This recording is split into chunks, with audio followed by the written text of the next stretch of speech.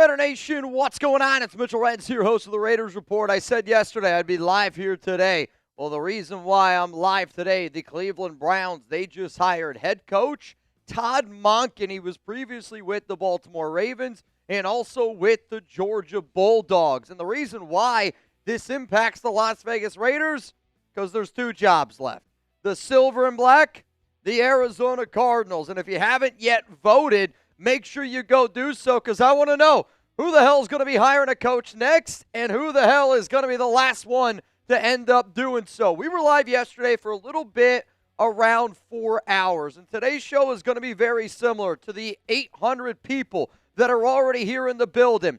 I love the fact that y'all are here. I appreciate that y'all are here, and let's face it, I think you're here, and it's the same reason why I'm here.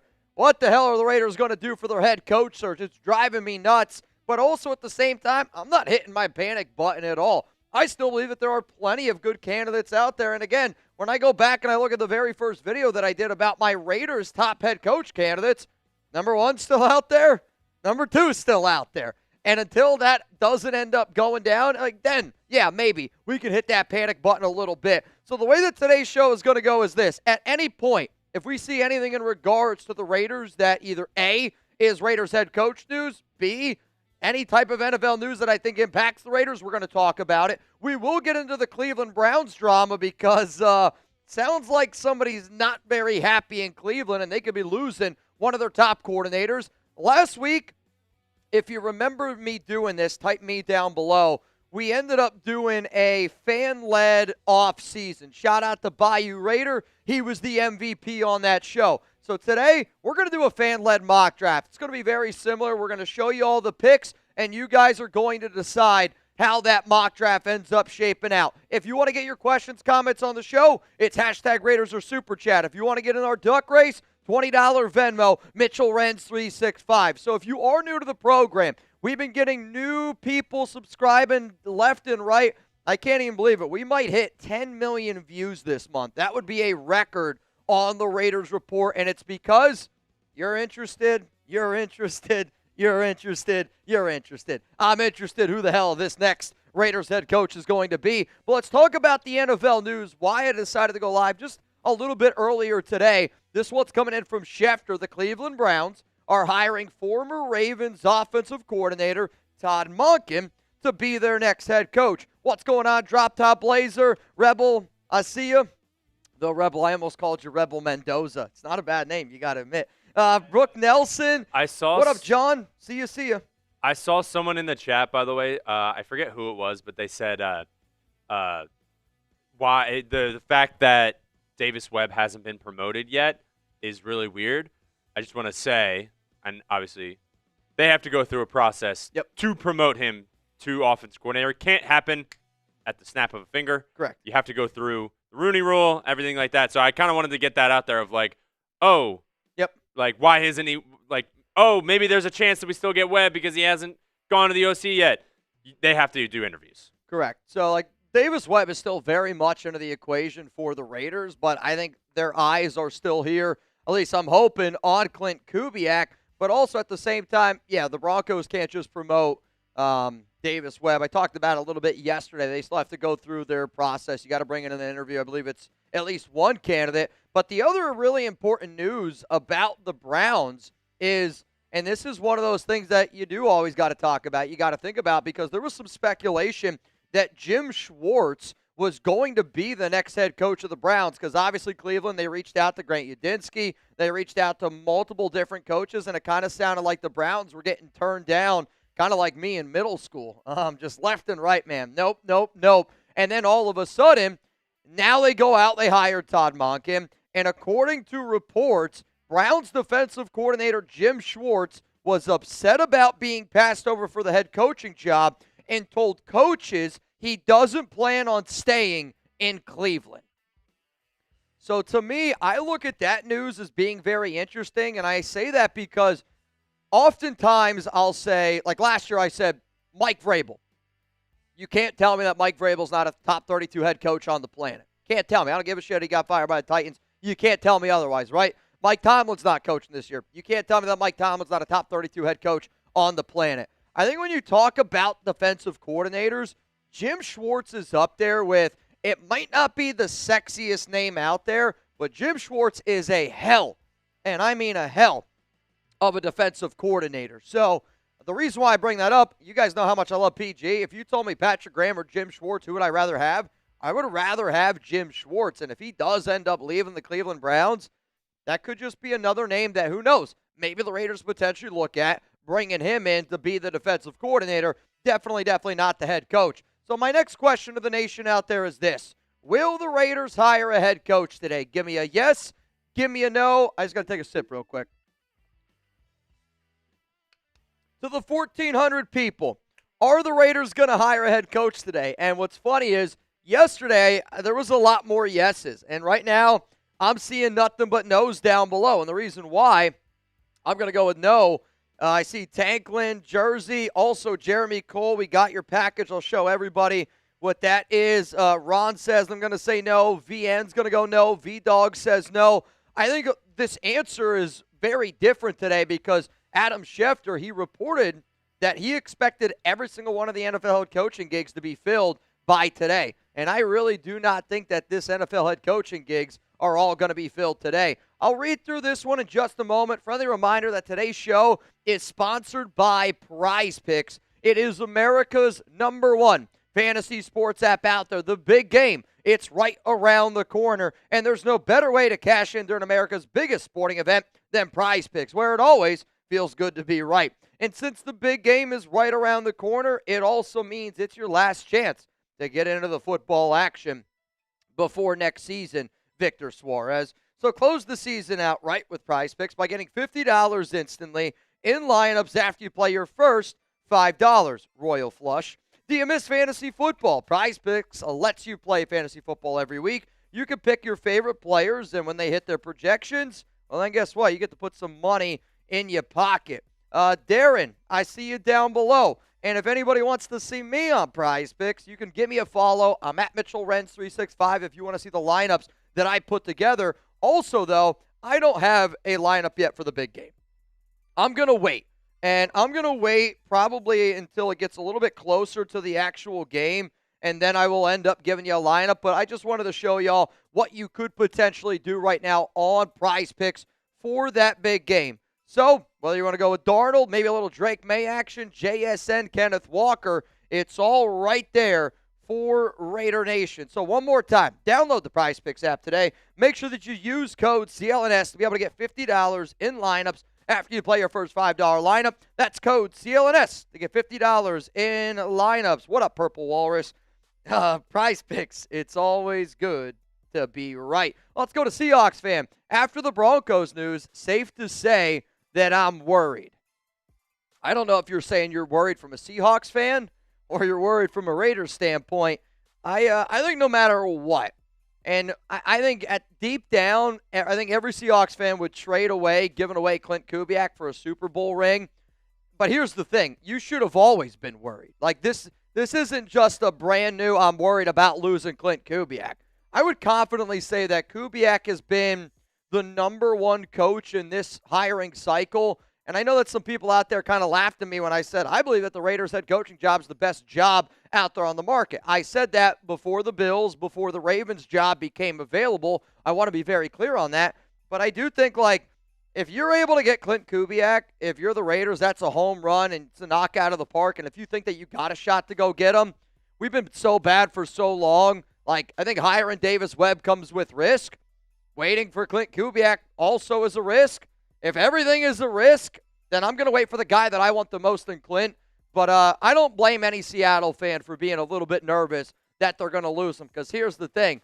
I think if you end up losing Klint, you're also going to lose your quarterback coach as well. And shout out to the fan that brought it up to me yesterday, and I apologize for not remembering your name.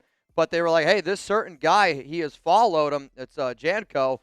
He's followed Klint Kubiak, literally Minnesota, New Orleans, and then to Seattle. What up, Britton? Can we interview Kubiak in person? Yes, we can. Or is it a virtual only for him? Oh, yeah. Good morning. Good morning to you. Good morning to the entire nation out there. Again, I'm going to be answering super chats here on today's show, and I think the more and more that we get in, the longer and longer I'm going to be live. So if you want to get your questions and comments up here on the stream, you got to send in Super Chats, or you can wait in line with the hashtag Raiders. But yes, the Raiders can interview Kubiak in person up until February 1st.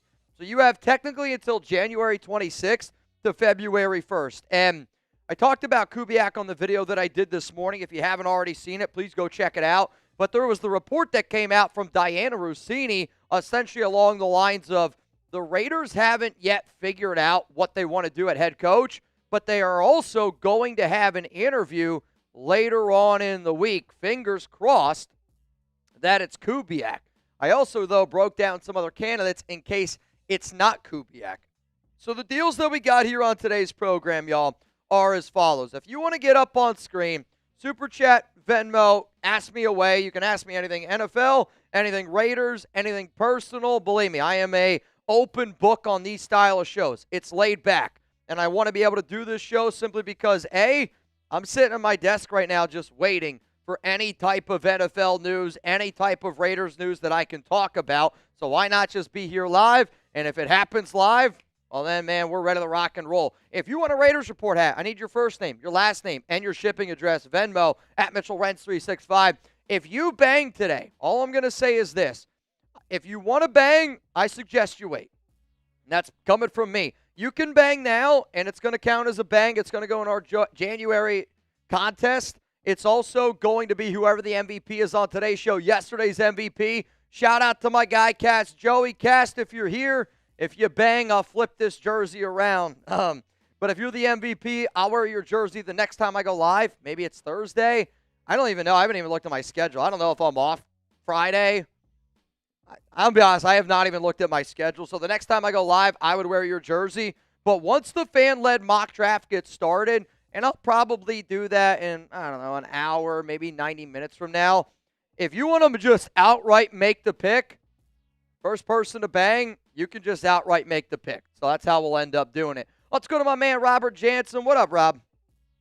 I don't think it makes sense to wait on Kubiak while everyone gets hired unless we already have information that he'll take the job.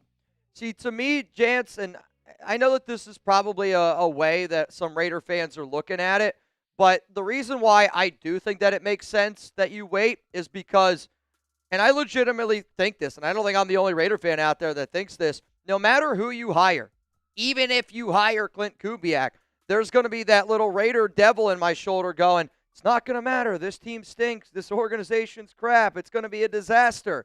And I know I'm not the only one that thinks that. So I think if you were to hire a Davis Webb, there's risk in that. If you were to hire a Mike LaFleur, a Chris Shula, there's risk in that. So at the end of the day, you were just the worst team in the NFL. There's a reason why you have the #1 overall pick.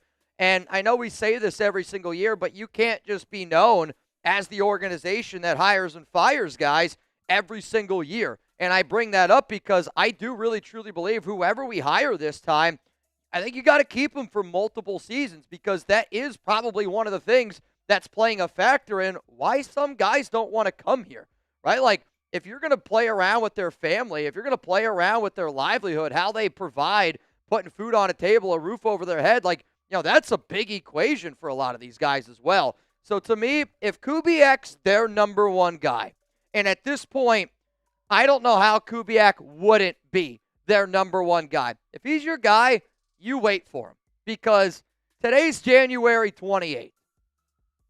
February 9th, you can hire him. I look at it as being like if I'm in a relationship and I'm like, man, I like her a lot, but I love her. I'm willing to wait the extra 10 days for the candidate that I love instead of the person that I really like a lot. But everyone's entitled to their own opinion, and yes, there is risk involved. There's no doubt about it. And I think the only way that they would do this is if they were really worried that they're going to lose Davis Webb, and I do think Webb ends up taking the OC job for Denver. But the other reason why I'm not going to hit that panic button is because I think Chris Shula is a hell of a candidate. I think Sean McDermott would be a good candidate. I think that there's other candidates out there. Now, if all those guys were off the board, and you're telling me it's like Davis Webb, Klint Kubiak, or Vance Joseph, or Matt Nagy, or something like that, then that's a little bit more worrisome. But I just don't think we're at that point yet. Nick Sanchez, what's going on, man? Change in topic real quick. All right. It doesn't surprise me that Belichick missed, so it's the first ballot Hall of Fame after Brady he was booty. At UNC, he's booty. Brady was the source of success, not Belichick. So I was actually talking to my dad about this, and how about this? Does Bill Belichick deserve to be a first ballot Hall of Famer? Give me a yes, give me a no down below. We'll give you some shout-outs here. Also, I respect this question. I appreciate this question because on days like today, we don't only have to talk about the Raiders. I will say this. I was shocked, and I think it's kind of embarrassing for the National Football Hall of Fame. You know, like right now, Hall of Fame, I don't want to say there's a little bit of an asterisk there, but it kind of reminds me when Derek Jeter wasn't like a first ballot Hall of Famer. It just, there's certain guys that I don't know. Like to me, I don't know how you make the argument that he's not a first, Hall of Famer. I have said on this show that I do not think that he's the greatest head coach of all time. He's I don't know how you argue he's not top 5. And you're right. Outside of Tom Brady, he has not had a winning record. No doubt about it. But also at the same breath, I think Bill Belichick deserves a lot more credit in those first 3 Brady Super Bowl wins because those teams were winning with defense. Those teams were winning with letting Brady be a game manager. And I actually look at the way that New England kind of did it with Brady, and that's kind of the way that I'm hoping they do it with Mendoza, where you just put a really great effing football team around Brady. You let him kind of learn what it takes to be a leader, what it takes to be a great quarterback, and then the more and more years you're in the NFL, if you got it up here and you got that insane work ethic, then that's where Brady was able to take that game to the next level because he knew exactly what you were going to be able to throw at him. But I think recency bias is going into this. I think people hold vendettas against Bill because of everything that's gone on outside of football. But, I mean, you're looking at a dude that won 6 Super Bowls. And, yes, Tom Brady deserves a lot of credit for that. But at the same time, I think Bill Belichick is a bigger reason why they won those first 3 rings compared to those last 3 rings. But, it's kind of like the Pro Bowl. I don't care what anybody says. Shedeur Sanders shouldn't be a Pro Bowler. Everybody now that makes a Pro Bowl, it's tarnished. Tyler Huntley in 2022 made a Pro Bowl throwing for less than 700 yards, 2 touchdowns, and 3 interceptions. Sometimes, I get that you might have to put somebody in the Pro Bowl. Same thing here. Everybody gets votes. But to me, I think whoever did not vote for Bill Belichick to be a first ballot Hall of Famer deserves A, to have their name exposed, or B, to take their license away from the voting. If you don't want to lose your voting license, I think that the NFL should make it mandatory that your name is exposed. That way you could defend why you decided to go that route. I'm not saying you just take it outright from them because that takes away the ability to have free speech and vote. But all I'm going to say is this. If you're the voter and you're not willing to put your name behind that vote, you don't deserve to have a vote anymore as far as I'm concerned. Because it's that bad of a look. It is. It's that bad of a look. And I think you're kind of, it doesn't surprise me. I was shocked. I mean, I'm telling you, man. And again, I've been somebody where I think Brady deserves more credit than Bill when you look at it a little bit later on. I think Tom's the greatest of all time. But to not have him first ballot Hall of Famer, dude, shocked. Absolutely shocked. Nick, I like this one, though. And shout out to all y'all that got a part of that. Legit Media, Dable not available anymore, correct, to hold Webb's hand for play calling duty, so hiring him would be terrible. Another AP having to learn on the job. All right, first off, I don't know where this whole Antonio Pierce, Davis Webb conversation got started. It's a bad conversation. The only reason why I think it's being brought up is because Antonio Pierce was a linebackers coach. And then he wasn't a DC, got promoted to be a head coach. Davis Webb right now is pass game coordinator and a quarterback coach. But the biggest difference between them, in my personal opinion, is Antonio Pierce was a motivational speaker that came from a team that won a Super Bowl in the past, and this team rallied around him. The difference between Davis Webb and Antonio Pierce is Davis Webb is an extremely received coach, I guess. He's a more respected offensive mind NFL coach than what Antonio Pierce is. Antonio Pierce, I understand, did get a few interviews out there. With all due respect, though, AP was probably the Rooney Rule interview. And I know the Rooney Rule is good for some reasons. It's also bad for that because I don't think that it makes sense to waste anybody's time. But I think comparing Antonio Pierce and Davis Webb is extremely low football IQ. I think it's kind of like low-hanging fruit, and I think it's just somebody putting it out there because they don't know the proper comparison to make. And that's just my opinion. But again, like Antonio Pierce isn't out there getting offense. Like he's not getting DC looks. Like he's not. Like when you get fired and then nobody else is even interested to kind of bring you in, even as a linebacker coach, I think that speaks volumes of AP. And AP was, he's got some stuff going on in Arizona State. He had some stuff going on in some other areas outside of his life. But Davis Webb was very, very well respected as a coach's mind. And so I'm just going to simply disagree with you. I understand the comparison, but I think it's a bad comparison. Let's go to Jim. What up, Jim? Mitch, if it's not going to be Klint or Webb, I will say this, dude. If Klint Kubiak's name began with a C, it would be, I'd be really tempted to take out that N. What about the OC in Jacksonville? This is a great question. I was a big fan of Grant Udinski. Also, I was one of the people that really wanted the Raiders to look at Liam Cohn last year. But to me, this has already been a done deal. Jacksonville has already solidified that both Grant Udinski, and I can't remember the defensive coordinator's name for Jacksonville, but because Udinski was getting some looks, especially in Cleveland, and there was a lot of rumors, our Browns guy thought that Udinski was going to be the next Browns guy, and then what ended up happening is he turned that job down. Jacksonville said, what do I got to do to keep you here? They ended up giving him a pay raise. So do you remember last year what happened with Patrick Graham? PG went from making $3 million, then he ended up making $4 million. I don't know what they were paying Udinski, but Udinski and the DC have already locked in that they're staying in Jacksonville for 2026.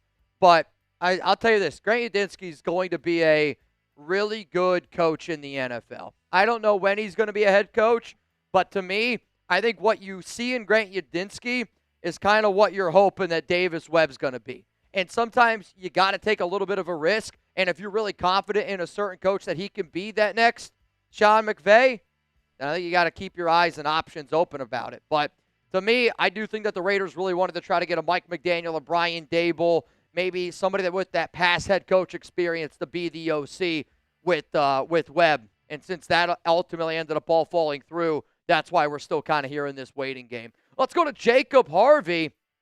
Kubiak is worth the risk. Real one for life. Shout out to my guy Jacob Harvey for being a real one. And check out that shirt, y'all. Check out that shirt, y'all. If anybody wants to get the shirt that Jacob Harvey's got on, it's chatsports.com/Mendoza. I was going to say, can you show it? I don't know if we have the L3. Dude, it looks good, Jacob. If you want to get the white one, we got it in white. It's also available in black. And if you're going to be the fan of Mitch, we haven't drafted Mendoza yet. You're 100% right. And you can wait until they end up drafting him. I'll tell you this right now.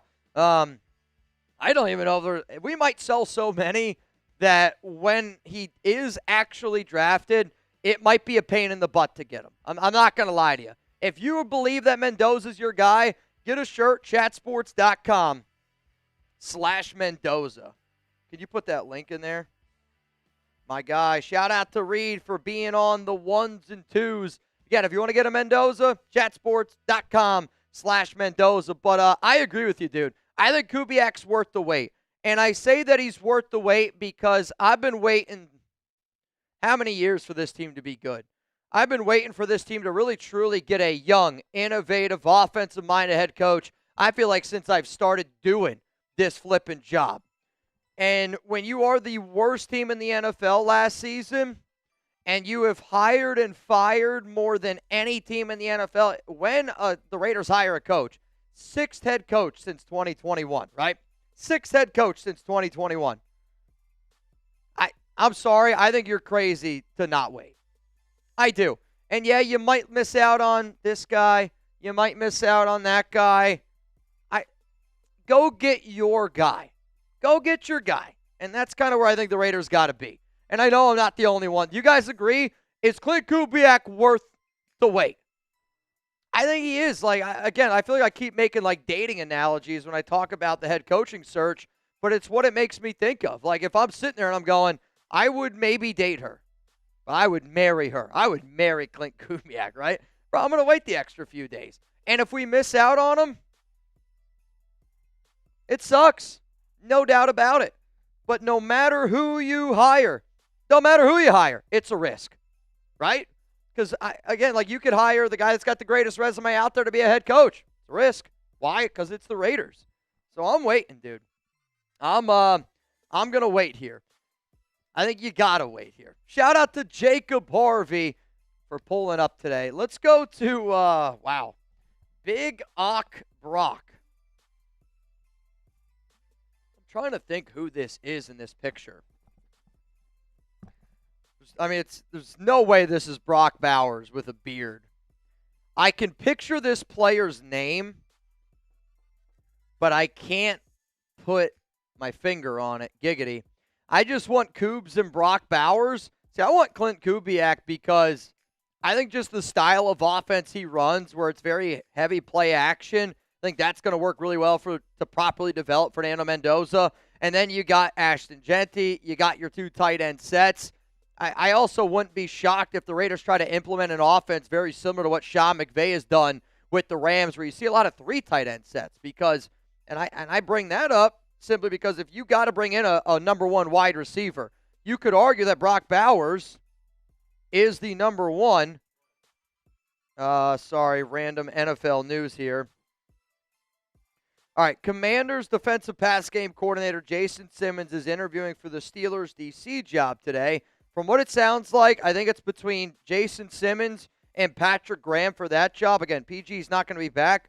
Also, Chiefs quarterback Gardner Minshew did not tear his ACL as initially feared, according to Adam Schefter. It turned out to be a bone bruise that did not require any surgery. Minshew didn't suffer any long-term damage to the knee, and he already is back to full strength as he prepares to head to free agency. So that's his agent put that out there. But also, if you're the Chiefs, you knew that he didn't tear his ACL. Like, from somebody that's torn their ACL, if you get a doctor, they put their hand essentially like on your leg, they pull, and they know right away. So, like, I'm actually kind of surprised that this information is just coming out now. It makes me wonder, did the Chiefs purposely not put that info out there? That way it would be okay with them starting whatever the hell that quarterback's name was over the final last few games of the season. Who? Oladukin. Because, again, I don't know if anybody here has ever torn their ACL. I'm not trying to act like a doctor, but I'm telling you this right now. They could tell whether or not you tore it. Real quick. I mean, they're like, yeah, that's gone. It's not there anymore. Mitch, I had a torn ACL, and doctors could not get my knee to move with any lax test.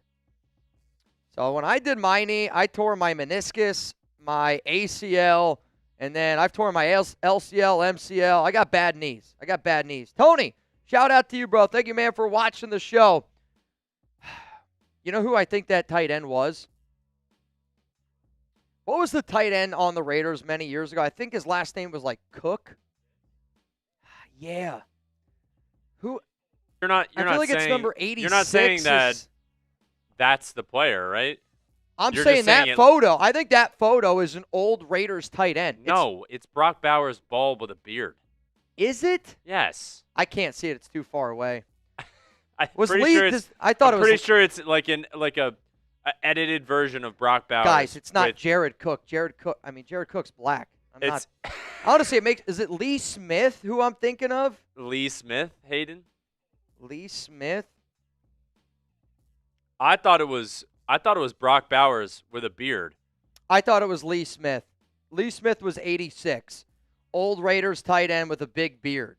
Well, no, I think actually now, again, I can't really see it, but I am pretty sure that's bald Brock Bowers with a beard. It's bald Brock Bowers with a beard. Am I the only one that thought it was Lee Smith? Zach Miller. How about this? Let's play this fun game. I'm pretty sure it's a meme. Give me a random. I would imagine it's a meme. Yeah. No, in all honesty, Brock, you should shave your head, man. I think he's an outstanding player. When you're that good at football, it doesn't matter if you got a bald head or not. Just go to the bald head. I want to play a game. Give me a random Raiders player. Because Lee Smith made me go random. Yeah. Let me see your ball knowledge, okay? Your bald Give me knowledge or your ball knowledge? ball or bald knowledge. I like it. Ball's out here on the Raiders report. A Jason Witten. I want to Jesus. know. I want to know who a random Raiders player. Just give me a random one. Ivan. I mean, your first problem, man, is listening to that guy.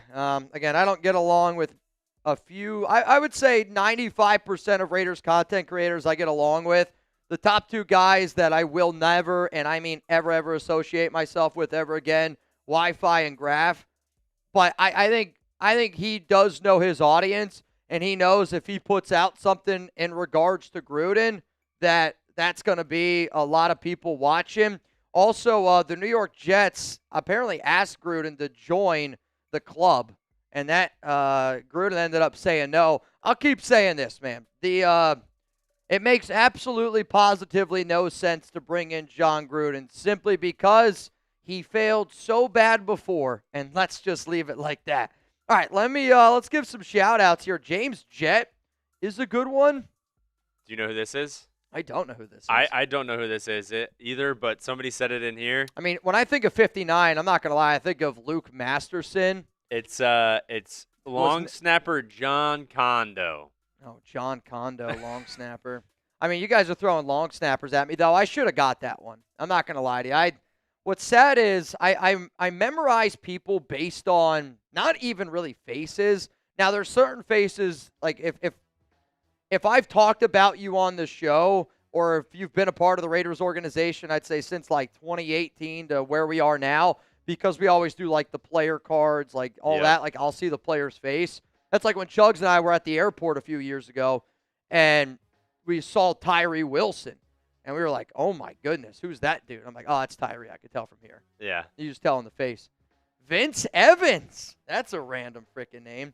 Skip Thomas, Matt Schaub.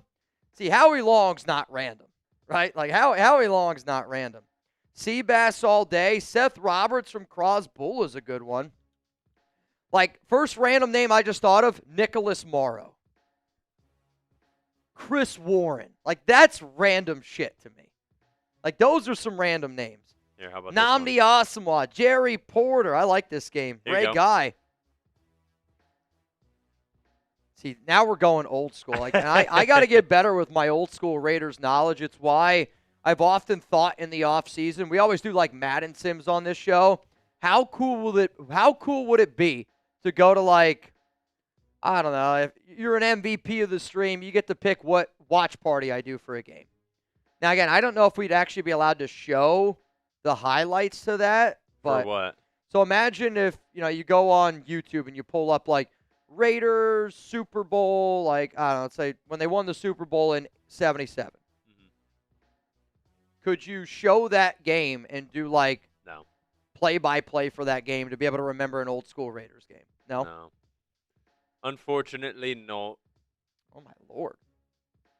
You know who that is? Seymour? No. Tuck? The face mask should give it away. Is it Tuck? Yeah. I was like, when did Justin Tuck play with the Raiders? I mean, that's a terrifying face mask. Oh, it's awesome. That's terrifying. I was like, man, when did Justin Tuck play with the Raiders? That's a hell of one. All right, let's keep moving here through some of these super chats. And again, if anybody wants to play random games like that today, I'll just say it right now. Send in a super chat. This could be like a new way that we do a Tuna's Top 5. Always.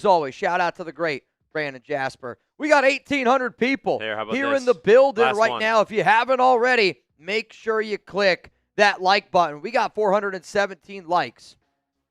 Okay, you guys are going to get me on old school Raiders, guys. It's Philip Buchanan. Oh, this is Philip Buchanan. See, I'm embarrassed. I didn't know that one. Philip Buchanan. See, this is cool. Yeah. I like this. Carl Weathers, Rolando McClain. That's a hell of a name right there. Willie Golt, Greg Townsend. Keep it going. Tony. Keep it going. Let's go to Tony. I see you, Tony. I don't know why, but I trust Brady will get this right. Somebody asked me the other day, they go, Mitch, aren't you worried that the Raiders are going to be a dumpster fire? And I said, no, it's the off season. And I think in the offseason, you got to be hopeful. And it's kind of a shitty answer, but I agree with you, Tony, that I do trust Brady. And I do trust John Spytek. And I do believe in those guys to be able to get the job done, because I do think that good organizations let their GM, let their guy, their football minds decide what's going to happen. But then you also got to allow your coaches to coach. And when you see some of the reports that are out there right now, there's a little bit of concern with some coaches about, hey man, is Tom Brady going to be looking over my shoulder all the time? And for Brady to not be in the building, I can understand why that would be a little bit frustrating, right? Like, imagine at your job, you're the one that's there every single day, but your boss is lurking over your shoulder, but he's not in the same building with you. Like, he might not know a lot of the ins and outs of what's happening every single day. But I think you got to believe in him. And I think for anybody that says last year is why you shouldn't believe in him, I think we all could see how bad Pete Carroll was and how bad this coaching staff was. I think also, Geno Smith. Like, look at Seattle. I'd say the biggest thing Seattle did was they got rid of Pete Carroll and they got rid of Geno Smith. And now they're in the Super Bowl and we have the number 1 overall pick. Like, sometimes like people could say what they want about players, this and that, but I'm not shocked that the Seattle Seahawks are now in the Super Bowl and the Raiders are where they are at based off of all the rumors, all the reports, what I saw this past year, just involving Pete Carroll and Geno Smith. I mean, you want to say, like, if I'm Geno Smith, man, I kind of feel bad. That's a tough one. I feel bad for Tyler Lockett. Oh. Dude, he was with the Seahawks. I thought you were about to say you feel bad for Geno. I'm like, timeout. He was with the Seahawks forever. Yep. Literally forever. And then the year he leaves, I guess he left. So he wasn't there when they won their first Super Bowl. So no, I know. But I'm saying he left I see what you're saying. This year. Like, I don't know if was he there last year? I know he was with the Titans. And then he was on the Titans. I think he was on the Titans this year, and then they either cut him or I think they cut him, and then the Raiders picked him up. But yeah, I think that's right. Yeah. Yeah, I believe that's right. Also here, real quick, I see Sophia Jenkins. This is a new name to me, I believe. You are in the duck race. I got 2 for you. Tristan Alum, what's going on? You in? Eric Jones says, get me in the action. And then Soldier Man up in that. Oh, also, Reed, I got to send you a message here real quick. And I got you. You remember yesterday? Oh, yeah. Okay. If you don't know what this is over here, it's called a QR code. So to anybody over the age of maybe 50, you get out your camera, you scan that, and then it's going to give you a link, pops up on your phone. Click that bad boy, and then you can add me as a friend on Venmo at MitchellRenz365. Also, Tyler Dueling. Nice. Shout out to Dueling. Getting in on the Raiders Report. Tyler, I'm guessing that's your first and last name. I just need your shipping address, and then I'll get you a Raiders Report hat sent out to you. Shout out to you. I'm so excited for the next person to send in 69 for a hat, too. I mean, a 169 would be a nice bang. Yeah, that would be that Tyler Dueling. Nice bang. We'll see what we got. We'll see what we got. I like the nice. Mitch, I resemble that remark. Shout out to my guy, Robert Jansen. Always here. It always blows my mind, and I think one of the reasons why I get upset when people are like, oh, you got to spend money to get attention here on the Raiders Report. It's definitely not true. Obviously, we notice it because you're supporting us, and it's just like anything. You support me, I'm going to support you. But there's also a lot of people that watch this show every single day that confidently I feel like I've been able to build a really cool relationship with. Robert Jansen is one of those guys because, again, like I talk to y'all more than I talk to some of my own family, my own wife. So, like, I'll say this. I always appreciate on a day like today, we got almost 1,800 people here in the building. No Raiders news has happened, but I think I'm not the only one that's sitting back and going, what the hell's going on with the Raiders today? Feels like the car is right at the edge of the cliff, and then you're just waiting for it to. I guess waiting. that's not a. I don't know if that's the analogy I want. It's not the best analogy, but like it feels like. All right, I'll say it feels like a spaceship, and the smoke is all down on the bottom. There we go. And you're just waiting for that 10, 9, 8, like that countdown for, and then. I feel like it's New Year's, and I'm just waiting for that ball to drop. I'm waiting for for your ball I'm to waiting drop? for the new Raiders year to drop. Bro, I've been waiting for 32 years. I still remember that video when you were doing your short and you're yelling at Pete Carroll or Geno Smith or one of them. You were yelling at one of them in your short, and then your face goes immediately white.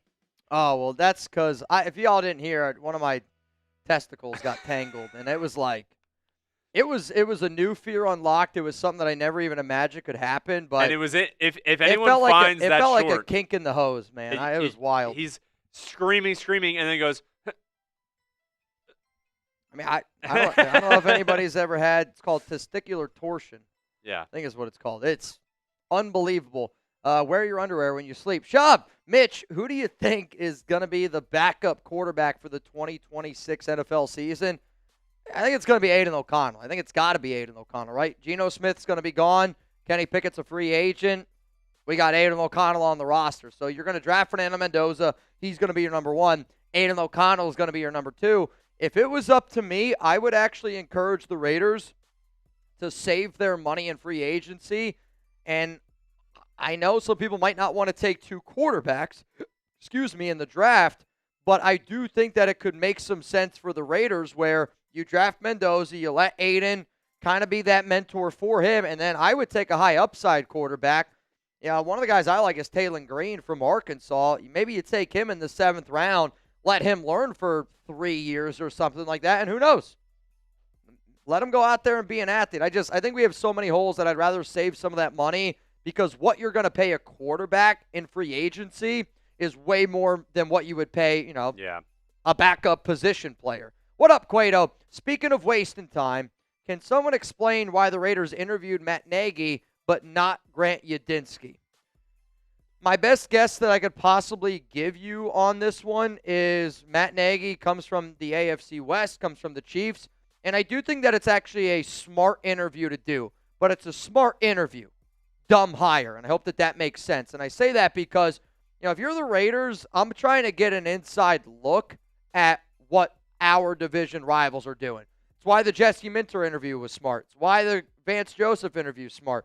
It's why the Matt Nagy interview is smart as well, and it's because if those guys are actually trying to get the job, if I go in there for the Raiders, you can control the interview how you want it, right? Like, I interview guys all the time here for Chat Sports. I probably have been a part of close to 100, 150, 200 interviews. I've reached out to multiple people about, hey, like this guy put you on as a reference. Can I get in contact with you? I'm going on a little bit of a tangent here, but like I can control a lot of the questions I want to ask. If I'm Tom Brady and I'm John Spytek and I get Matt Nagy and I get Vance Joseph sitting down in front of me, I get to control the narrative of that interview. I'm asking a lot of questions to try to get an inside look at what that organization's trying to give me. And if they're not willing to reveal, that tells me, A, that they're not really interested in this job. But if they are willing to reveal, you try to get a little bit of a leg up on the competition. Let's face the facts. If you're the Raiders, you could take all the extra legs up on competition that you could possibly get. But I do think not bringing in Grant Yudinski is not a smart look by the Raiders. What up, Bizarre? I mean, I'll tell you what, it fits. The picture fits. Who do you think is the backup plan if we don't land Kubiak? I think it's Davis Webb. And, again, like to me, where I think about where my mind was on Monday compared to where I am now, completely different. And I say that because, I had the source reach out to me on Thursday. I did the show on Friday. Everything they told me kind of sounded like Davis Webb. Then had a source reach out to me Sunday night, and they were like, dude, one of the Raiders owners is going to fly in. And he told me that the expectation was that the Raiders were going to hire a coach that day. Then I went to another source. They told me that Raiders owner was doing a 16-hour flight. So for a Raiders owner to do a 16-hour flight, I was told he was flying in from Dubai. Wow. I know, right? So I actually haven't checked to see how far of a flight is from Dubai. I was just told 16-hour flight from Dubai. And flying into the Raiders in anticipation that they were going to hire a coach. And I do think that they wanted Davis Webb, but I also do think in the back of their mind that they wanted Klint Kubiak. They just were unsure what Kubiak. 16 to 20 hours. They were just unsure if Kubiak. That's pretty spot on then. If I think the Raiders have always wanted Kubiak, but I think Kubiak right now, because he hasn't guaranteed that he's going to be that second interview, it's speculated and it's been somewhat reported that it definitely could be him. But I think that Kubiak right now for the Raiders is the prettiest girl at the dance. You want to go ask her to dance. You're nervous you're going to get turned down. But I think if you're the Raiders, you got nothing to lose. And luckily, though, again, there are other good backup plans. Like, if you told me right now, like I'm saying, if you would have told me back in December, back even when there were 10 head coach jobs open, right? If you would have told me back then 10 head coach jobs open that only the Raiders and the Cardinals would be left, I'd be like, oh, okay, interesting. And then if you would have told me that Michael LaFleur, Chris Shula, and Klint Kubiak would all still be available, I'd be sitting here going, why are we freaking out? Like, why are we freaking out? Now, what you see over here is the video that I did this morning, which you're not going to see Davis Webb on here. And the reason why you're not going to see Davis Webb was I did an entire show about people that I want the Raiders to potentially reach out and interview. You have the social from Diana? Oh, yeah. So we'll go Diana and we'll go back to this to explain it. So Diana put this report out yesterday, which then I dropped the video of like, this Raiders coaching search is going to drive me absolutely insane. And I want to know from you, scale of 1 to 10. 1, you're not freaking out at all. 10, you're going freaking insane with this Raiders head coaching search. We'll give out some shout-outs. But Diana put this out there. The Las Vegas Raiders are still planning on another interview with a candidate this week. They have yet to make a decision at a head coach. I read that, and I literally audibly out loud said, who the heck is it, Diana? Because I think all of us are sitting here like, who is this candidate? Sports dude with a 4. So the video that I dropped this Optics morning with a was me 0. trying to figure out who this candidate was. Obviously, it's not going to be Davis Webb. They brought him in for the interview on Monday. So I was hoping these were the top 5 guys that it would be. Clinton's got to be number 1. Chris Shula, I am shocked that we still have yet to interview him because I think Shula's the best one out of LaFleur, Nate Scheelhaase, and we've obviously been interested in those 2 guys. Like, to me, I don't know how you're interested in Nate Scheelhaase, Mike LaFleur, but you're not interested in Chris Shula. And some people might go, oh, well, those are offensive guys. That's a defensive guy. Well, you were interested in Jesse Minter. Yeah. I get the Michigan ties in there, but Shula's been working on Sean McVay since 2017. I think if you miss on Klint Kubiak,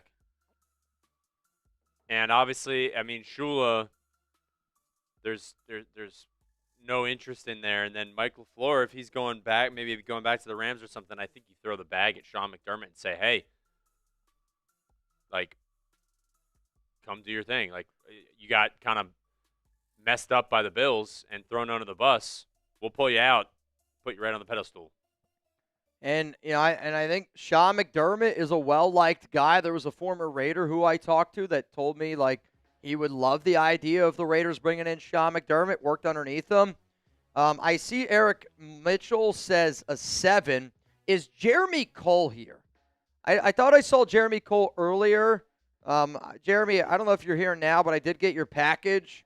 I see a 1 from Rez, Dog City, Raider Ron. Oh, Raider Ron's here in the building? If Raider Ron's here in the building, everyone show some love to my guy, Raider Ron, the legend. Yoda Jenkins says 2. Esco says 6. Arborough's going to go with a 5. There's Jeremy Cole. Yep, I'm here. So I got a package today from Jeremy, if I can go full screen here. And this is why I'll always say this. I think we have the greatest Raiders community on the planet, and I hope that people don't think that I ever take that for granted. I think when people meet me in person, I think you get to know me a little bit better because I'm not this, like, overly crazy. I mean, don't get me wrong. I'm always down for a good time. But in person, I'm definitely a little bit more laid back, and I had the opportunity to meet Jeremy Cole. The first time we met was in Vegas. Screaming Chicken and Blue Richards was there. We were hanging out at a bar, and it was nothing too crazy. But, dude, I mean, we had some drinks. We had a great time, had a lot of laughs. And then the second time I got to meet Jeremy was out at the event in Arizona in Tucson, where he gave me, like, that Raiders bullet thing. So I got a package today, and got a little note here from Jeremy, which I appreciate. Thanks for all you do. It's up to you if I want to keep or give away the item that I got, which I appreciate that, and we'll kind of see what we want to do here. It's a 3D printed, so this is really cool. So that's 3D printed. That's mind-blowing to me. And then he goes, real one for life, Jeremy Bacon Cole. You want me to reveal your cell phone number on here? No, I'm not going to do that to you. But, Jeremy, again, dude, I think when people show up and show out, for me, I'll text you after the show. All I ask is, you don't tell anybody my phone number. I've had a few people do that in the past. I would hope that nobody does it. But, dude, shout out to you. So here's what Jeremy Cole sent us. You ready? He sent us our very own Raiders Thor hammer. So I believe Jeremy said he was going to do something like this. It also has a stand, which I don't want to. My hand's not very balanced. That's sick. It actually works a lot better when I just set it down like that. But you guys can't see that. So that's awesome. Shout out to my guy, Jeremy Cole, because we got a brand new Raiders Thor hammer, 3D printed. Like, this blows my mind on how this was 3D printed. I'm shocked, quite frankly. Anything's possible. If you want a shout out here on today's show, I want to see some Jeremy Coles down below.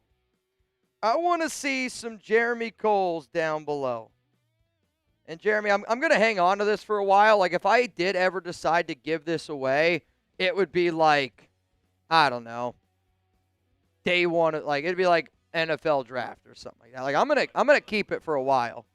I mean, we got our Taino belt. I got all sorts of this awesome Raider stuff that you guys always send me. And again, like, shout out to y'all. I think it's really sick that I think it's really cool when people think about me outside of this show and they're like, you know what? I bet Mitch and Chugs would like that. And I think it's the epitome of you don't got to be blood to be family. It's the epitome of we're a lot more than just a YouTube channel. So I see Mr. Pumpkinhand. How'd you get that name?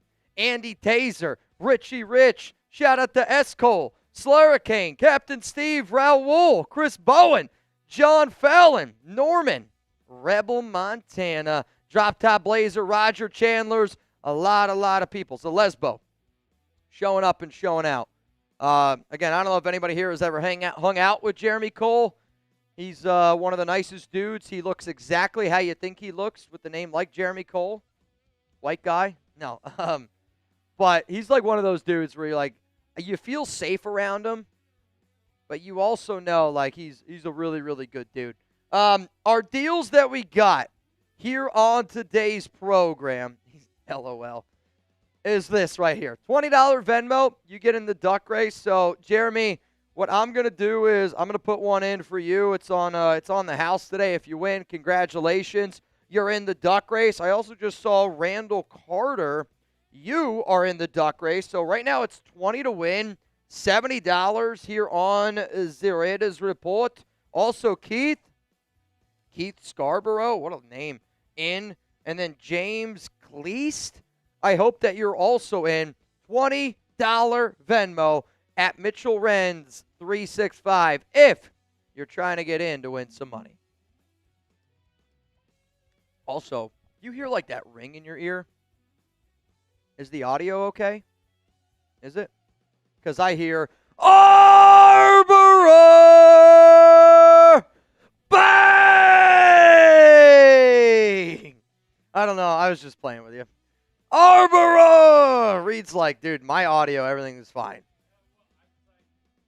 I was like, oh no, like that doesn't have anything to do with what I just saw. He's like, what? And then I just got a spam call at the same time, so everything was going on. Spam call? I got 2 spam calls in a row. Did somebody leak my number? All right, put your number down below. We'll find out. Yeah. With Jeremy Cole doing this for Raider Nation. Mitch, I'm hoping this Super Chat bank can be used to create a raffle for Mendoza shirts for the best Raider Nation community from me. You in? So how about this? We didn't plan on, I didn't plan on doing a Fernando Mendoza shirt giveaway today. So how about we give away a shirt?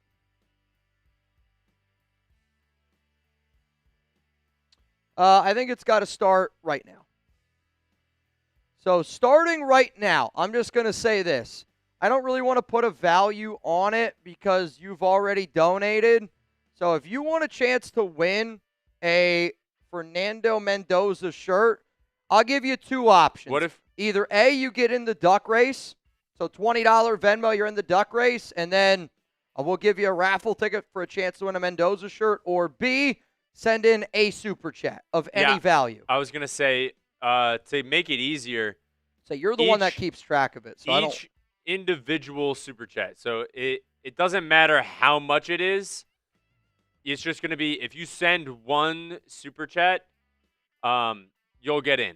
And it's not like a $5 gets you one and $10 gets you two. Yeah. It's literally, if you send in a super chat, you're already in. Yep. Like, it's not like you have to, and then if you say you send a $2 super chat, and then later on you send another $2 super chat, you're not getting another one. You're already in. Okay. Like, that's because that'll make it the easiest for me, so that I can track everybody, and then everybody has a fair chance of getting it. Okay. So that if you send in like a 50, yep, they're not getting like 10 raffle entries, and then maybe somebody who sent the 2. It's not as, we'll give away because this is for everybody. So we'll give away a Fernando Mendoza shirt today. Arbor, shout out to you, dude. This is really cool that you decided to do this. I'm always humbled when people do this type of stuff. It shows me that we're so much more than just a YouTube channel. I think it also shows that you got Jeremy Cole's back, and I've met Jeremy. I don't know if you've ever met him, but I guarantee you this: he's got your back for life now.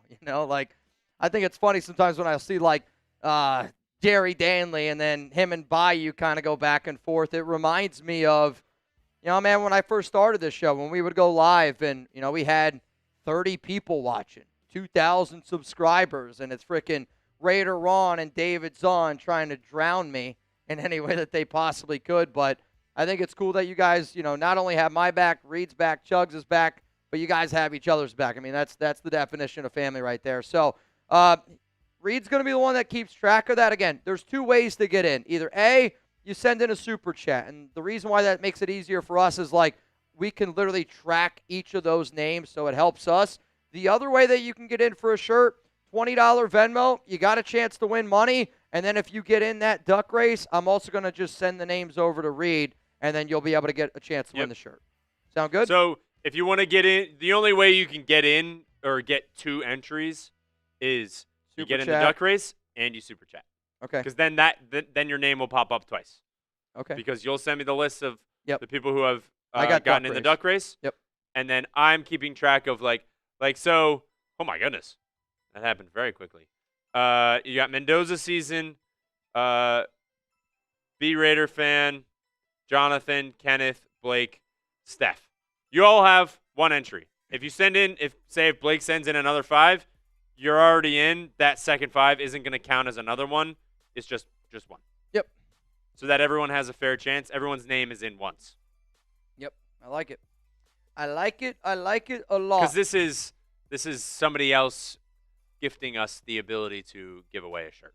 Arbora, so everyone should have a chance. Arbora, you in, man. You in. Love it, love it, love it, love it. You in. That's cool, dude. Really, really cool. I hope you guys hit the like button because, again, that's some legendary shit right there. That's some legendary shit right there. Ray. As we are waiting for more news to happen, friendly reminder that we're just going to answer some super chats today. I think once we get all caught up on all of the super chats, then what I'm going to do is we're probably going to do a fan-led mock draft. Hang on a second. My computer is not able to charge all the time, so I don't want my computer to die. I just looked up and I was like, oh shit, my computer's about to die.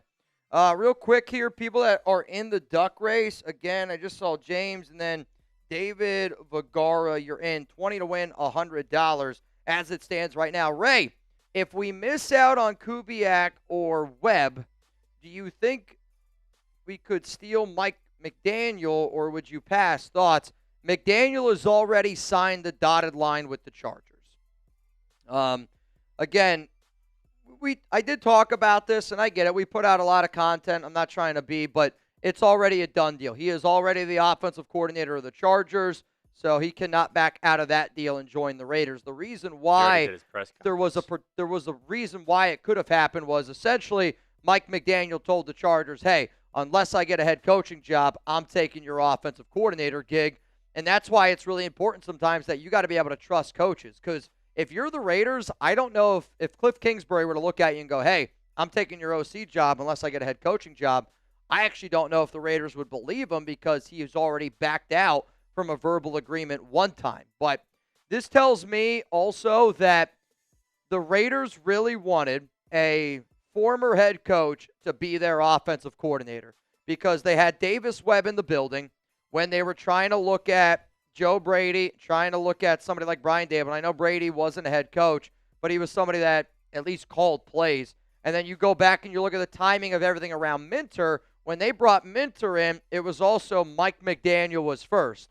And then the whole report came out of, listen, I'm only going to take the Raiders job if it's a head coaching job. Same exact thing with Brian Daboll. So I actually think that the Daboll and McDaniel interviews were more of head coaching interviews, but would you also be interested in being our OC? Ray, shout out to you, man. Appreciate it. Let's go to the next one. Oh, sorry. You're good. My Bucks video, the thumbnail, just not popping up. What do you mean? It just wasn't popping up. Very weird. Very weird. James, me, Brett, couldn't figure it out. No reason why. Is it up now or no? We're going to delete it and put it later. I got you. That sucks. Yeah. Ivan, with all honesty, who do you think will get the Raiders job? It's funny. If you would have asked me this on Monday, I would have sat up here and said, I think Davis Webb is going to get the job. Now, I think it's going to be Klint Kubiak. And I'm so happy in a way because what's hard about doing this for a living is, like I want people to know, like, I do have good sources here around the Raiders. But just like anybody, like Schefter put out that all these jobs are going to be filled, doesn't always mean that you're right. Doesn't always mean that the information you receive is going to end up happening. Doesn't mean that the information that you received was false. But like to me, I kind of wanted the Raiders to hire Davis Webb selfishly because I knew that meant like, all right, that's more validation. Because I know people that are watching this show right now, I would say 95% of y'all are like, oh, yeah, I trust Mitch. I trust the Raiders report. I know I'm going to get good information here. But then there's a lot of other people out there that, like, aren't subscribed to the show. And I know that if I get a story like that right, I'm going to be able to grow this family a little bit bigger, which is obviously always what I'm trying to do. But then if I put the Raiders hat on and I think, like, what I truly want in my heart of hearts, I wanted Klint Kubiak from the jump. And I think for me personally, I'm in a great situation because if they hire Davis Webb, I do think a lot of people are going to be like, oh, all right, well, Mitch might have been right on that. But also at the same time, I don't think anybody really truly knows what this organization's going to do. I think it is truly between Klint and Davis Webb right now. And since it is such a toss-up, I'm going to say Klint Kubiak. And that could change again, right? Like, that's the one thing about the NFL. It's one part about doing this job. Just because you say something on Monday, that can change on Tuesday. It can change on Wednesday. It could change on Thursday. And over the past 48 hours, the amount of things that have changed in terms of the NFL and Raiders, that's why I also love doing this job because of how unpredictable it is. It's fun. It's so much fun. What up, Skinbone? I see a lot of people saying Denver firing their OC was to promote Webb. So, based on the reports, okay, the Broncos are trying to say that it's not 100% the only reason why they decided to do it. I'm not saying it is the reason why they do it, but I'm also not saying it can't. Davis Webb getting all the traction that he did with the Raiders, I do think had somewhat of an impact on Joe Lombardi getting fired. At the same time, though, I do think the Lombardis, just like Mick Lombardi, Joe Lombardi, I do think that they've gotten a lot of jobs. because of their last name, because of their family ties in the NFL. But to me, the moment I saw Joe Lombardi get fired, the video that I did yesterday was, I think Denver's going to try to promote Davis Webb to be their offensive coordinator. The question is, though, does Sean Payton have to give up play calling duties? Like, if I'm Davis Webb, I'm going, I can be the head coach of the Raiders, or I can be the offensive coordinator of the Broncos. It would say a lot about what people think of this Raiders organization if a guy like Davis Webb says, I would rather take an OC job where I don't call plays compared to being a Raiders head coach. That's a really bad look for the Raiders. I personally think Sean Payton, if they want to keep him, they're going to have to make him the offensive play caller and the offensive coordinator. At the same time, maybe Webb goes, I'm 30, 31 years old. I'm going to learn underneath Sean Payton for a few more years. Payton's 64 years old. Maybe Payton decides to hang it up in 3 to 4 years, and now I'm the front runner to be the next head coach with the organization that has by far the most money. Not talking salary cap. I'm talking ownership dollars. Denver is worth $50 billion more. Not the Broncos. The owners have $50 billion more than any other ownership group in the NFL. If I thought that I could position myself to be the head coach of that organization at 36, 37 years old, it might not be the worst idea to just hang around and sit back. But imagine getting born into that family. I can't even imagine it. You know, to me, though, I'm actually happy at times that I wasn't born into a lot of money and I was born into just a family that always showed me unconditional love, because I've met a lot of people that grew up with a lot of money, and not saying that they're not doing as well, but I don't think like you appreciate it as much. Like you don't know what true hard work is. And you know, like to me, like I grew up, and I'm not saying I struggled. Like again, I lived in the middle of nowhere, Pennsylvania, but I do think my dad taught me what it takes to like work hard. You know, I mean, at 11, 10 years old, my dad and I are out in the woods. We're cutting firewood because, you know, we didn't have really the money at the time, I think, to heat our house any other way besides firewood. And that's a small example, but, you know, I used to work on roofs when I was 14, and I think a lot of that hard work helps me do what I do now, because my dad used to always tell me, don't do this when you get older. I think what would be the best situation is you have a ton of money, but you don't know until you're older. Oh, yeah, dude, that'd be sick. You know what I mean? So like if I just woke up tomorrow and was like, trust fund, baby. Let's go. Because they were like, you want to teach you how to work hard, how to become a person yourself, not only rely on the money that you have in the family. For sure. And, like, you're still cutting firewood to heat the house, not because you need to, but because it grows you as a person, and your parents, like, did all this stuff to, like, you know, you're not struggling or anything, where you're like, you have a meal every night. Yeah. And a meal every morning and lunch and all 3 meals of the day. But you learn a lot of hard work because of, you know. You have to. They knew what it took to get that money. So, but once you turn 18 or once you turn a certain age and they just drop it on you, hey, by the way, you're getting $1 billion. And you go, what? And you go, yep.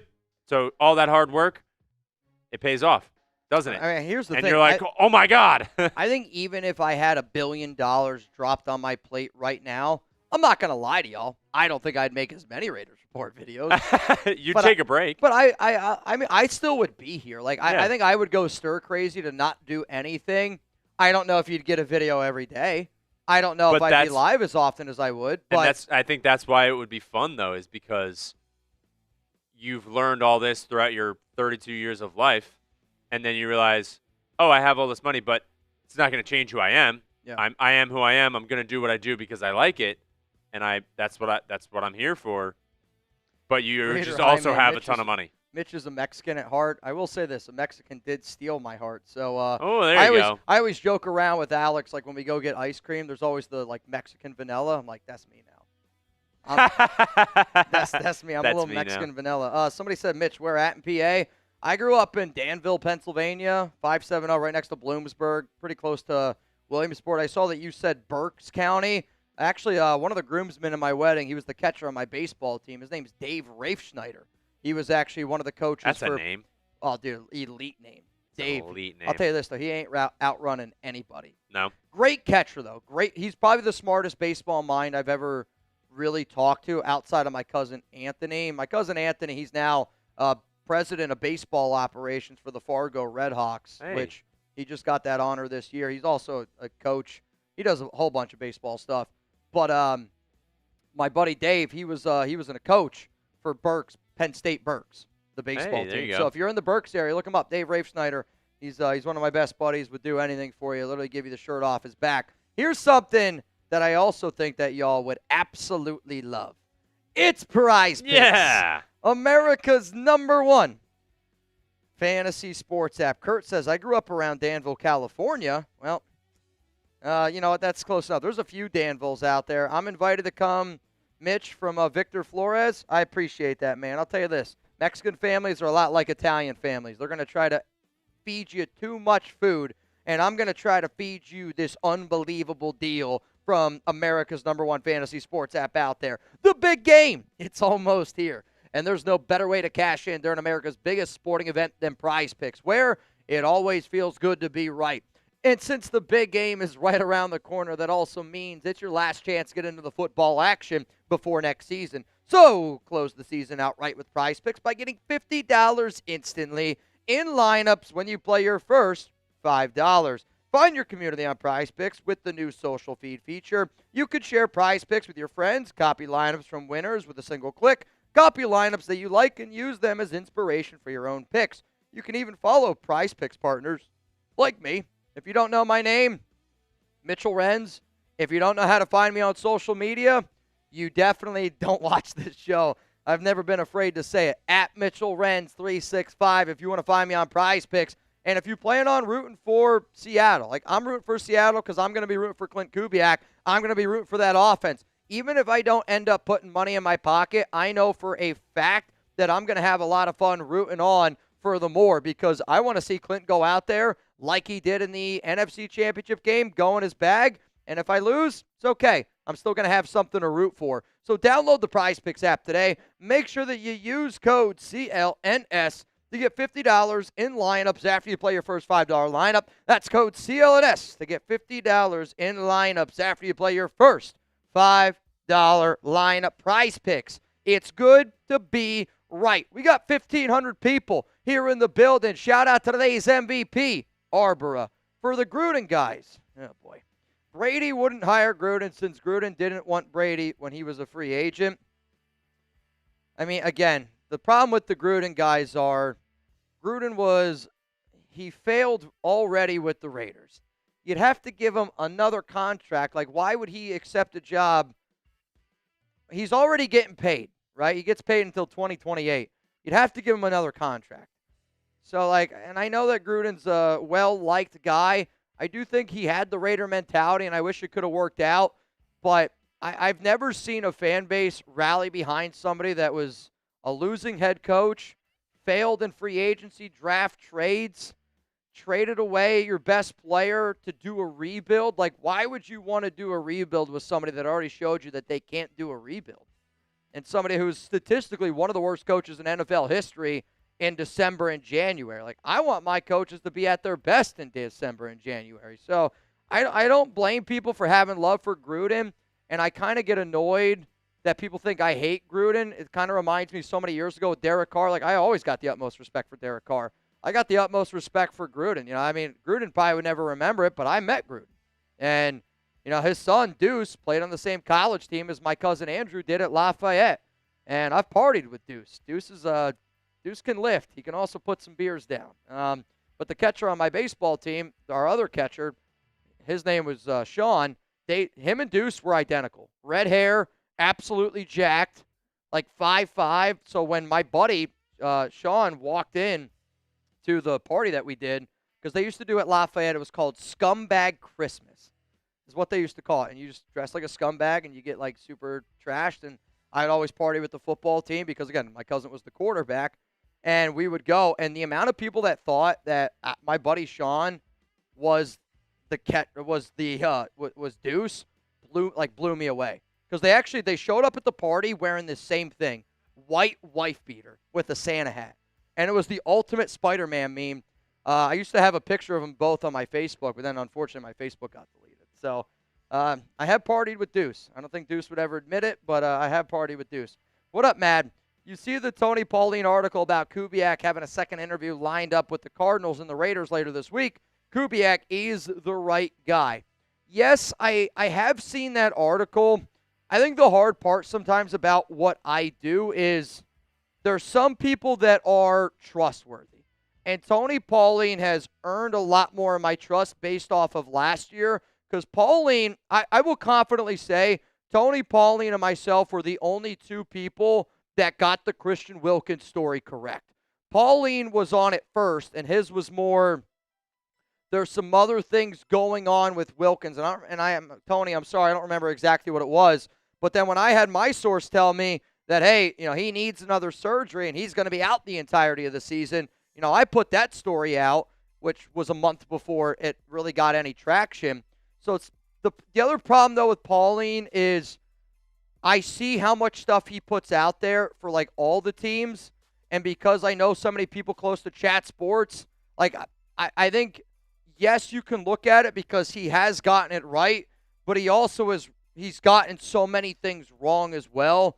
I'm hopeful that this is true, but there is so many rumors, right? Like, where there's smoke, there's fire. I saw somebody the other day go, Mitch, you should make a T-shirt out of that. Shout out to Wild One. And I know I get clowned a lot of times. You guys are like, I saw one comment go, I think Mitch was a firefighter in his past life because of how often he says it. And it's just like anything. You think about what you want to say. You try to always come up with new things to say because I don't want to be a repeating record over and over and over again. But, I mean, let's face it, right? The only news that we've gotten so far today is the Browns. They hired a guy, and that was 90 minutes ago since we've been live. So I try to mix up what I say. I know sometimes I say the same things over and over. But to say this, I hope Tony Pauline's right. And it makes a lot of sense because of all the odds. Vegas usually doesn't miss as bad as what Vegas would have missed because of how much Kubiak was the favorite. But at the same time, I have not heard anything around it. I hope that Kubiak is the guy. Again, man, at this point, I'm going to hope. At this point, I'm going to hope. And I think all of us here are hoping. Hoping. Robert, I know. We'll see. Shout out to Matt Meerkat. Let's go to my brother Kai. Might be too much info, but I got up one night and thought I had the same issue. I was sweating bullets, but fortunately, it was a false alarm. So this is how far back we are. So for those of you that don't know, I had an issue. I had an issue earlier this year where one of my boys down there that got a little twisted. Luckily, also it was able to figure itself out and get it fixed. One of my buddies actually in college, he went to Centenary. He was there for a few years when I was there. I don't know if anybody knows a guy by the name of Joe Frankowski. Shout out to my guy Joe Frank. He was one of our good freshman pitchers when I was a sophomore. But he actually had it where the left one went in the right side and the right one went in the left side. And essentially what happens is it cuts off circulation down there, and you have to get surgery because obviously if there's no circulation, it ends up looking like Mr. Deeds' foot. And you don't want Mr. Deeds' foot down below your crotch. Again, I'll say this. If you're a man, you should wear tighter underwear. I know it might feel weird, but I never knew that your testicles could get twisted or that they could switch spots. And now I know the hard way. Now again, I only got a little kink in the hose. I can't imagine what it would be if it actually bad. Wild, man. Wild. Interesting. Do you think Giannis gets traded? Mason, hey Mitch, love listening to the show at work. Who do you think is the best option at running back to back up Genty? Shout out to Reed, the GOAT. Thanks. I'll say this, man. I think if you're the Raiders, kind of like what I mentioned earlier about the quarterback situation, you have Ashton Genty on this roster. Yeah. Can you show the depth chart? Sure. So you got Genty, that's it. Zamir White, Raheem Mostert. Both of those guys are free agents. So that means the only other running backs you got on your roster are Chris Collier and Dylan Lowby. With all due respect, outside of Ashton Genty, there's not another back that I have any confidence in whatsoever. So if I'm the Raiders, I know that I have a lot of faith in Genty.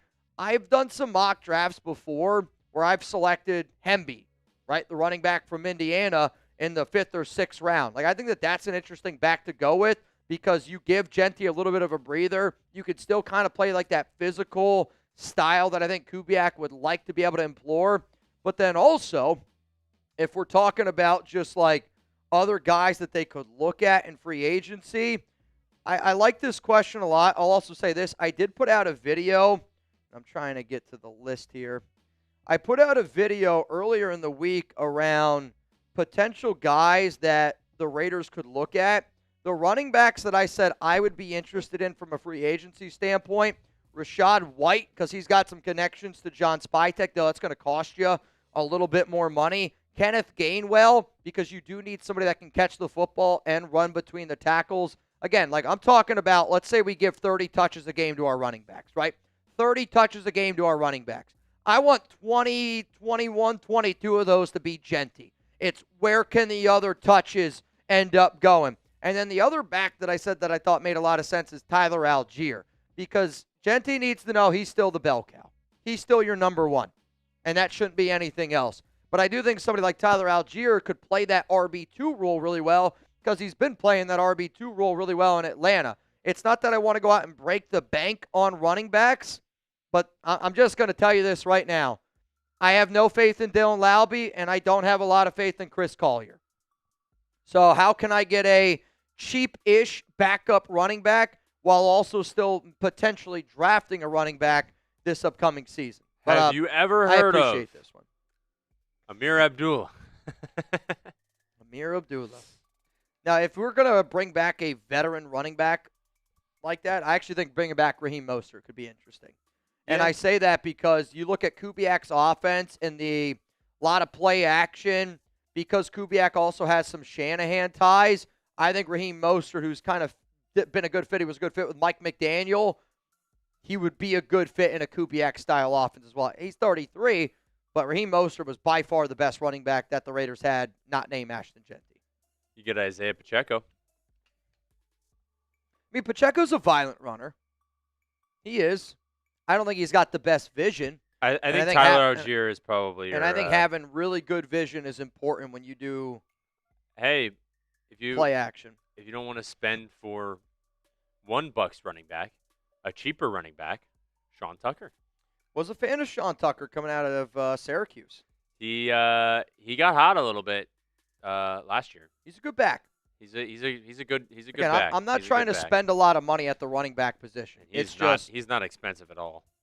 No, yeah, I didn't think he would be. Is he a free agent or is he like an exclusive rights? He's a restricted free agent, but free agent. Depending on, because the Bucs, they're probably going to draft a running back in in the later rounds, but they might keep him. Because right now it's Bucky Irving, Rachaad White, Sean Tucker, and that's really it. Mm-hmm. Rachaad White, they're both Rachaad White's gone. Yeah, he's already said that. He's already said goodbye. Yeah. I think he's going to be a Commander. Interesting. But I think Sean Tucker they might keep just because he had a good year last year. But you never know.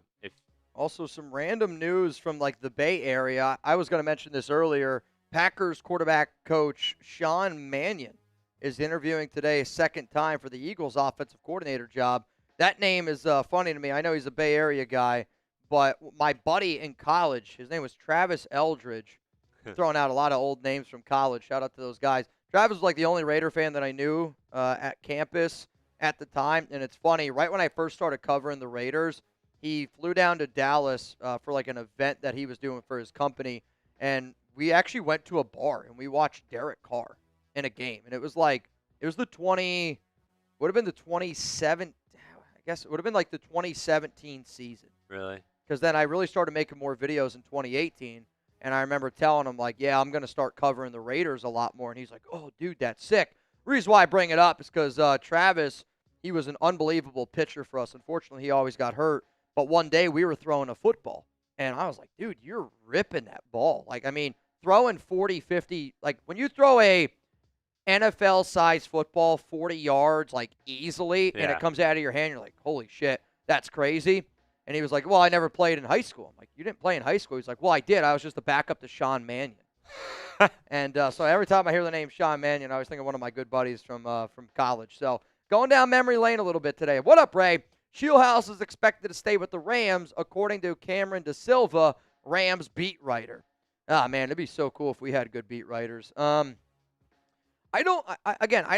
wouldn't be shocked if this also is the case, and I say that because there's probably three things that I could say to this. One, and it's the biggest one, he didn't want to go to Cleveland. Obviously, now Todd Monken got that job. So if I'm Nate Scheelhaase, I go, all right, I'm going to stay with Los Angeles. Also, though, in the same breath, I believe the betting favorite, the odds-on favorite to take the Arizona Cardinals head coaching job is Rams offensive coordinator Mike LaFleur.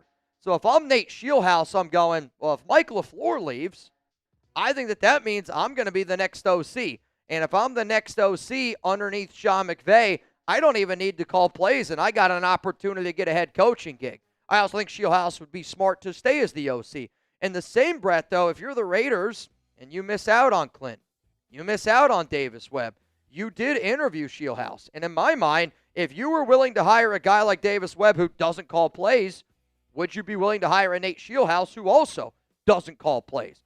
So if I'm Nate, I'm sitting back going here thinking, worst case scenario, I'm going to be the offensive coordinator for the Rams, or I might be able to get, a few things don't go the Raiders' way. Who knows? Maybe I'll get another shot. Maybe I'll be a head coach candidate for the Silver and Black. So let's talk about these two teams here. It's also the live poll. If you haven't yet already voted, 66% of the votes right now say Cardinals, 34% of the votes say Raiders. Who's going to hire a head coach next? You let me know down below. Give me an LV for Raiders. Give me an ARI for the Arizona Cardinals. Reed, where do you sit here on this one? Do you think, I personally think it's Arizona, but at the same time, NFL can happen like that. I think it's Arizona as well, only because I think the Raiders are going for Klint Kubiak. Okay. And I think if he says no, or maybe the interview, you interview him and it's doesn't go well on either side, it's just not a fit or whatever, then I think you go with those other four, either McDermott, and not Scheelhaase, but Shula and Mike LaFleur. I think you go for those three after that. Yeah. But I think they're waiting for him because what else are you going to do? Yeah. You don't want to pull a trigger on somebody that, and also maybe, news happens like that. The offensive coordinator for the Broncos gets fired yesterday.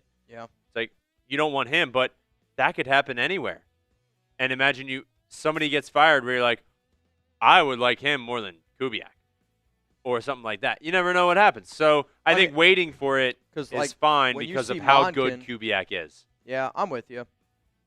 Again, for me, I think Arizona is going to be the next team to hire because if they want LaFleur, think about it from their standpoint. They're stealing an offensive coordinator. I get he doesn't call plays, but they're stealing somebody from McVay. So I think that's a little bit more juicy, just like it was a little bit more juicy, I believe, for the Raiders, to get Davis Webb in our building. But the NFL changes so rapidly. You think about, the Browns today are the perfect example. You hire Todd Monken.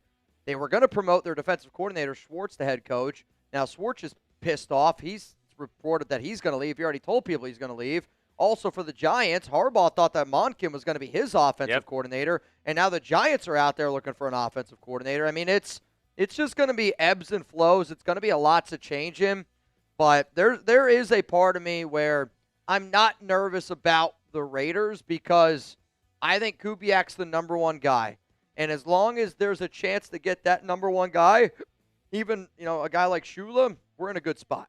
Yeah, I'm think I'm the not coaching sweating cycle yet. right now. I'm not sweating yet. It's not like I feel like the coaching cycle right now. It's not like, oh, you're getting left with this guy or you're getting, it's. I think whoever is still available, you're gonna get a good guy. If I was the Raiders, I'd be totally okay with Sean McDermott. Yeah. If he wants to come coach the Raiders, I would be totally okay with him. He he's a guy who gets to the playoffs. I think that's the first thing you got to think about is, hey, get to the playoffs. That's number one goal with turning this team around. Because if you just say, oh, a winning season, that's lame. If you're having a winning season, you go for the playoffs. I mean, the Raiders need so much. Yeah, I mean, you always should strive to get a winning season, but I do think the number one goal for the Raiders this season is making sure that Mendoza is that right guy. And I think he is the right guy. How about the guy that worked with Josh Allen? Yeah. Oh, man. Seeing a lot of mixed opinions in here, though. I just saw somebody say Mendoza is mid-AF. I mean. Under pressure, he didn't look so good. Under pressure, in terms of. I don't know how. Again, I think that's. You're getting your information. Getting pressured right away by Ruben Bain. I mean, the national championship game was a little bit different, but also he was against Alabama. They blitzed him 12 times. He was a perfect 8 for 8 for 161 yards, 3 touchdowns. Pressure to me, I also look at basically playing a road game in the national championship, figuring out a way to get it done. I think the other thing I would say in terms of pressure is I would say red zone, there's a lot of pressure. I mean, you're talking about a dude who had, I believe it was, I don't remember the exact number. I think it's like 47 touchdowns, 0 interceptions in his last 2 years in the red zone. And I get it. There's going to be opinions out there, but, I do hope when people watch the show, they become smarter Raiders fans. They become smarter NFL fans. And I'm not saying like that you're dumb. I'm saying, at the end of the day, like my job is to just provide more information out there. I mean, look at these numbers from the college football playoffs. I mean, 74.6% completion percentage, 555 yards, 9 total touchdowns, 0 turnovers. Again, like I don't know how or why. I really do not know how or why we got into how a 6'5", 225-pound quarterback who's extremely athletic, a great leader, is a bad quarterback prospect. To me, he's the definition of what Just Win Baby's about, what commitment to excellence is about. I'm really, really excited. Black Sheep Mitch went from saying the Raiders aren't far away to the Raiders need so much. Again, it goes hand in hand. I was going to say, they're not far away when you consider how much money they have. I've said that they're not as far away as what people think they are, but we do have a lot of holes. Yeah. We do. I mean, but if you get a good coaching staff and you get a good team, or a good team about making those decisions, like you can fill those holes if you do the right things. Like people say, like, oh, the Raiders are so far away, they shouldn't draft Mendoza. I think that's a lame take because if you put the proper plan together, you could put it together. Like you could put Mendoza in the right situation. But we do have tons of holes that need to be filled. I mean, I think both of those statements can be true. Like, personally. Is the situation with the Commanders 2 years ago getting Jaden Daniels, was that a better situation than the Raiders have right now? Probably, but it's not the best. It's like when your team needs a quarterback, it's not like, oh, it's the only thing you need.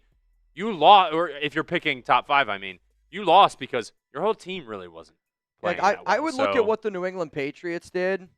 I look at a team like Chicago, but New England, right? You get your quarterback in Drake May. They were one of the worst teams in the NFL last year. They had the most money in salary cap. What'd they do? They went out there and they spent. And they tried to find players that they thought fit really well with Mike Vrabel. And Spillane. You look at a guy like Robert Spillane. He's literally what Vrabel was. Yeah. And you just got to get the right people that fit what you're selling. And I think when you look at Mendoza's mentality just reminds me so much of Brock Bowers and Ashton Genty of, I'm just here to about that action, boss. And then you look at a guy like Spytek and Tom Brady. I think it's what's really, really important is you find the people that are making decisions that their values also align with your leaders in that locker room. I will also say I don't know if the Raiders are as bad as what they showed last season because the coaching staff, you can't tell me the coaching staff did any positives for that team. I think if you were to put a random other coaching staff with the Raiders, they probably win 5 to 6 games. Not saying that's a big improvement, but it's a big improvement compared to what they were. What up, 10? Would you be surprised if Max is a draft day trade? If he is, what would be an acceptable trade? By the way, NFC Championship game, not AFC. This isn't That was yesterday. 2001. Remember when he said AFC instead of NFC? Oh, I remember. Ten Commandments is OG watcher. No, I feel like this has been your picture for the longest time. I personally do not think. I personally do not think that Max is going to get traded. And I'll say, I feel like I've answered this a bunch, but to me, Max has made it pretty clear that he doesn't want to be traded. I've talked to people close to me, or close to Max, that made it very clear that they are not interested. When I say they, like, you got to think about people that represent Crosby. And I have not talked to Max one-on-one about this, so I want to be, like, really clear on that. But when people who are close to Max have told me that, one, the media's blown it out of proportion. Two, the beat reporters for us don't do it any justice. Three, the reason why Max is always going to pop up is because there's a lot of people out there that think that we're going to do a rebuild. And we are going to do a rebuild of some sorts. But the Raiders want Max to be a part of it, and Max wants to be a part of it.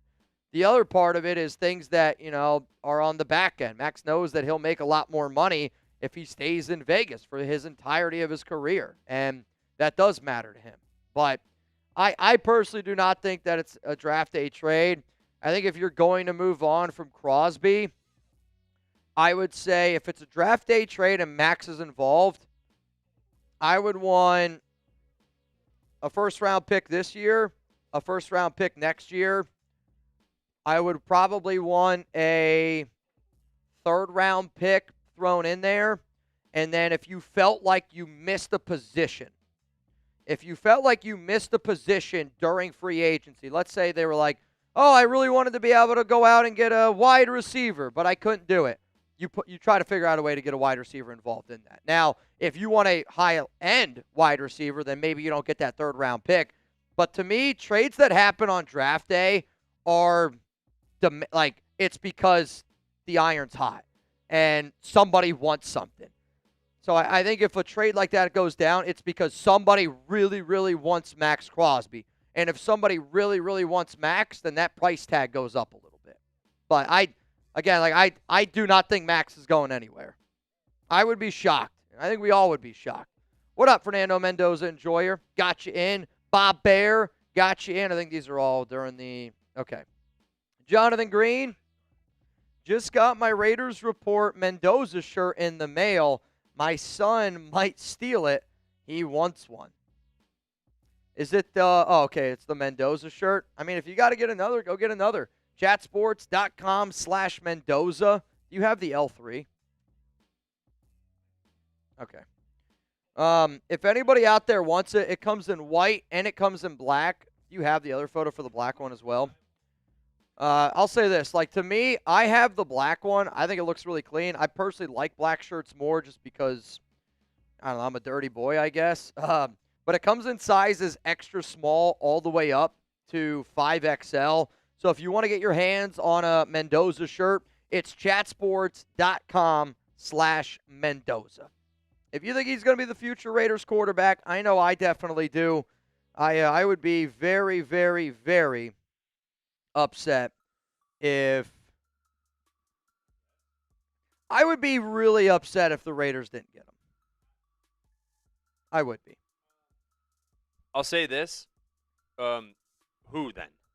Who do you draft? Do you draft back? You trade the pick and you go if you don't take Mendoza – But then who's the quarterback? That's the biggest thing. If you don't take Mendoza, that tells me that you've already got your quarterback on the roster and you're trying to get as much draft picks as humanly possible.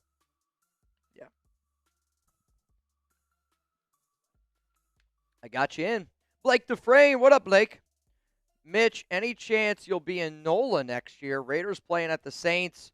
First round on me. Go Raiders from the bottom of the boot. I would love to be able to go to games. I've been trying to figure out my way to do, honestly, what I do at Allegiant Stadium. One of my buddies who's very close to Mark and some people inside that organization have been trying to, talk me up a little bit. But my biggest problem is no, because I do watch parties. And when I first started doing this show, and I know, like, people look at the program now and they're like, oh, 214,000 subs. but a lot of times people don't remember like where we started. And the first year that I started doing watch parties was during COVID. So COVID in my bedroom, like my room at the time looked like a casting couch. I felt awful for my neighbor. He was a nurse though, so he wasn't home all the time. But it's my wife now, his girlfriend at the time. We shared a 2-bedroom, 2-bathroom apartment. But I used to do watch parties in my bedroom because I knew that I missed the Oakland tailgate vibe. I missed not being able to go to games. And right now with ticket prices, but just the price to go to Vegas anymore, I still want to be able to give Raider fans that don't have the ability to go to games to still feel like that they're a part of like the Raiders team online. But I'm telling you this right now, if anybody knows Mark, and Mark, if you want to be able to pack Allegiant Stadium even more with more Raiders fans, let's figure out a way for me to do watch parties at Allegiant Stadium. I'm all about it. I've never been to New Orleans. I would love to go to New Orleans. It's actually a spot that my wife and I have been looking at. And one of my best sources that I have out there is kind of from a little bit in that area. And him and I have talked about making some trips there. So I've been twice. Yeah? Actually, yeah. Once in junior year of college, and then again in senior year. I was in a fraternity, so we had our formal there. So like, we brought a date, and everyone brings a date, and you go and hang out and have dinner in there. We stayed in a hotel, and you just like there for the weekend, and it's like our fun little thing that we do. Like, it's like our trip that we do. Awesome. We would do one every fall and every spring. So that one was the spring. Obviously, you have to pay for it. It's like the couple $100, but the guys who went down there for Super Bowl said it was unbelievable. It's really fun. It's really fun for a weekend. Like, if I did that like, I've been to Nashville. Is it comparable to? Have you ever been to Nashville? I've never been to Nashville, but Well, as long as you're single, you should go to Nashville. It's crazy. I would say probably a little bit more dirty than Nashville. I've never been to Nashville, but I mean, how about grungy? Bourbon Street, it's rugged and grudgy. Okay. But like, you got to go get a hurricane. Blake just asked, what frat? Oh, I was in Sig Ep, Sigma Phi Epsilon. Yeah, at Florida State. There you go. Steffi Valdez, what's going on? Raiders. Bizarre. If Chris Shula becomes our head coach, who do you think will be the offensive coordinator? I mean, if I'm Chris Shula, I'm bringing in Scheelhaase. And I say that, and to me, somebody might go, well, why would Scheelhaase take the Raiders OC job over the Rams OC job? Play calling. Sean McVay ain't going to give up the play calling. If they hired Shula, I would probably do a video with some other candidates out there that you obviously got to look at. But if I'm the Raiders, if I interviewed Nate Scheelhaase for a head coaching gig, I think it's idiotic to not think that guy also can be your offensive coordinator, and he's the one that calls plays. Now, again, is that a better job? I don't know. And that's kind of where the conversation needs to go, because I personally think calling plays as an OC is the better job than not calling all plays. But then also Scheelhaase could look at it and go, well, if I'm underneath Sean McVay, I'll probably get a job at some point. And that's the other part of it. Joe, what's going on, Joe? Shout out to you, brother.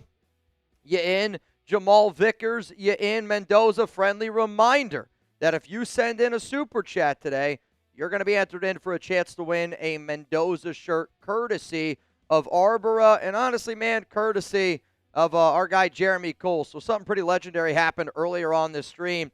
Jeremy Cole sent us this Thor Raiders 3D printed hammer, and then Arbora banged and said, Mitch, give away a Mendoza shirt for the nation. And again, y'all always show up and show out. You guys always surprise me having each other's back. So today, our deal is simple. If you send in a super chat, you get a raffle entry. Doesn't matter how big, how small. I want this to be a chance for everyone.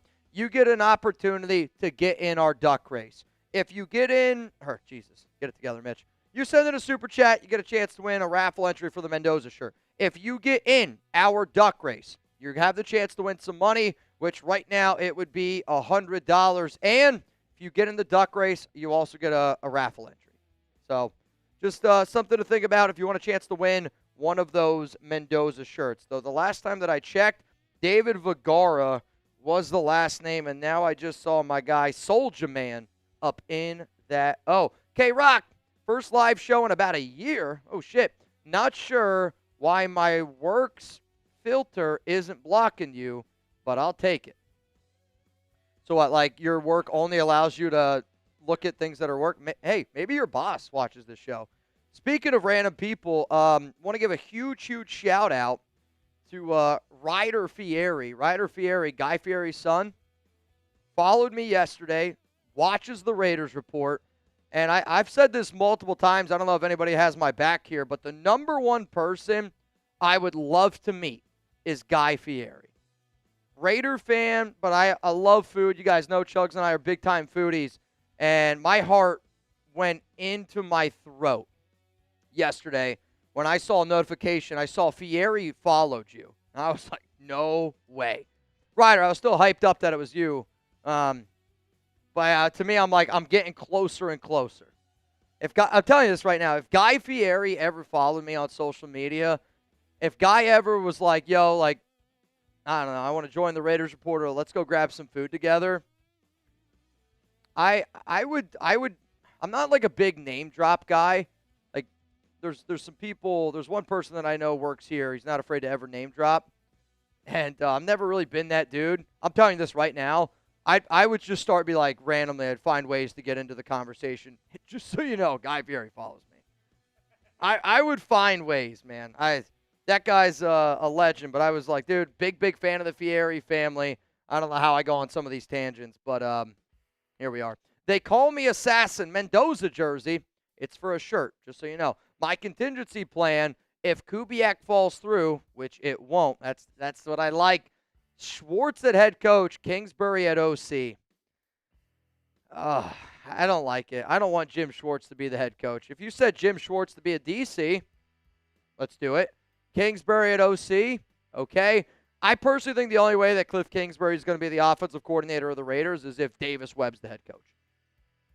And that's, again, based on Kingsbury burnt a few bridges with some people inside of that organization. And for where the Raiders are at, you have to have trust. You have to have trust. And I don't know if everybody trusts Cliff Kingsbury. What up, Eric? Oh, this is interesting. They were on NFL Network, and apparently they said it doesn't seem like they're competing with anybody right now, so they can take a breath, take their time, and make sure it's right in regards to the Raiders. I mean, if that's the report, that tells me Klint Kubiak, because they are competing with the Broncos for Davis Webb. Now, the Broncos can't hire Webb right now. You still have to go through your offensive coordinator process. Eric Jones, random Raiders player, tight end Brandon Myers, married to former Raiderette. He's a neighbor of mine, and their little boy currently, oh, man, has cancer. Prayers up, nation. I mean, honestly, man, I was like, this is really cool, and it is cool, but then seeing the cancer thing at the end, cancer to me, dude, is the number one thing that gets underneath my skin. It's taken far too many of my relatives. It's taken away my grandfather. It's a devil. There's no doubt about it. I'll say this, Brandon Myers, you and your family, I don't know you. I've never met you, but if anybody tonight, it takes 30 seconds, takes 60 seconds, takes 5 seconds, can take 10 seconds. If you guys get an opportunity to today, I am a big believer when you put good energy out into the world, good things happen. So to let me see right now, to the 1,600 people watching, if you get an opportunity today, say a few words, even if it's to yourself. I'm not a very religious person. I'm not somebody that I'm going to act like I pray all the time, but I am a believer. I say it all the time. When you put good energy out into the world, good stuff happens. So if you guys get, again, 5 seconds, 10 seconds, 20 seconds, however many seconds you get, take time today, sit back. I hope you guys remember the super chat. Prayers up to Brandon, prayers up to that family, and prayers up to the little boy, because nobody deserves cancer, especially children. When I was in college, I used to work as a valet parking assistant. So, again, I grew up in Danville, Pennsylvania. Danville, PA, if I had to guess, back in my day, it was probably like 5,000 people live in that town. And the Geisinger, the hospital, is like 40,000 people. So, the hospital is gigantic. If you want to look it up, it's called Geisinger, Geissinger is probably how you spell it. Humongous hospital. The reason why I bring this up is when I was a valet parking assistant, where we would park was kind of right out front of like where like the children's hospital area was. And man, like, it's a big wake up call. And I'm not saying what you're dealing with isn't difficult out there, but like you see these kids, these families that are battling stuff like this, and you wake up and like today I woke up and I was tired. And then you're like, yeah, man, my life's phenomenal. And not saying that yours is not, but you just see so many other people that are dealing with so many other things. But I mean it like, dude, it's tough, man. Cancer sucks. So if you guys get a chance, please put some prayers in there. Let's go to Just Carson Mendoza. Just Carson, you're in for that chance to win the Mendoza shirt. Also some NFL news here that impacts the AFC West. The Chargers are hiring Butch Barry as their new offensive line coach. Barry has been the Dolphins O-line coach underneath Mike McDaniel for the past 3 years. I actually think that that's a pretty good hire because the Dolphins' offensive line went from being one of the worst offensive line units in the NFL to being better. And I'm not saying – so they made improvements. I mean, they were better. I don't think they were a top 10 unit by any stretch of the imagination. But, like, they were better. Sorry, I just probably didn't say it the best. Raiders save a warrior and disabled American veterans. If you don't know, make sure you tell them Father Tom sent you. Go to saveawarrior.org/donate. Motorcycle Profit. Shout out to you, man. I appreciate you. Let's go to Chris Bowen. What up, Chris? Mendoza. Mando Ice. Did the Browns hire Monken out of panic? We actually joked today in the office. We think that they hired Monken, and the interview went like this. Do you want the job? Monken said, yes, you're hired. And do you think about how many people have turned down that Cleveland Browns job over and over and over and over again?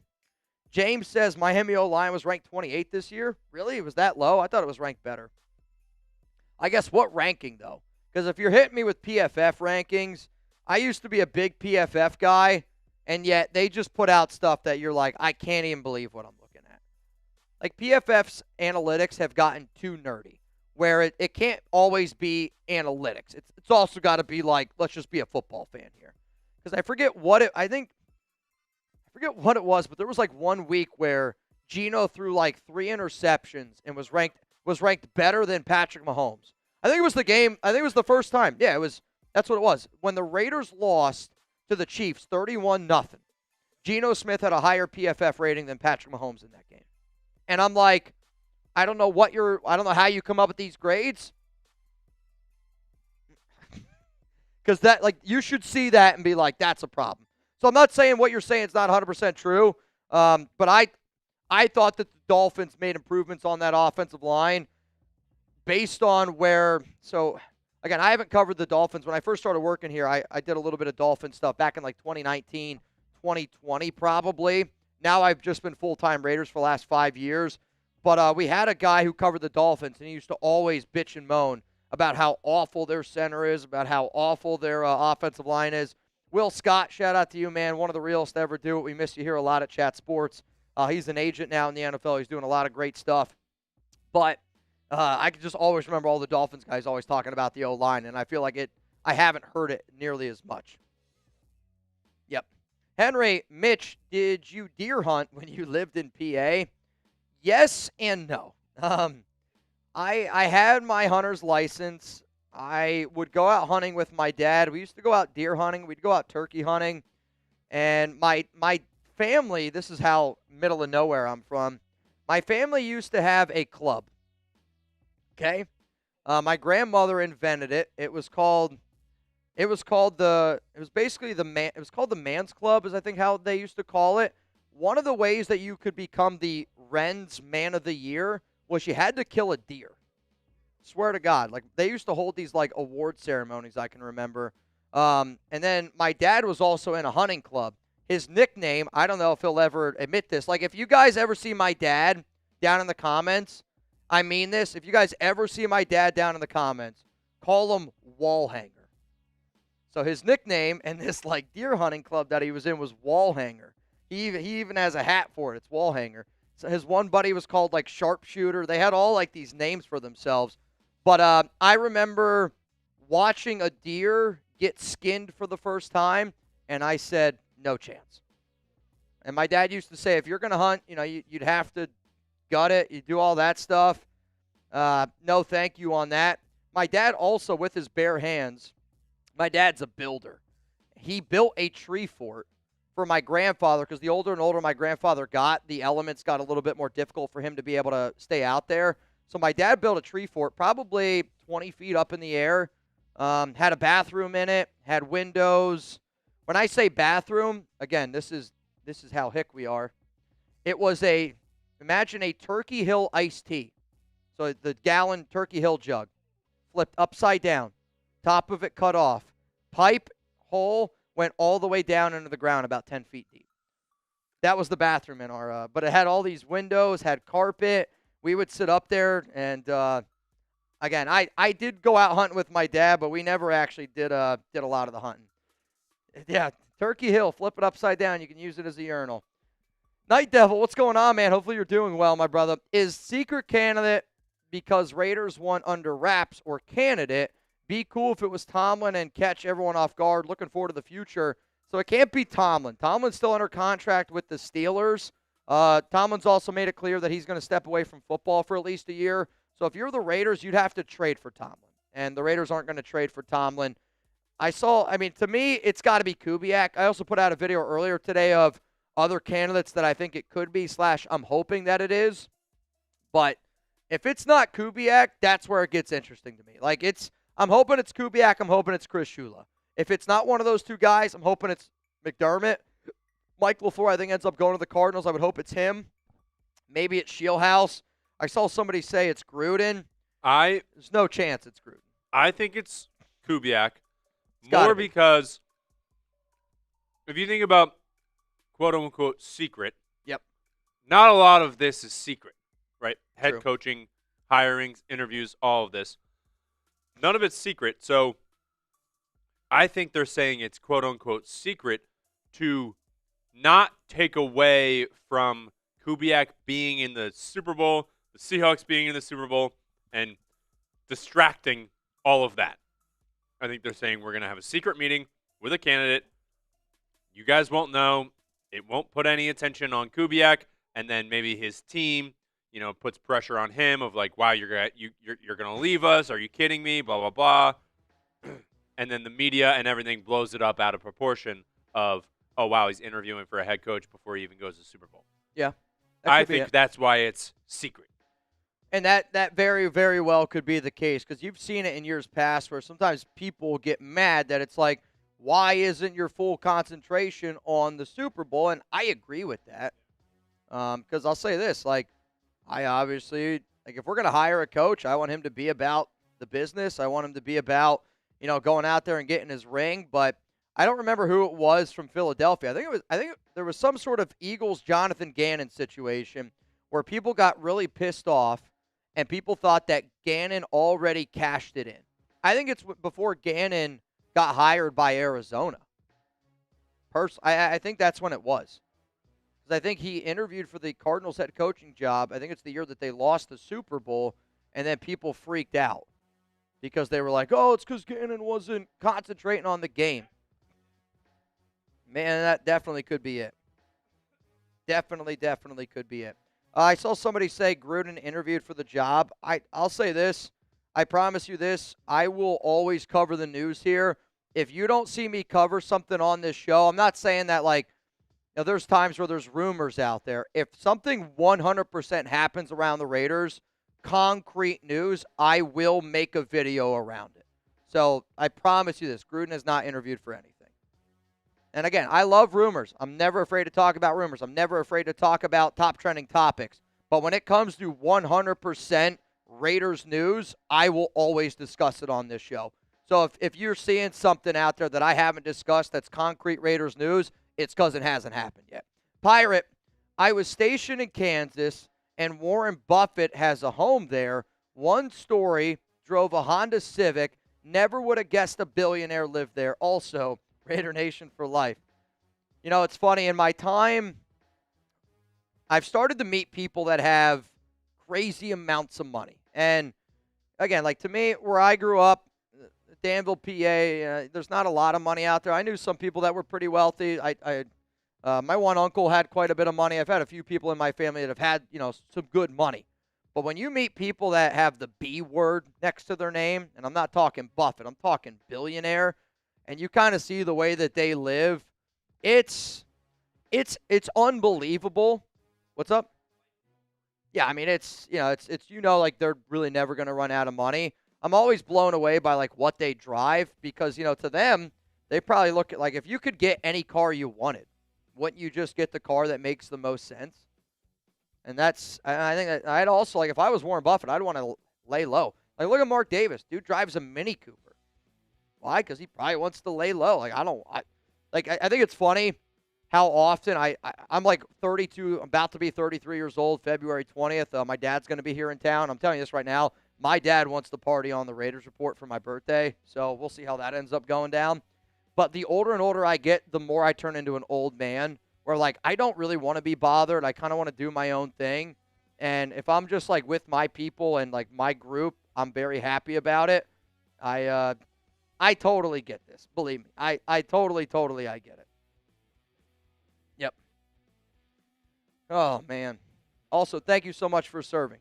If you got a front office Raider job for 2 to 3 seasons, who would you leave the Raiders Report to until you return?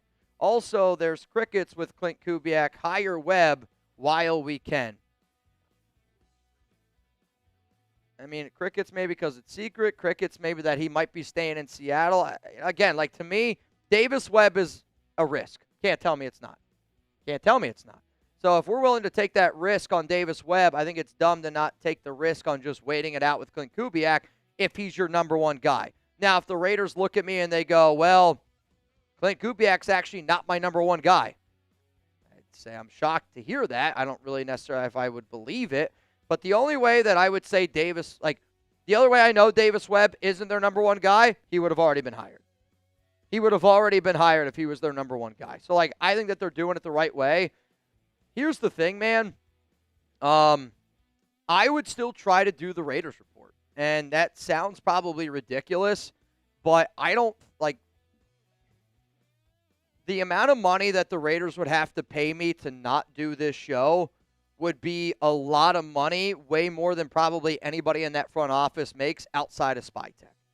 And I don't think that they would ever do that. Because the other reason why I say that, if they're taking me away from this, there's a chance that, other people here at Chat Sports could lose their job. Like, the Raiders Report provides a lot of stability for a lot of people here at this company that I've met, that I've made great relationships with. They obviously, all of our other channels, some channels do better than others, but the amount of money the Raiders would have to pay me, I don't think that they would offer me enough for me to stop doing this job. Again, I don't know if I'd be able to do it as often, as much. I'd probably have to put out a hiring thing of, hey, who wants to take on the Raiders Report? But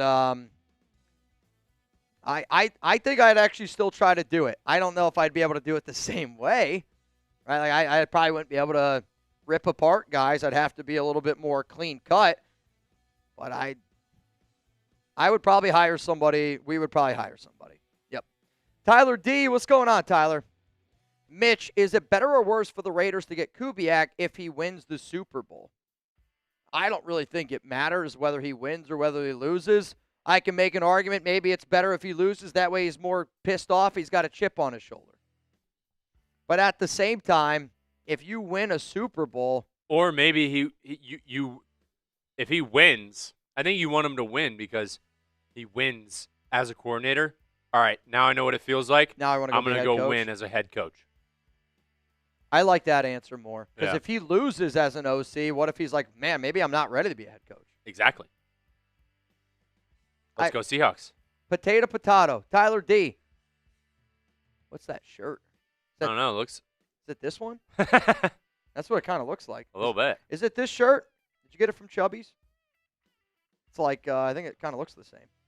Lash, what's going on, Lash? Mitch, see you in San Jose. Let's freaking go. Is anybody else coming to party with us in San Jose? Hey. Raiders Report meetup. It's going to be a freaking legendary night. It's going to be a movie. Get your popcorn ready. When? Friday, February 6th, 7 to 10. I've already talked to the owner. If we pack this joint, we can hang out and we can party for a long time. Because Chugs and I think our flight on Saturday isn't until the afternoon because we couldn't find one that was like a direct flight to here. So I think we fly out in the afternoon. So, again, if you guys are down to get down, I'm down to get down. Call to reserve your spot, Fairway Zone Sports Bar and Lounge in San Jose. I've never been to San Jose. I've never been there. So if anybody's from that area, I heard Lord Cameron Abbott's driving 7 hours. Nice. I've heard some people are making some pretty long treks to be there. I'm coming to meet you, Mitch, from RJ. Hell yeah, dude. And I hope that people don't get mad if I don't know who you are or recognize you right away. But I think anybody that has ever met me before, I'm a big faces guy. I will recognize you. You know what you should do? But I promise you this, I'm going to be just as excited to meet y'all. Guarantee it. Guys, you should, if you are coming and maybe you haven't shown your face at all, you should do, you know how you have a "Hello, my name is" sticker? Yeah. You should do "Hello, my name is," and then you just tape your profile picture on your chest. And it's this is me. And you're like, oh, my God. I do know you. You're like, no way. You're B-Rad Tunes. I mean, I'll say this. It's actually not a bad idea to get the "Hello, my name is," and it's just because, again. Your username? Well, there's obviously some people that you guys might already know, through meeting in, the chat and stuff. I remember when we were in Tucson, Ed Robbins is there. He had his Ed Robbins jersey on, so everyone's like, oh, that's freaking Ed Robbins. But, that's a good point, too. Again, Jeremy Cole, I don't think people would know him, but if he had a thing on his chest that was hi, my name's Jeremy Cole, you're like, oh, shit, that's Jeremy Cole. I know who that guy is. Maybe it's something we got to get. Maybe you get, the "Hello, my name is," and you put it at the front of the restaurant. And you say, hey, and then you put your username, or you put your name that some random guy walks in, Raider Ron. Uh-huh. It's I'm just going to be Raider Ron for the day. David's on. I'm going to go grab a water. Can you just hold it down? Absolutely freaking not, Talk about the deals. I'll be right back. I just got to get a little bit more liquid. Might even get a little bit of Celsius to wake it up here a little bit. Again, y'all, we're live on the show. We went live earlier for the Cleveland Browns. They ended up hiring Todd Monken. Obviously, that impacts the Raiders because now only the Cardinals and the Raiders job is open. Here are the deals. I'm going to hand it over to Reed. Also, we have a fan-led mock draft to do today. Yep. So once we get through all the Super Chats, then we're going to do a fan-led mock draft. It's going to be a lot of fun. If you've ever been a part of our fan-led stuff, it always gets rowdy, and it's always really cool to see what each person has to say. We've been here live for almost 2.5 hours. I have no problem staying here a little bit longer today. I'll let them know about Prize Picks while you're gone, too. Oh, dude, legend. Absolute legend. All right, I'll be right at the back. All righty. RJ Paradise said, yeah, Reed. Hey, I'm here.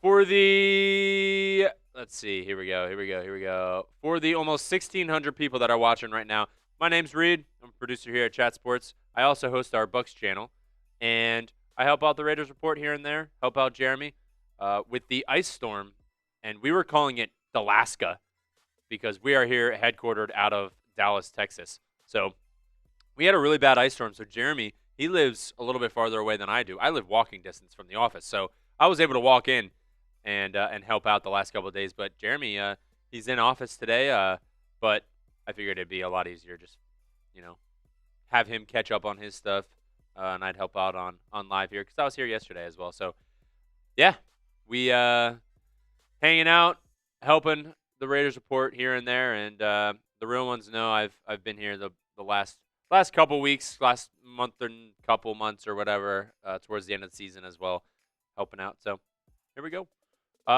Super Chat or Venmo to get on screen. $69 Venmo for a hat, and we say your name and we go, it's sort of like a bang, but not really. It's a, we said cooling, nice, instead of bang. But $20 Venmo to get into the duck race. I think it's over $100 you could win right now, which is, watching a YouTube show, you send in $20 and possibly get over $100. Sounds like a good deal to me. $100 super chat is a bang. And we're doing a fan-led mock draft. I have it all set up over here. We're just going to get through all your super chats and questions about, coaching news and stuff that's going on today. So once we get through those, then we can go through the fan-led mock draft. And if you send $100, I'll show you guys everyone that is available at that pick. So obviously, everyone will be available at 1 of 1, the number 1 overall pick. So you'll get to pick Fernando Mendoza, but I'll do a live poll of maybe the top 4 people that we can pick in here, and we can vote from there. But if you send in $100, you lock in the pick. And if 2 people send in $100 of 2 different names, we'll put them in a duck race and they'll race and see who wins. We could also do that too. If somebody sends in $100, say Fernando Mendoza, and then $100 Caleb Downs. Put him in a duck race? Put him in a duck race, see who wins, and that's who we pick. I mean, pretty interesting. I think it's got to be, you got to send in more. You got to probably send in more than just one bang for me to not take Mendoza. I'm going to be honest with you. I think everything outside of the number 1 pick. Randy said Reed sucks. Get this guy out of here. LMA, JK, bro. I mean, to me, you guys, I mean, here's the thing. Reed and I, man, we've been working together probably more than Chugs and I have the last week or 2. The weather's been pretty crazy. I told him to Alaska. Yeah, the weather down here has been crazy. There's a video. I saw a video of somebody literally skiing down the roads of Dallas. It was awesome. Skiing. We had someone ice skating too. A former coworker. Yes, former coworker. My Venmo at Mitchell Renz 365. Oh yeah, I can put up the QR code. By the way, LA Crash Dog, you're in. I got you. But I said this yesterday, and so my dog Chuck, he is a puller, big time puller. Now I have one of those collars on him that it kind of chokes him a little bit. Yeah. And if I put that on him, he won't pull. But I have this other one that it's a harness. And if I put that thing on him, I mean, he's like a racehorse. So with how slippery it's been, I took him on a walk, not yesterday, but would have been the night before that. And it was so slick outside. I'm not kidding you. I was able to put the harness on him. And I have one collar that goes around my waist. I didn't use that one. I have the other one where I'm literally holding on. And it was I literally felt like I was water skiing or just getting pulled. And I could just stand flat-footed with my feet just like this, and he would go, and I didn't even have to walk. I was getting pulled. Now, I fell a few times, but Chuck loved it, dude. He's been hyped up about the snow. I'm not going to lie. I don't know if any of y'all have dogs. Chuck is all about the snow. I think we got that one from Lash. Cool. Noah Peterson, again, if you see the MVP, I'll wear your jersey the next live. Right now, Arboro's the MVP. I don't have an Arboro jersey to my knowledge, so I would just have to kind of make one like I did the other day for Steve L. I'm rocking my Cast Joey jersey. Cast, if you're here today, man, love to see you. Appreciate you always pulling up and tuning in. Noah, Mitch, any update on Kubiak? Also, who is your best choice for Mendoza? Kubiak is my best choice for Mendoza. I think he's a perfect fit for, honestly, what we already have on terms of our offense. Is there an update on Kubiak? No. There's more rumors around Kubiak about him being that secret interview. Well, also we had this yesterday. What do we got? Oh. So Connor Hughes, also one of the guys here at Chat Sports, Marshall, got a text from one of his sources and said Kubiak's going to be the guy for the Raiders. And Marshall, this guy's been pretty good to Marshall. So I'm kind of thinking that it's see. All eyes Raiders on Kubiak, and that's a slam dunk. I'm telling you this right now, man. If they find a way to get Kubiak a part of this, I'm going to be freaking out. I can't wait. Jeremy Stores, do you know Jimmy Screws? Clerk, Mitch, what free agent wide receiver can we go out and get? What free agent wide receiver one? I mean, I think out of wide receiver one options, there's only 2. I have no interest in George Pickens, and I don't think any Raider fan should have any interest in paying Pickens $30 million a year. He's just too much of a selfish player. I just don't think he fits for what we want to be able to do. The two players I look at, number one, Alec Pierce. Probably going to have to pay him $21 million. I want to say 47 catches, a little over 1,000 yards, 6 touchdowns last season. But the other reason why I like him, he could stretch the field, loves the block. And He's tall, too. big guy, 6'3", 205 pounds probably. Yeah. But he fits, I think, with what this team's going to try to do. If I had to guess, and again, I don't know if this guy is considered a wide receiver one, but he would be the wide receiver one on our team because I know Brock's a tight end. Brock's basically the wide receiver one on this football team. But if you bring in Klint Kubiak, I think Rashid Shaheed is probably going to follow. And Shaheed was with New Orleans. They traded for Rashid Shaheed to get him in Seattle. Special teams demon also offers you that ability to stretch the field. And I think if you got a guy like Mendoza, I do think Rashid Shaheed would make a lot of sense. Mitch, La Cabra Renz, my boy. Oh, boy. Let's see. Should really learn Spanish a little bit more. Meaning. All right, here we go. The GOAT. Oh, all right. Appreciate that. La Cabra. I always get nervous. That's how you know. I always get nervous. I never know what you guys are going to say. The GOAT from Cassidy. Rebel. Don't laugh at me, y'all. I don't laugh at me. I appreciate that. You know, I will say this. I think that there's a reason why there's more Raiders content creators than any other team in the NFL. And I do think it's because a lot of people saw a guy like me. And I promise you this, if I can do it, you can do it. It's just a matter of, do you have the work ethic? Because I do think if you step in to this content creator space and if you step into this realm, you know, you better be able to bring it. Because I promise you this, I'm going to bring it every day. Big fan of the show since 2019. See, now you guys are just throwing all sorts of stuff at me. Hang on. Let's look it up. I'm not seeing a translation. Oh, no. I'm not seeing a translation. Somebody help me out. Doug. Appreciate it, though, dude. Doug, Mitch, is it true Patrick Graham got the DC job for the Steelers? Got the job? That's not true. Interviewing? He's a front runner for it. Front runner. I was talking to our Steelers guy yesterday about it, and he was kind of asking me, you know, a lot of different things about what I thought about Patrick Graham. And from my conversation with him, it sounded like he was in their top 3, maybe top 2 for the DC job. I think Patrick Graham would be a really good fit in Pittsburgh. Chase just sent in a jersey swap. Yeah. Of Where? Giannis on the Dodgers. Oh, jeez. And he says, I'll get copied, Jack. Blake Dufresne. Reed. What frat? All right, yeah. we got that one. We that was we a answered while that, ago. but KA. Blake, I don't know if it was the same at Nicholls State, but the KA at Florida State, I'm sure a lot of them knew how to skin a deer. Yeah. Yeah. They were a lot of cowboy boots at that fraternity. Nothing wrong with that, but like that was like their thing. Like that was KA.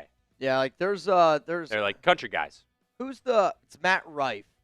Matt Rife, he does this comedy skit, and it hits home for me so much because we used to have a tractor day at my high school. Tractor day. And Matt Rife does a comedy skit on this where he's like, you know, I forget what he says, but he's like, people used to just pull up because it's only like the rich people. Also, people don't realize a lot, like farmers have a lot of money. A lot, yes. A lot of money. And so people used to pull up with their freaking tractors. And it was like, you might not be good looking, but man, if you got a lot of land or something like that, I'm personally, I don't think I'm country at all. I'm definitely more of a city guy. I got some like small town vibes to me, but like it's so funny. I don't know. Alex always makes fun of me. She's like, "Oh, you're such a small town guy," and which I think I am a small town guy. But in terms of like a farmer, it's different breed. Yeah, dude. no, I'm not. I grew up kind of on a farm. Like my family owned a horse farm, So, like, one of my jobs when I was a kid was to train the horses because they were racing horses. So we would bring them in through they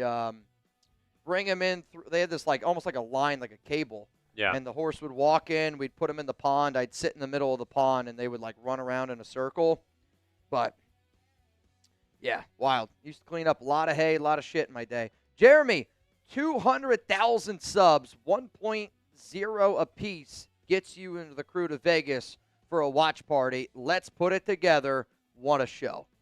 So what you're saying, if everybody drops $1, I could do a watch party. I mean, I'll say this right now. If every person that subscribed to the show sent in a $1 super thanks, you're probably right. I could probably do a watch party in Vegas for the draft or something crazy like that. A $1 Venmo from everyone? Without a doubt. Definitely could do it. Without a doubt. Again, like, I don't want people to always just do the whole money thing, and I appreciate the donations. Again, I don't keep any of it. It always gets invested back into the company, and I hope people believe me when they look around and they see how many jobs we've helped create here at Chat Sports.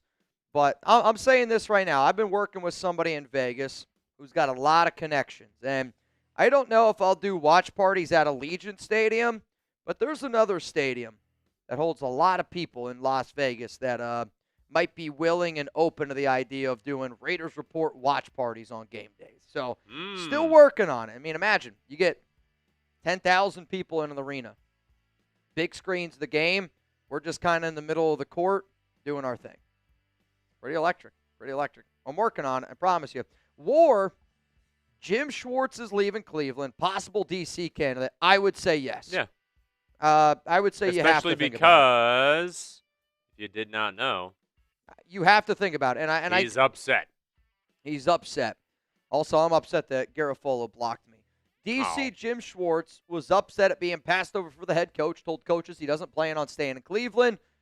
Schwartz is under contract, and the team wants him, but it's a situation that, at the very least, needs to be worked through.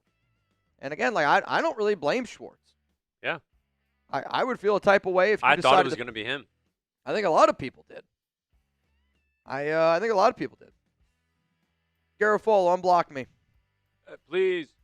Well, no, I told Garofalo blamed Yannick Ngakoue for injuring a player many years ago, and I was like, dude, I don't think Ngakoue did it on purpose. Block.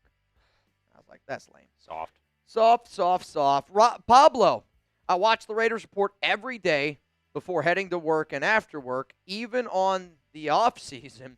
I appreciate you guys keeping us informed on everything. This will be my first duck race. Pablo, if you want to get into duck races. Is he in on the duck race? Maybe under a different name? The only names I just got, I saw Sergio. Jack had a good response to the. And then Rustin Long. If you want to get in the duck race, Pablo, it's a $20 Venmo because I don't know your Venmo, so I can't send you the money. You are in the race for a chance to win a Mendoza shirt. So maybe Correct. That's what he's talking about. Maybe. I'm not 100% sure. Jack had a good response, by the way. He said they can't keep getting away with this. Who? Jack. Where? For the Giannis Dodgers. Oh. Getting traded to the Dodgers. He said they can't keep getting away with it. What is that, in Chit Chat? Yeah. Oh, see, I blocked Chit. Not that I block. You block it? I mute it. You don't like funnies? I don't look at it. I guess I'm an old man in that. Like, when I'm at work, I don't know. I don't really look at that stuff.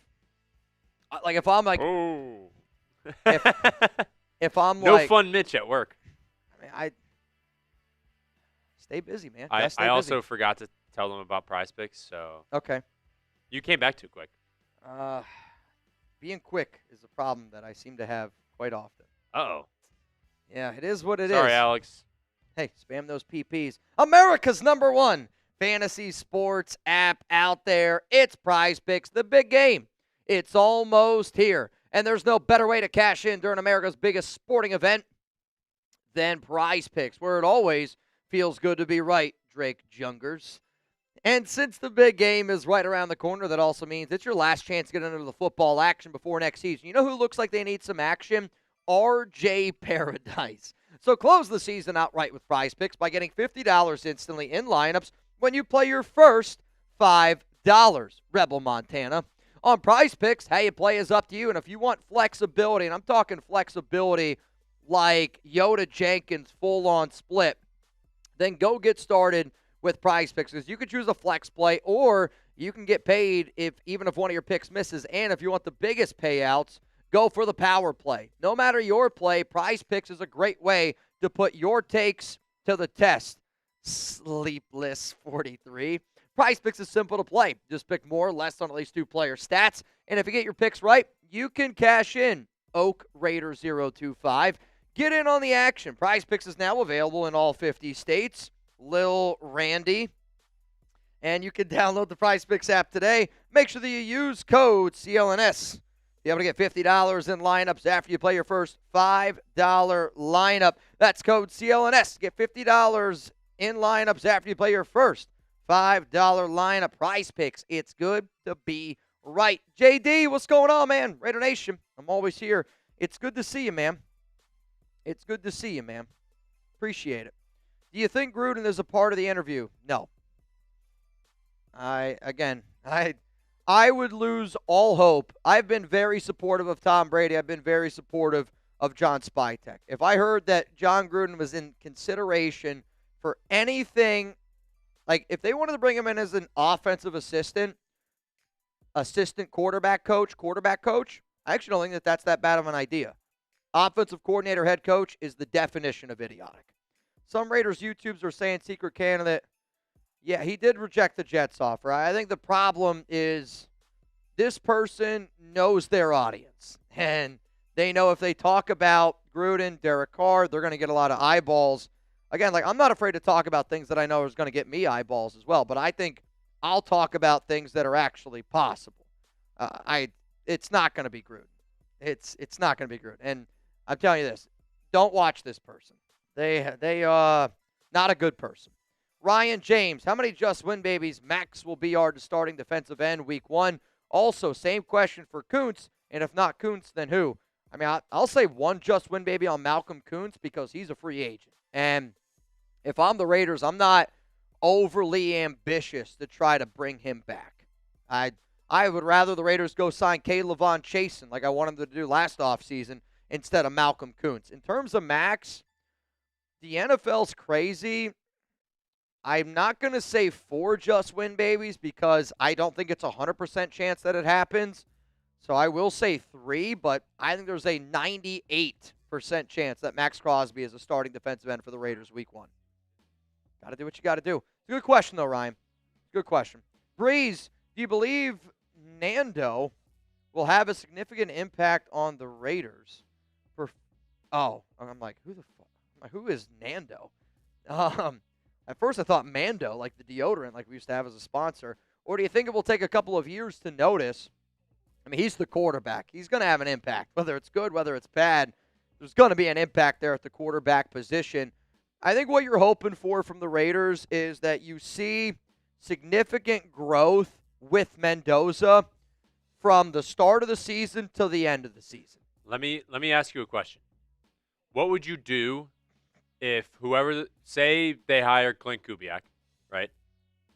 And week 1, they trot out Aiden O'Connell, and they have Fernando Mendoza sit for his first year. Okay. What would you do? I would have to be okay with not the necessarily plan. the whole year, but like first game, it's Aiden O'Connell starting, not Fernando Mendoza. I mean, personally, that would really concern me because I think if you're in the NFL and you draft a guy number 1 overall, you play the quarterback that gives you the best chance to win. And if Aiden O'Connell's better than Fernando Mendoza, that's worrisome to me. But I just don't see a world where that happens. If that was the world that they decided to do it, I would say that there has to be a bigger reason why. Is there a Fernando Mendoza injury that I don't know about? Is there something that's just going on that's... Guess who's here? Who? This is Zahn. Zahn? All right, I'll look. What, Zahn, on IG or did you text me? Or did he Venmo you? Well, Zahn's been saving up. Oh, for is Zon, are you going to be at the meetup? No, Zon lives in Philly. Oh. He just showed me. We went full-on MTV crib style. I FaceTimed him probably, Zon, a few weeks ago. And he was just showing me his, spot, really dope spot. What would you do if he surprised you and just pulled up? Took a plane ride. If I saw Zon, again, I've met Zon in person, and he's a great dude. Again, I would get really excited. There's, again, to me, I've met a few people. Zon would be a really, really cool surprise, but I'm also not expecting him to show up. Again, to me, people that I know that have been a part of this Zon for a said long he's got time, a colonoscopy that day. Zon's I specifically scheduled a colonoscopy. Yeah, but not at the doctor's office. Oh, God.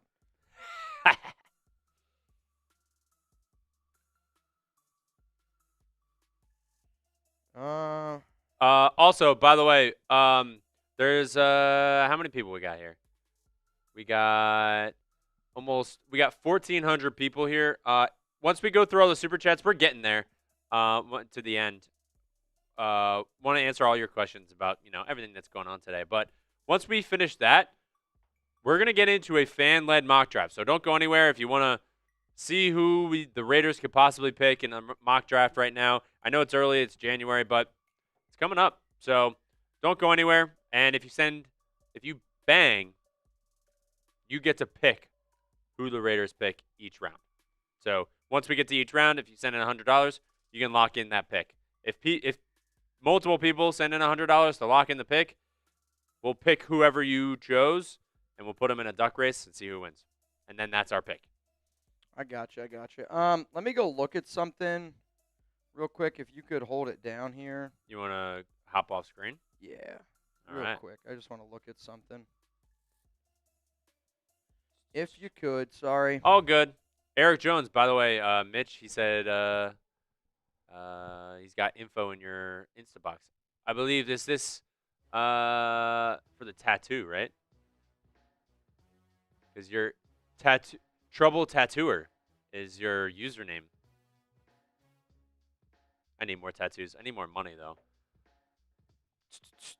If you're trying to get in the duck race at Mitchell Renz 365 for the 50-50 raffle, it is over $100 right now. So that's some good stuff.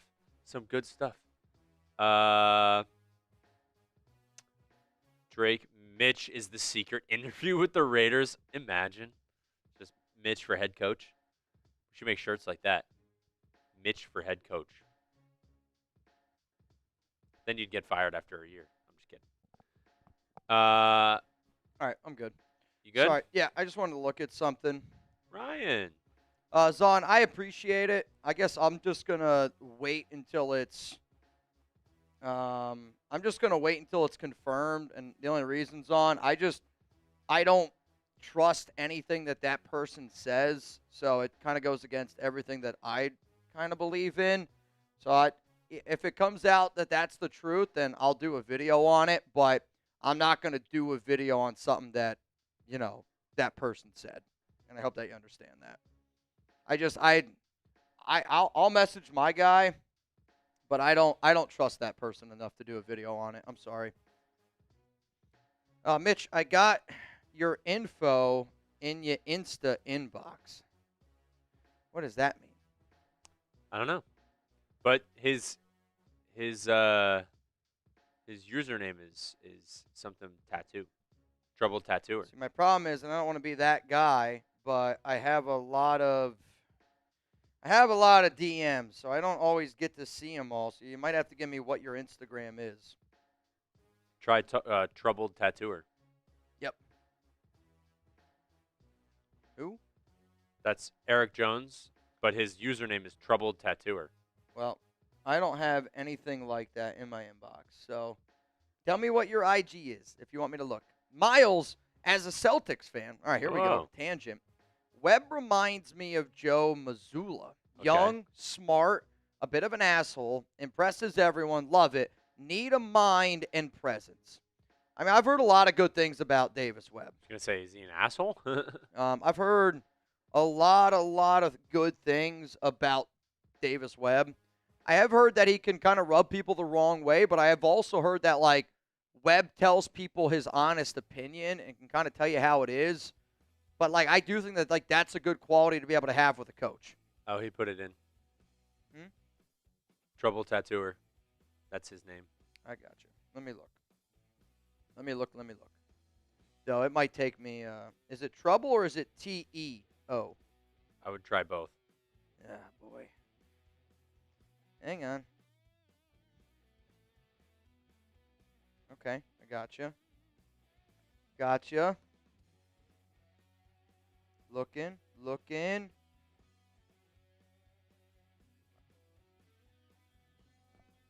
Also, if you want to follow Mitch on Instagram, at MitchellRens365. I see what you sent me. I'll look at it after this show. I just liked it. Let me just respond to you. And then, okay. He sent me information on something. Darren said Celtics suck. Who's y'all's favorite NBA team? Do you have one? 10, 9, 8. Do 76ers. Do y'all have a favorite NBA team? I personally do not. But I've heard some good stuff about Davis Webb. I think it's okay to be a little bit of an asshole. Like, you hear these reports about Kyle Shanahan. Kyle Shanahan comes off to a lot of people as kind of a bit of an asshole. But I think when you hold yourself to that level, if people aren't living up to that level, like, there's a reason why Reed works with me. I'll tell you this, not everybody here at Chat Sports can work with me because I don't think everybody brings what I expect out of a producer every single day. That's just the truth, right? So I think, like, sometimes you got to be able to find, like, if you're going to give 110%, if you're a coach, I think you want people to be able to match that. And if you're Davis Webb and you have that mentality and you're confident in your ability, I think being an asshole is an okay thing. But you also got to learn how to be nurturing, a good teacher, and be able to help people get you to that point. You can't just expect people day one to be like, hey, this is what we're doing. You got to get people to buy in. Like, that was actually one of the reasons why McDaniels didn't work. He walked in like his shit didn't stink, and it was like, you haven't done anything yet as a head coach. There's no reason why anybody should kiss your feet. Like, you can have confidence. Yeah. And you can be a little bit cocky. There's confidence, there's arrogance. Very different.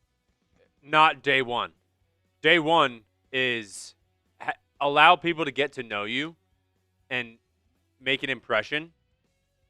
And then as you get more comfortable, you can kind of feel it. You can get more comfortable with the players. Yeah. Everything like that. Then you can flip a switch and be like, all right, you guys ready? Like, this is who I am. I will unsubscribe if I don't do the show anymore. I mean, I'll say this, man. Like, I'll be very honest with y'all. If I don't think Chat Sports and anything's ever going to happen. I'm probably going to be Chat Sports for life. The relationships I've been able to build here. I'm a part owner of Chat Sports, so, like, I'll say this. If I go elsewhere, I would tell y'all whether or not to unsubscribe to them. But at the same time, like, I hope people would always support Chat Sports. I hope people would always support the Raiders Report because I do think the one thing that Chat Sports does is they give people an opportunity. Like, if you're a hardworking guy, we're not going to hire. Like, to me, I barely graduated high school. I did a lot better in college because I got my shit together. But I think at the end of the day, if you're a hardworking guy, if you're able to buy into what we're doing, then you're going to have a lot of success. So I think if anybody out there, I didn't go to journalism school. I graduated with a hospitality degree.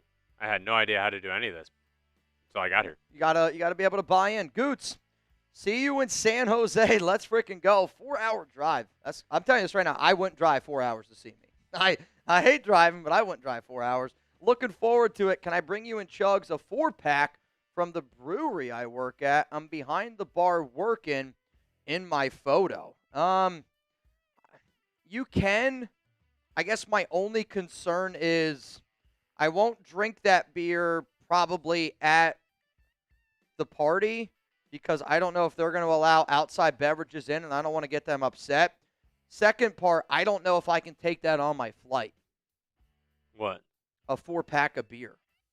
Like, I'm actually gonna bring my backpack. I think the alcohol part makes it maybe a little bit confusing. I would say this: if you're okay bringing a 4-pack, and, like, I don't know, we go out in the parking lot and I can just, like, crack it open, sip it, give you my honest opinion on it. Like, I would do that. I don't want to throw away beer. Like, I don't like throwing away anything. People always make fun of me here at Chat Sports. Yes, you can bring a 4-pack of beer on a plane, but it is best packed in checked luggage? I mean, I do have TSA clear. I have I have all that stuff, so I might be able to do it. I just I don't want to wait. Like, I am not somebody who wastes anything. If you give me food on my plate, I guarantee I'm finishing everything on that plate. Like, the amount of food we have here in the fridge, I usually am the one that eats everything. I kind of clean it up. So, same thing with, like, beer. Like, I wouldn't want to throw it away.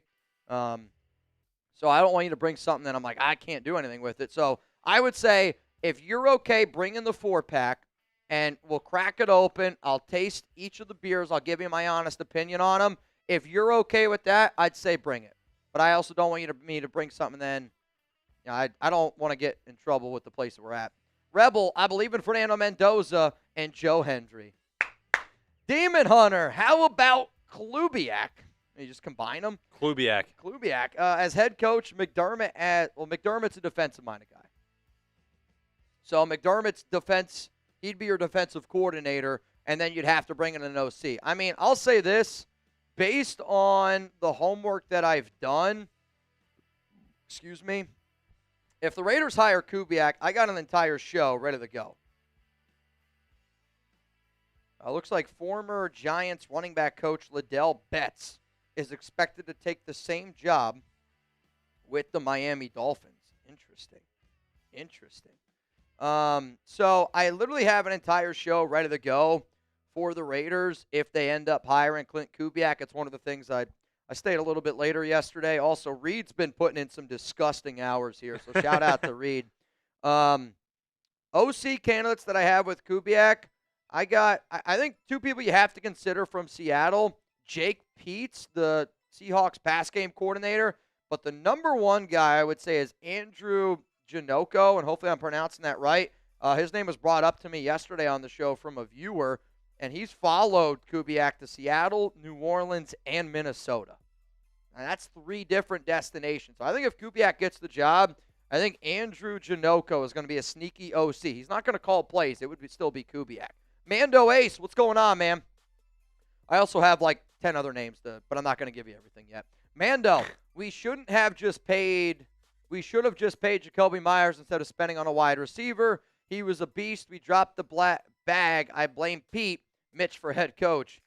Again, you don't want me as head coach. I don't know X's and O's well enough. GM, I think that's a different conversation. But I'll say this. If you would love to be able to have a field stretcher and you could combine Jacoby Myers, Hunter Renfrow, and a guy that can stretch the field, go get Alec Pierce. Because the deal that Jacoby got in Jacksonville, I believe, was a 3-year, $60 million deal, $20 million per year. You guys know I was a big fan of Jacoby. I think when you have an unselfish receiver who's a good possession receiver, who's not afraid to block and wants to block, like you think about that type of guy with a quarterback like Fernando Mendoza. You know, it just makes a lot of sense. I would take Alec Pierce over Jacoby Myers. So, like, I'm sitting up here right now going, if the Raiders are able to get a Rashid Shaheed, a Alec Pierce, it's going to be a lot easier for me to forget about Jacoby because those two players are also younger, and they might be cheaper. But I think Jacoby found himself a good home in Jacksonville, and I'm happy for him. And I'll always wish the best for Jacoby because he showed the Raiders that he wanted to be a part of this organization. The Raiders made the decision to move on from him. If Koob wants Milroe over Mendoza, do you still want him? I don't think Kubiak gets the job if that's the case. I wouldn't be against the idea if Kubiak said, hey, can we bring in Jalen Milroe? Because I think if you gave up a 4th, a 5th round pick, Darnold's clearly their guy there. So I personally, this is tough. I want Mendoza. To me, we got to get a franchise quarterback. I believe in Mendoza. But I actually do not think Kubiak gets the job. I think whoever the head coach is, based on what I've heard, if you're not interested in Mendoza, the Raiders aren't interested in you. This is a good question, though. We kind of got asked this one yesterday, made me think. What up, TV? Is Kubiak coming in this week? So there's actually some rumors around there right now that Kubiak is the secret candidate for the Raiders. I put out a video earlier this morning where I also kind of speculated that Kubiak's going to be that secret candidate. And it could simply just be because the Seahawks, Kubiak, don't want people to think that he's distracted and he's not 100% locked in on the game that they have at hand with the Super Bowl. But I personally think that, yes, you're going to see Kubiak come in. And he has until the 1st. So February 1st, he can come in for an interview. And as soon as that news becomes official, I will let you guys know. Again, I know some people are going to say certain things. There's just certain people that I trust. There's other people that I just don't trust. And until I get information from somebody that I trust on the Kubiak situation, then I'll put a video out on it. But I don't put things out there just for the sake of putting it out there. I know that some people might be surprised by that, but to me, if I'm going to put out a video, it has to be a tie somewhere. It could be a rumor. Also, Justine Gonzalez, you're in. Pablo Ramirez, you in. And then I see Joe Guy, you in. $20 Venmo, chance to win $180 here on the Raiders Report. Also, to the 1,400 people that are still in the building, if you haven't already, make sure you guys click that like button. Believe it or not, it does really, really help me out. What do you think about drafting Elijah Surratt in the second round potentially? I'm not saying I don't like the idea. The hard part about the conversations with the draft is when you have so many missing pieces for the Raiders, it's how did they spend their money in free agency? The only reason that makes me a little bit nervous about drafting Elijah Surratt in the second round, that tells me in my mind that we didn't go out and sign a veteran receiver in free agency. And that's just a lot of young guys. A lot of young guys for a rookie quarterback. Rebel, shit show. Is that what you want? You want a shit show, Reb? No matter what, you in. Garth, if Klint is hired as head coach, does he get to pick his OC-DC, or will Tom and John make that decision? Who would Klint Kubiak want? If I had to guess right now, I think Carl Scott's a guy that he would want with Seattle. And then the other name I'll keep throwing out there is Andrew Janocko, both part of the Seattle regime that he's been a part of. You could also go in a multitude of different ways, and there's going to be some coaches that are interested in this job. Again, we got the number 1 overall pick, but I think it's a mixture, right? I think as a smart organization, if you're hiring Klint Kubiak, you got to trust Kubiak that he knows what he wants to be able to bring in. And I think it just has to be a healthy marriage, right? It's got to be a healthy marriage. It can't just be if Spytek and Tom are going to go all the shots, I think that that's going to rub some people the wrong way. If you want to bring in the number 1 coaching candidate, you got to bend a little bit. But I think Kubiak is going to be willing to bend for Brady and Spytek. Tom and Spytek got to be able to do the same. So, again, I think it's going to be, hey, this is what I'm thinking. Hey, this is what I'm hearing. But also for the Raiders, if you go get Kubiak, now he's the OC right now. He's the play caller in Seattle. There's a reason why he's so good at his job right now. There's certain people that help him be the best version of himself. Like, I could see them be more inclined to him bringing in the OC, and maybe the Raiders decide the DC a little bit more. Can't walk. Top 3 defensive coordinator candidates. Oh, boy. Oh, can't walk. What's going on, my man?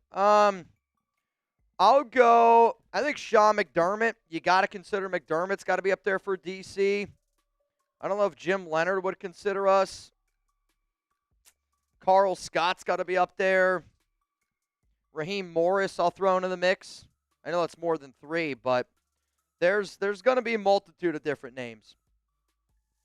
Again, I have a show built for if they hire Webb, if they hire Kubiak. If they hire one of those guys, I'm going to have to make another. But I would say if you're going to bring in Kubiak, you also, in my mind, it would be smart to bring in a defensive coach who maybe has had some past head coaching experience, but also at the same time, if they wanted to bring in a young, innovative, defensive-minded coach like a Carl Scott, I think you'd have to buy into that idea as well. Maybe they want to bring in somebody from Michigan ties. I don't know. Maybe Chris Partridge. Darian, Mitch, which veteran quarterback do you want to bring in to teach Mendoza how to be an NFL quarterback? My money is on Tyrod or Bridgewater. Oh, Raiders. So I basically put 2 names down and when I did a video. If anybody wants to go check it out, I put out top offensive free agents, top defensive free agents that I want the Raiders to sign. I did top 3 players at each position. So one of those was Teddy Bridgewater because, again, Bridgewater knows his role. His role is I'm not going to be a starter. I'm literally just there to be able to help out our guy Mendoza. The other name that I put into the mix, if you want to spend big, but this was not even to build with Mendoza, so it's not him. I put Malik Willis, but Malik Willis' name in there is because he's the number one quarterback. So if you wanted to bring in a coach that doesn't want to draft Mendoza, Malik Willis is why he's in that video. And then the other thing that I put in there is it just depends on the head coach and offensive coordinator. And hear me out. I know he's not a free agent, but Jacoby Brissett, for example, right? Jacoby Brissett was somebody that learned underneath Tom Brady in New England. And I know Brady really trusts Jacoby Brissett a lot, and he's a really solid professional. The only reason why I don't really think we need to go out and break the bank on a quarterback is because you kind of already have a very smart, good teacher in somebody in Aiden O'Connell. I know Aiden's not a veteran, but I do believe the way that Aiden approaches the game, he's going to be in the league for a long time. According to a report, the Steelers are expected to hire Patrick Graham as their defensive coordinator. So it looks like PG could be getting his job. I don't know if it's officially official yet.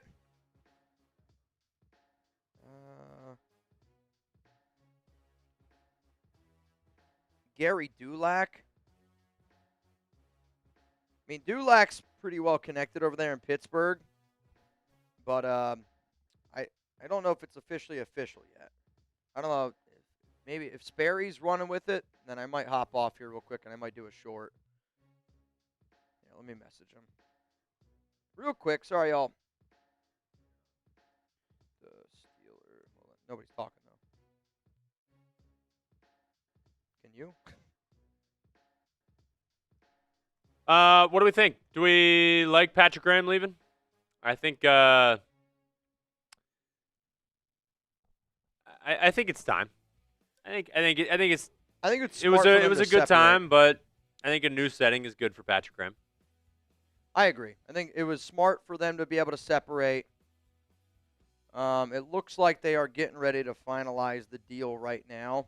So here's what's going to happen. I'm just going to hop off real quick. I'm going to make a quick short on the Steelers finalizing a deal with Patrick Graham, who was our defensive coordinator. In terms of this question here, no. I have no interest in anybody from Lombardi. The Lombardi family hates the Raiders, and I don't want any more Nepo hires. So I am no interested in Joe Lombardi. And if anybody from the Lombardi family's got a problem with anybody from Raider Nation or the Raiders, again, I'm not hiding. You know where to find me, at Mitchell Renz 365. I'm sick and tired of the Lombardi family coming after the Raiders. All right, I'll be right back. I'm going to go film something on Patrick Graham. All right. Make sure you subscribe because Mitch is about to film a short right now that he's going to post while we're live. So you get the best Raiders content all offseason long, all year long. He never stops. Chat Sports never stops. But, yeah, Patrick Graham looks like he's going to be going to the Steelers. I think that's good for him. I think it's oh no, I dropped my I think that's good for Patrick. I mean, all power to you. Thanks for what you did in Las Vegas, and I think at some point, sometimes everyone just needs to go their own way. You know what I mean? If you guys don't know the deals today, Super Chat or Venmo to get on screen. We are actually doing, you know what, let me show that. We are actually doing a nice little deal today for you guys. Shout out to, one second here. Shout out to, oh my God, why can't I find that? One second. Man. S-Mac losing Patrick Graham was a mistake. I think it's time to, get going. And find a different DC and sort of not clean house, but a little bit. Sort of just restart. A little bit of a refresh, especially with a new quarterback coming in. And Amon, I'm sorry. I was like, I couldn't remember. But Amon said, if we could give away a Fernando Mendoza shirt to somebody in the chat. So that's what we're doing. If you send in a super chat, just one super chat. If you send in multiple, it's still just one entry so that everyone has a chance, so that everyone has their name in only once. But you send in a super chat or a Venmo, you get a raffle entry for a Mendoza shirt. We're going to raffle it off at the end of the live today. And if you also get in the duck race, that's how you get your name in twice. So if you get in the duck race and you send in a super chat, you'll get in twice, a chance to win a Fernando Mendoza shirt. Now, it's not a jersey. That's the only thing. What it is our fantastic team here, our merchandising team, our graphic design team, came up with this shirt. The 1 and the 5 for the I and the S on the Raiders. It's awesome. Comes in white. Also comes in black. I can show a zoomed in of the design. Shout out to Arnold for making a great shirt here. And yes, he hasn't been drafted by the Raiders yet, but I would put a lot of money on the Raiders taking Fernando Mendoza. You don't buy out a suite at the national championship to watch this guy play and not draft him number 1 overall. But yeah, if you guys want that, let me put you'll get a chance to win this shirt. We're going to give one away. But if you want one for yourself, they are on sale right now. Chatsports.com/Fernando, Chatsports.com/Mendoza. I'll throw the link in here. If you guys want a shirt, by all means. They're actually really cool. They're not like a bad quality, like a Fruit of the Loom or like Gildan or whatever. It's actually very, very nice quality. So Mitch has one. So he's worn it in a couple of videos so far. But if you guys want that, chatsports.com/Mendoza. All right.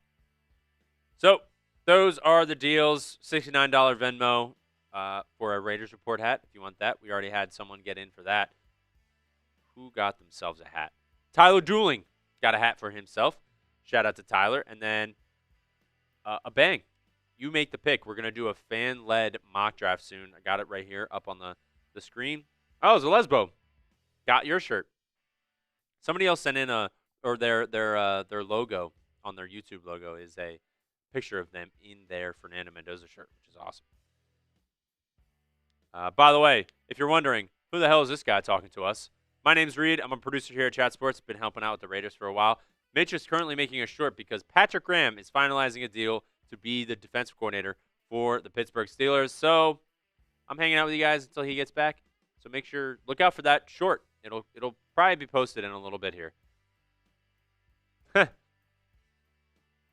Aristocrat Raider, trade the first pick. Who's going to be the quarterback then? Because you got to have a plan for that. If you're not going to draft Fernando Mendoza, who's the quarterback of the Raiders? Kubiak isn't head coach material. So what I'm getting at is you're just a troll. You're saying opposite of everything that we're talking about. It's a fun way to do life. It's cool. I like it. AOC is the head coach or the starting quarterback for the Raiders. You do that, man. Hey, everyone has their opinion. Some are just not right. I'm just kidding. Read the GOAT as Mitch. I mean, I do my best. Mitch is a GOAT, though.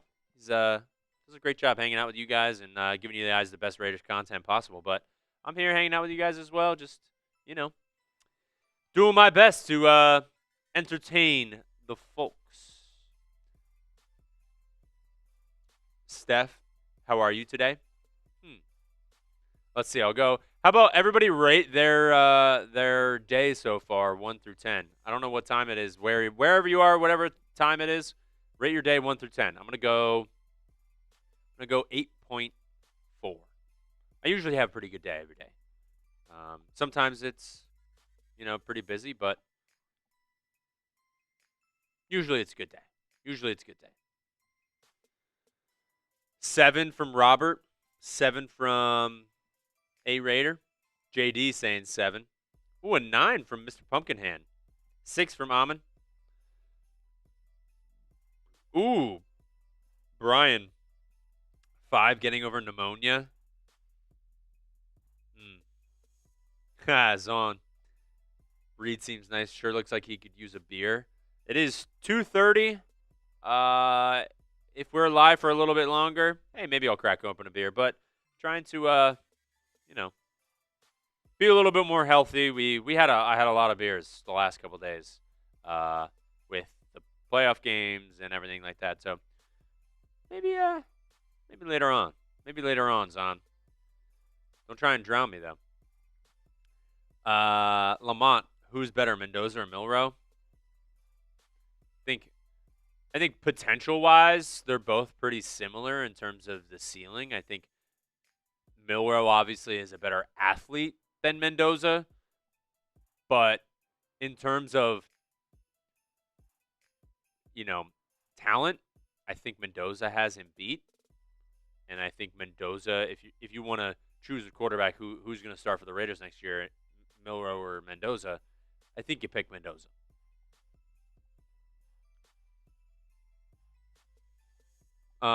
J. Ross, who's my favorite football team? Let's see. If somebody says it, I have two. If somebody says it in the chat, I will say yes, or I will respond to it. Isaiah said a 6 or a 7 out of 10 for your day today. I like that. Not too shabby.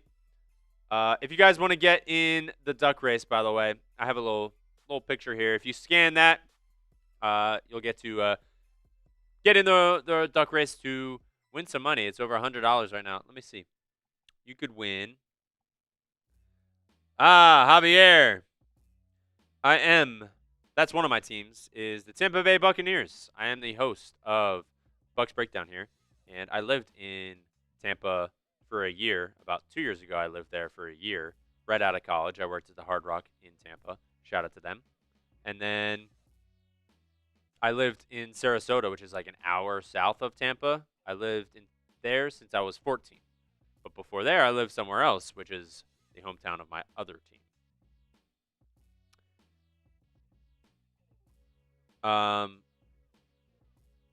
Adriana, Mitch and Reed. So if we were to hire Kubiak, why does he hire to help him out? Or who does he hire to help him out? My day, 8.5. It would be better if we find Kubiak for sure coming to the dark side. Yeah, that would be a lot better. I do think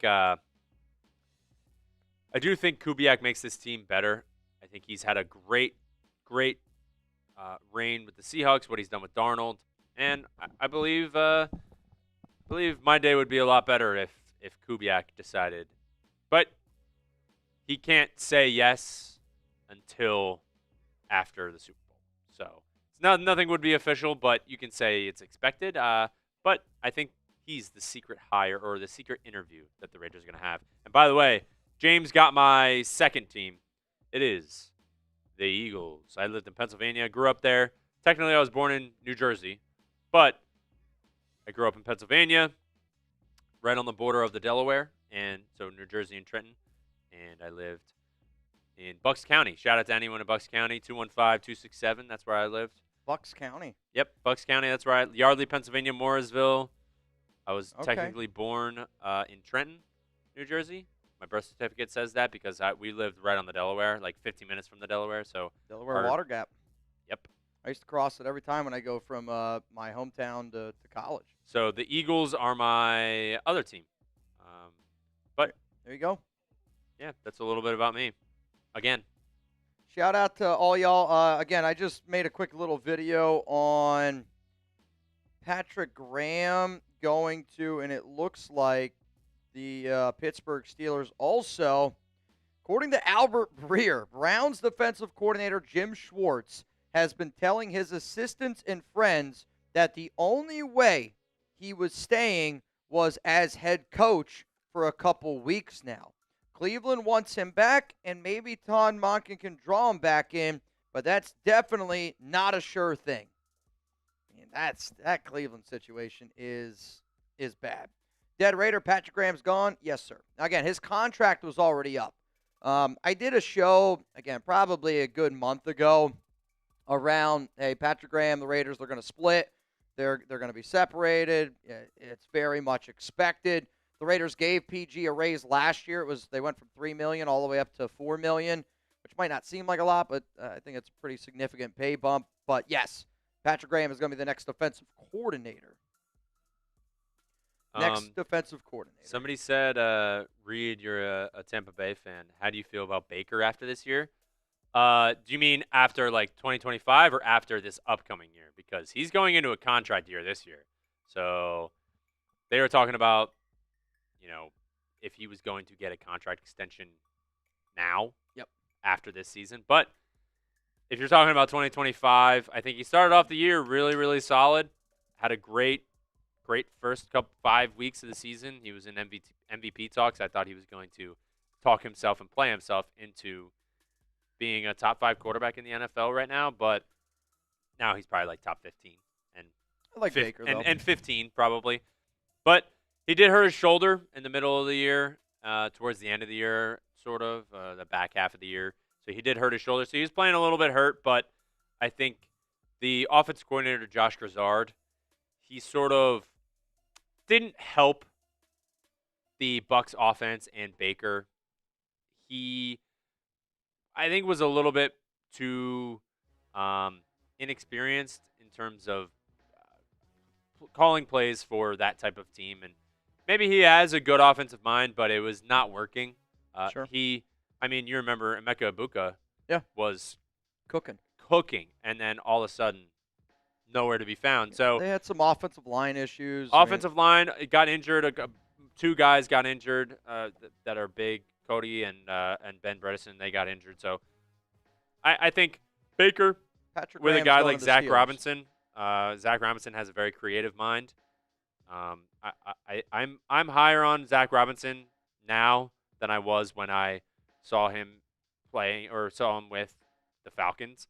Falcons, they didn't know what to do with their quarterback. So he worked with 2 different quarterbacks, not knowing which one. Sure. Comes from the McVay Two tree. vastly different play styles. Yeah. So I think you give him another chance, and I think you give him a guy like Baker and this offense because it's a high-powered, fun offense. I think they got to stay he'll healthy. Have some, when you lose your good times. when you lose Evans, you lose Godwin. Yeah. That hurts. Ryan, aside from Colton and JPJ, are any other offensive line starters on our current roster? Rodgers, Grant. Here's the thing. I'm looking at, to me, Colton's your left tackle, no doubt about it. JPJ, I think the only way JPJ is not your center is if you bring in Tyler Lindenbaum. If you bring in Tyler Lindenbaum, then I do believe that you could use JPJ as left guard, right guard. From a other spot standpoint, I'm bringing in 2 starters on the offensive line. That's how I look at it. And then I think between your Charles Grant, DJ Glaze, Caleb Rogers, that's 3 players that you drafted in the 3rd round, all on rookie contracts. I think that out of those 3 players, one of those guys got to be a starter. So let's just say it's Charles Grant. You put Charles Grant over there at right tackle, then you got to be able to go out and you got to add 2 extra offensive linemen in free agency. But you have over $100 million to be able to do it. Maybe we get lucky and maybe Rodgers, maybe Glaze get it going because Glaze was a lot better as a rookie than he was this past year. And what's really hard about the offensive line evaluation is you almost have to crumble up everything you saw from last year because of how much of a disgrace Carmen Brasillo is to the word offensive line coach. And you have to throw it out the window because this offensive line was a top 16 O-line with Joe Philbin, and it really wasn't all that much different. Sports 101. I'm attending Fred Bilenikoff Hall of Fame and golf event in Vegas in April. Is that something you attend? I won't be there unless they invite me to go, I guess, if they wanted me to go. 2 reasons. 1, I'm horrible at golf. Nobody wants me on their golf team. 2, the way that I treat my year is like it's got to take a lot to get me to leave in April. And I only say that because my mind's all in on the draft. Like May, June, and July is when I have more opportunities to travel. I have more opportunities to go do things. But if the Raiders, if Fred Bilenikoff, if somebody reached out to me from that organization and said, hey, I'd love to have you there, I would put it up here on the show. I would show up and show some love. But Do I plan on going to that now? No, I do not. The only thing that I really have planned on like going to is the Raiders Gala, which is in May. I know last year Stevie Wonder, he performed there. I don't know where it's going to be. I don't know if it's going to be exactly at Allegiant Stadium again, but I'll be at that. I know I'll be at the Raiders Gala, but that's kind of like invite only. I don't think that you can just show up to that. If you want to take a break, I can tell them about Prize Picks. Yes, actually, I was going to say I should go pee real quick. All right. All right, I'll be. Let's see if you seconds. make it back in time. In time when I'm done reading about Prize Picks. All right. All Ready? right. Set. Ready, set, go. The big game is almost here, and there's no better way to cash in during America's biggest sporting event than Prize Picks, where it always feels good to be right. And since the big game is right around the corner, that also means it's your last chance to get into the football action before next season. So, close the season out with Prize Picks by getting $50 instantly in lineups when you play your first $5. Find your community on Prize Picks. With the new social feeds feature, you can share your Prize Picks with your friends, copy lineups from winners with a single click. Copy lineups you like or use them as inspiration for your own picks. You can even follow Prize Picks partners like us and tail or fade our picks with just one click. Do you miss fantasy football? I know I do. I used to. I have to get used to not clicking the fantasy button on my phone because there's nothing to look at anymore. But Prize Picks lets you play fantasy football every week. Pick your favorite players and win when they hit their projections every week. Prize Picks puts their users first, so all withdrawals are fast and secure.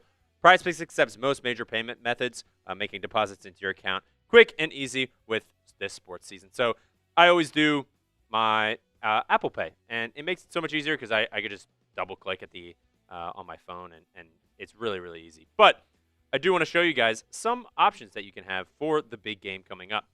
Now, we got some Sam Darnold, Jackson Smith and Jigba, Kenneth Walker, Drake May. It's a little too far away from the big game for me to put in my projections or put my lineups in yet. I'm going to wait until it gets a little bit closer. But if you guys want to download the Prize Picks app today and use code CLNS to get $50 in lineups after you play your first $5 lineup. That's code CLNS to get $50 in lineups after you play your first $5 lineup. Prize Picks, it's good to be right. RJ Paradise, you know it's very good to be right. I hope you guys download Prize Picks. I play it almost every day, not every day, but every sports occasion that Prize Picks has. I like to do it. NBA, I do a couple times. I did it for the playoffs as well, and Mitch does as well. So it's a lot more fun to root on a game that maybe you wouldn't be interested in before, but Prize Picks gets you interested because you could win some money. Back. You're back? Back. Yes, we are here. If you guys did not see Patrick Graham going to the Pittsburgh Steelers. Again, that shouldn't be new information in terms of Patrick Graham leaving. The new information is that Patrick Graham is joining the Steelers. If you did not know that Patrick Graham was not returning, I would say that you haven't been subscribed to the Raiders Report for very long. I would say I put out a video probably a good month ago that PG and the Raiders are going to be splitting. And, that's why you hit that subscribe button. Hope that you guys know that. Yoda, I've always wondered if CLNS is an acronym for something. It's actually the media agency that we work with. So they came up with CLNS, and we've told them pick something else. Joey John, Mitch, off-subject topic. What are your thoughts on Bill Belichick not getting into the NFL Hall of Fame? We actually talked about this a little bit earlier on the program, but I think it's pretty sad, quite frankly. I've said up here and I've said before, I don't think Bill's the greatest coach of all time because he had Tom Brady. But I do think Bill should get more credit for those first 3 Super Bowls. Brady should probably get more credit for the last 3. And I'll say it like this. If you are a voter and you didn't put Bill Belichick in as a first ballot Hall of Famer, somebody with 6 Super Bowl trophies, I think it's kind of sad because I think it's recency bias. I also think because of everything that has gone on around Belichick and his girlfriend over the last 2 years might cloud some people's judgment. But I'll say it like this. If you voted to not put Bill Belichick in the Hall of Fame, I just want to know who you are, because I think that you should have to come forward and explain yourself. And if you're willing to come forward and explain yourself why you did not put him in, I think you deserve to keep your ability to keep voting. Because at the end of the day, you got to have people to have free speech. Vote, you got to be able to do it, right? If you're unwilling to step forward and admit that you didn't put Bill Belichick in the Hall of Fame, I think you deserve to lose your right to vote, because it's a black eye, and it's a really bad look. And that's coming from somebody that, again, man, I feel like I've been a little bit more on the critical side of Bill Belichick, because I don't think he's the greatest coach of all time. He's got a losing record outside of having Tom Brady, but also at the same time, if he's not a first ballot Hall of Famer, who is? Yeah, I struggle with it. So this is where that opportunity is. If you voted to not put him in, I think you should step forward and explain yourself. If you don't have the balls to step forward and explain yourself, then you shouldn't be in the voting process to begin with. Yeah, Yoda Jenkins. What up, Real Cowboy? How does Eli Manning not make the Hall of Fame?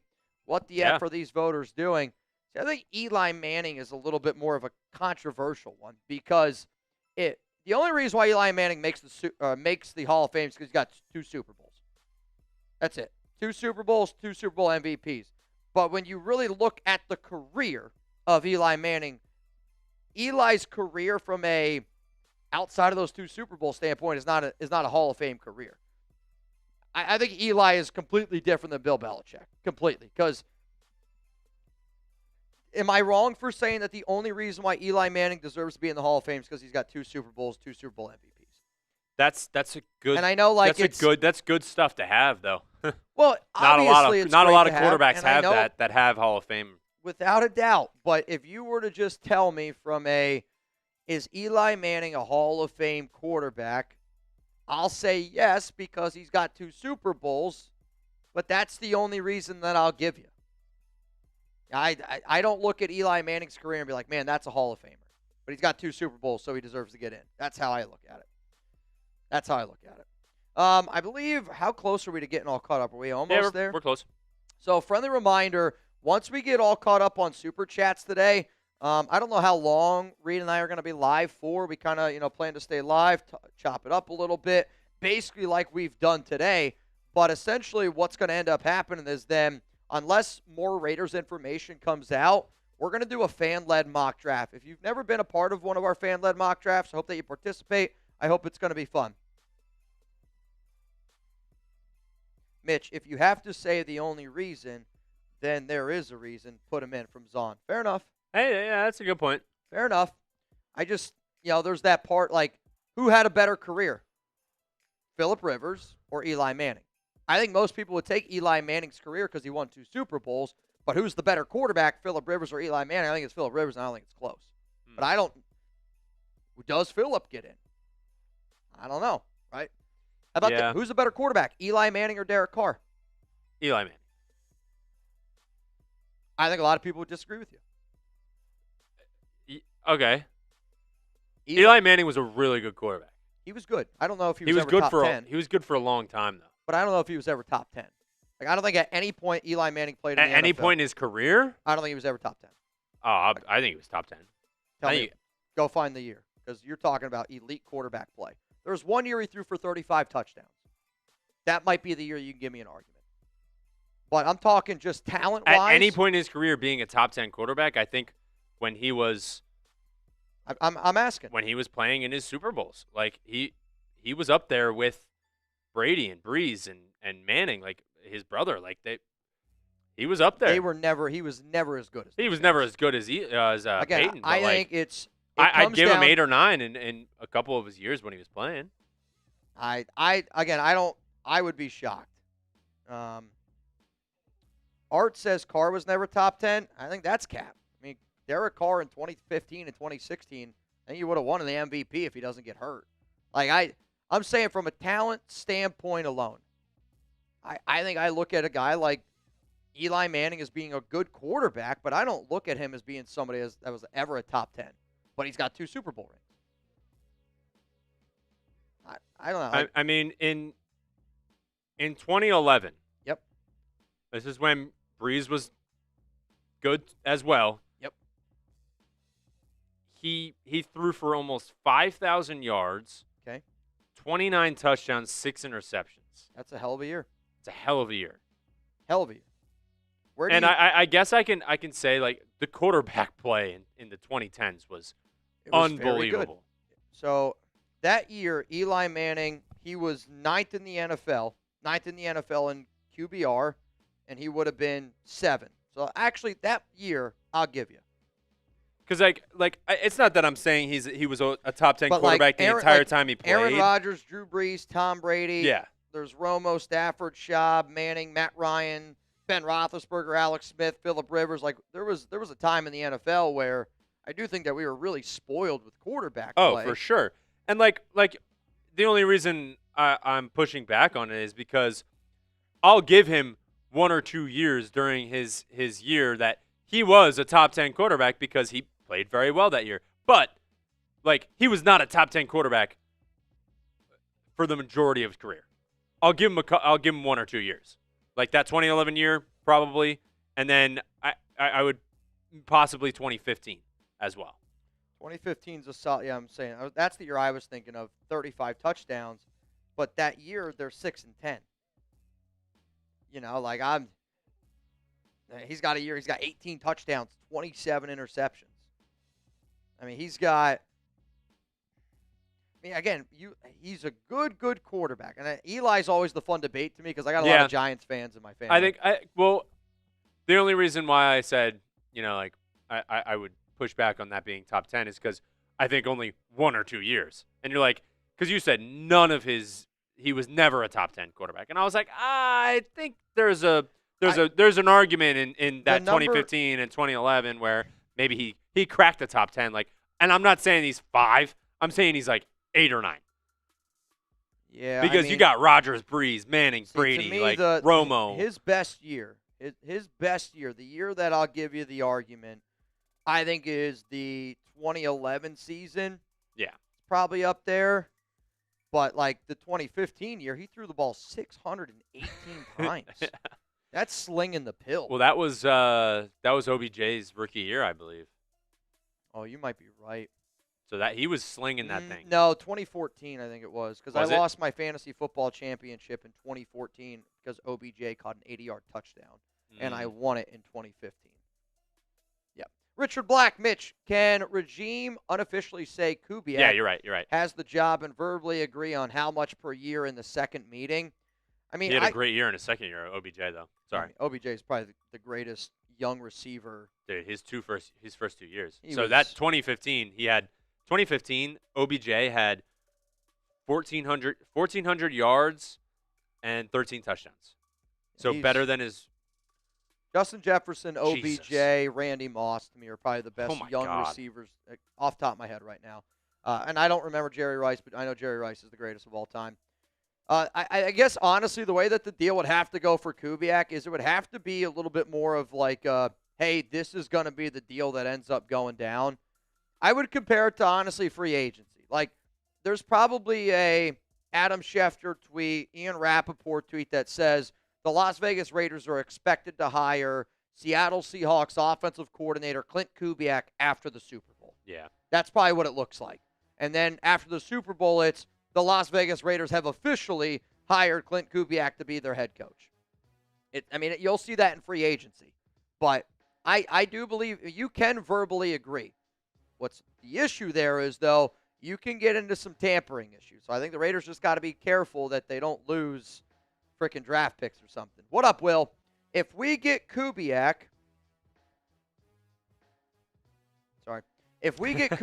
there aren't many great supporting coaches left to surround him with.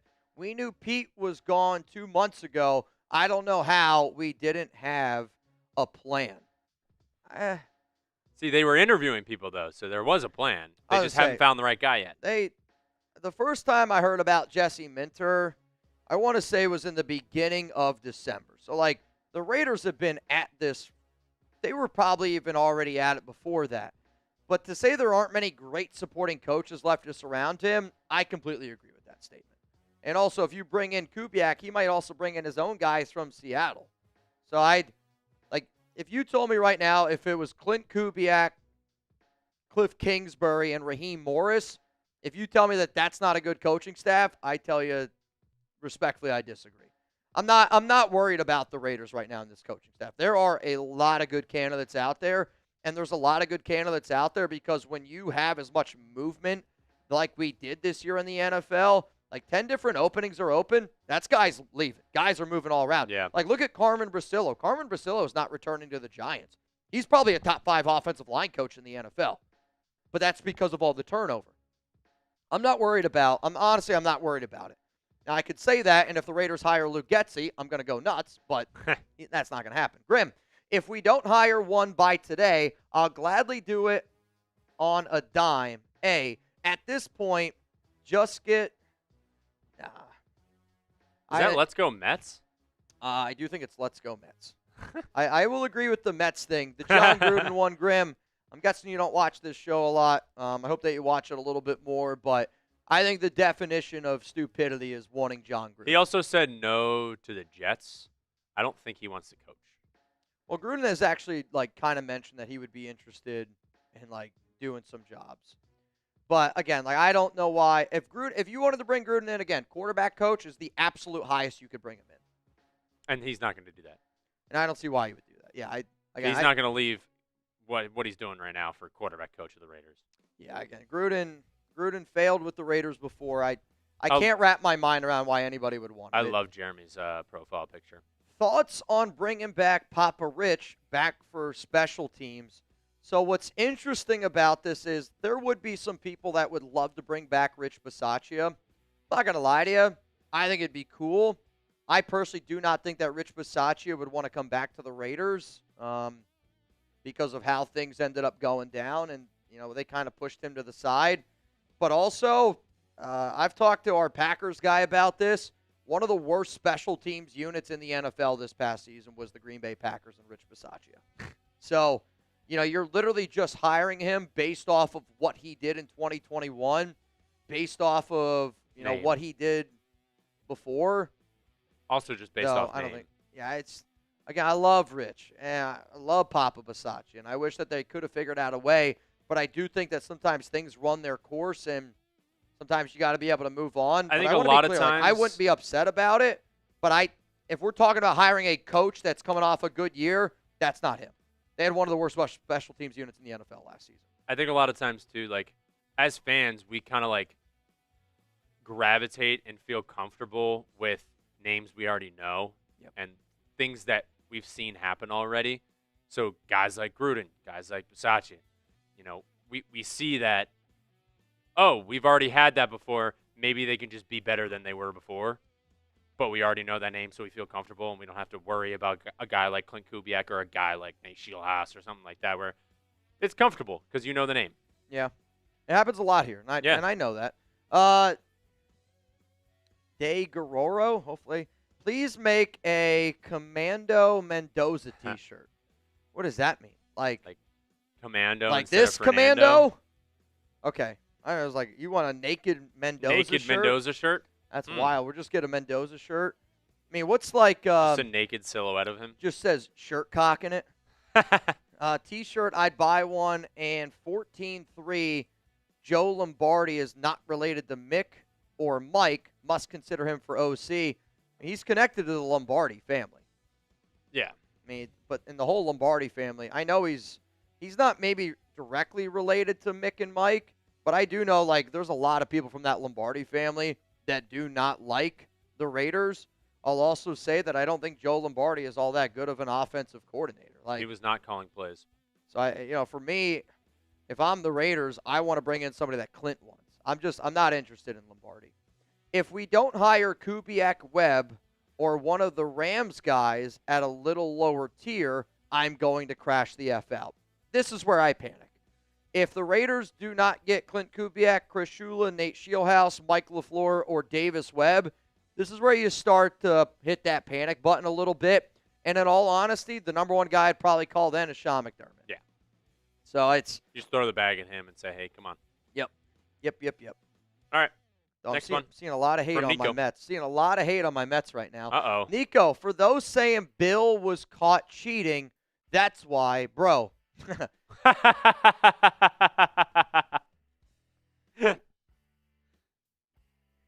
Yeah. Again, I think that sometimes I've heard this argument that Bill got caught cheating, whole Deflategate and all that. I think the NFL has turned a blind eye to a lot of things. I Can't tell me otherwise. I also think, are you gonna diminish Brady's Super Bowls, a couple of his Super Bowls, because of Deflategate, or diminish how he was as a quarterback? No. Yeah. I'll just say this, G-Warb, I don't know what you're saying, but just, again, dude, you're here at the Raiders Report. If you're going to talk smack, I'm probably just going to put you in timeout. I just see a lot of stuff coming from you. So I don't know what you're saying. I don't know what you're saying. Nico. This honestly made me think of like Anchorman, like, yeah, Brick killed a guy. I saw that. Stabbed him in the heart with a trident. All right. Are we? We got. I think we're almost all caught up. Yeah. As soon as we start getting caught up, and then a couple people ask some more questions. Shout out to Nico. Also, shout out to L.A. Crash Dog. Bang! It's Gunny. I don't think you're being honest. I think you're being a dick. I think there's a difference. I think there's a big, big difference. Shout out to L.A. Crash Dog. I know. Shout out to my guy, Gunny.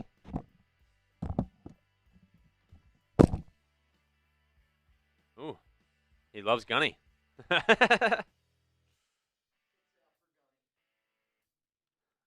Oh, it's lagging. Just kidding. Here we go.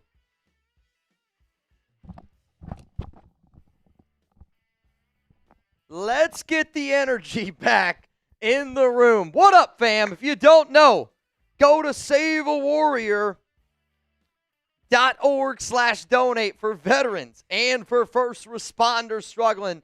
If you don't know, make sure you tell them Father Tom sent you. My guy Gunny has done a lot of great things. I think the Raiders Report has done a lot of great things. Shout out to my guy, L.A. Crash Dog. Am I putting you guys to sleep? That's on me. That's I'll try to bring, again, I'm not saying I always try to bring the energy. I do always try to bring the energy. Not usually live on Wednesdays, so it's throwing it off. I've been I'm not trying to make an excuse, but my sleep schedule has been so effed up because of the coach. Well, because I just sit there and I'm like on my phone constantly, and I go to bed at midnight, I wake up at 6. So like I have to do that because in my mind. So if you're the Raiders out there and you don't want me to cover something, drop some news between midnight and 6. Yeah. But like I'll stay up and I'll wait for it. So my sleep schedule right now has been. Well, now you're gonna wait. Now you're gonna stay up till 1 because you just told them that. So. If I have to. And yeah, this might sound weird, but like when you're live, it just takes a lot more energy out of you. Yeah. You're a little bit more animated. It is what it is. It is what it is. Yeah, we might have to put G-Warb in timeout. He seems like an angry elf. Shout out to my guy, L.A. Crash Dog.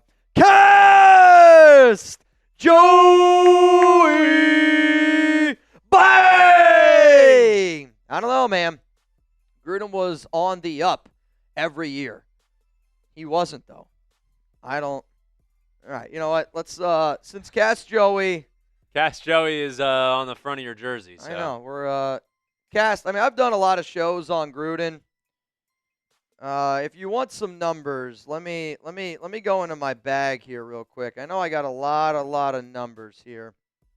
All right. Here are some of my favorite numbers on. So, if you go, can you go into the player card area? And then you're going to scroll over where my cursor is. Okay. It's the 589th file. Okay. So if you could go there. That was a while ago. Yeah, I did a show on this. It was definitely a while ago. So it's 589. Got it. And then if you control F in listicles, you'll see. Let's go that one in 245 on listicles. And then, Got that. and then if you could go all the way down to right here at 725. 725. You got it. All right. So I'm just going to throw out some stats out there. Gruden was on the up every year, which is completely false. His offense was always top tier with mediocre talent. Prior to Ruggs, we were winning and playoff bound. Also not true. I would bring him back only if he's not in complete control of the draft. Bill also got robbed, and it's let's go Dodgers. Nah, it's let's go Mets. Honestly, the Dodgers are ruining baseball, and I hate being that guy. I think the Dodgers are going to be the reason why baseball won't happen next year. So here's what I'm going to show you. And again, this is why I want people to watch this show. I want people to hit that subscribe button because I do think I think people like Gruden because they find him entertaining, and I don't think people really truly remember how bad he was. Like, again, I'm shocked how many people want to coach that, one, had a losing record with the Raiders. He did. He was 22-31. That's not good at all. He also traded away Khalil Mack to do a full-on rebuild. So why would you want to bring back somebody that already failed once at a rebuild? He was bad in free agency, overpaying for players left and right. He was horrific in the draft because based on reports, Mayock drafted a lot of the guys in the later rounds. Gruden one of the guys in the first round. The first round busts were over and over. You look at a lot of the trades that he did. A lot of the trades did not work out either. So I think trades, free agency, and draft, Gruden failed in all three of those aspects. So I think typically what people say is, this was a team that started getting going a little bit in the right direction, but I don't think that that's true at all because Gruden was terrible in December and January. So here's going to be a stat. And I know I put this out here before. I know I've put all this information out, but I know that not everybody can watch our shows. So 55 coaches since the merger have had 35-plus regular season games in December and January. John Gruden's .388 win percentage ranks 54th out of 55. He couldn't make in-season adjustments. And when you go back and you look at a lot of the John Gruden offenses, you go back and you look at a lot of the John Gruden seasons, those teams started out strong, and then they fell off a cliff. Why? Because good coaches know how to make proper adjustments. And Gruden did not know how to do that with the talent that he had at hand. Also, think about the offensive line that the Raiders had at one point when Gruden first took over. That offensive line was significantly worse by the time he left. Right now, the Raiders, we need an organization that can build an offensive line. So Gruden takes over in 2018. They go 4-12. Then in 2019, they started 3-2, finished that season 7-9. In 2020, you started that year 6-3, finished the season 8-8. Then you start 3-0. You lose and you go to 3-2. Then John Gruden is out. I think it's kind of I honestly think people just don't remember how John Gruden was when people say, hey, this was a Raiders team going in the right direction. I just don't know how you possibly say that when every year it was the same song and dance. And sure, we don't know how this year would have turned out. And when Rich Bisaccia ended up taking over, this was a team then that ended up going on that playoff. They got a playoff game. But I don't know how you sit back and go, we were going in the right direction when you were 3-0. You lose back-to-back games, and then John Gruden was out the door. Like, to me, I want my coach to be playing his best ball in December and January. And why I just struggle understanding the John Gruden love is you can't tell me that he didn't fail in free agency. You can't tell me that he didn't fail in the draft. You can't tell me that he didn't fail in trades. You can't tell me that he didn't fail a rebuild. You can't tell me that he had a winning record, and you can't tell me that we were going in the right direction because I just showed you the stats that proved that we weren't going in the right direction. So, I don't know. I can't wrap my mind around why people love Gruden outside of the fact that he's super entertaining. And he is. I think he would be really cool in a college football setting. I think he should stick with television. And Cash, you're my guy. I also love the fact that Cass is never afraid to give his opinion. Yeah. And it's something that I always appreciate with people on this show. That's what this is for. Right? At the end of the day, I want people to give their opinion. I don't want people to always agree with me. I want people to be able to have that back and forth. But, to me, and I've said this before, people that want John Gruden are like flat earthers to me. I'm not going to be able to change your opinion, and that's okay. But also, when I hear people let's bring back John Gruden, I think of, you think the world's flat. I'm just telling you it's not. If you want to believe it, you can believe it. But you can't give me an argument out there. I don't think that there is a single person on planet Earth. In fact, I'll challenge anybody right now. If anybody out there can give me one reason why John Gruden deserves to come back as a head coach, I'll throw back a beer right now. I'll do 50 jump, whatever the hell you want me to do, because I actually don't think that you can do it. Why John Gruden deserves to come back right now for the Raiders head coach. I don't think it's even possible that you could give it to me. No way. And I think the only reason why, again, Gruden gets brought up is because, one, people are going to click on it. I do think people love Gruden because he had that Raider mentality, and we wanted it to work out. But at the same time, like, I don't know how anybody should want Gruden back. At the same time, shout out to yesterday's MVP cast, Joey.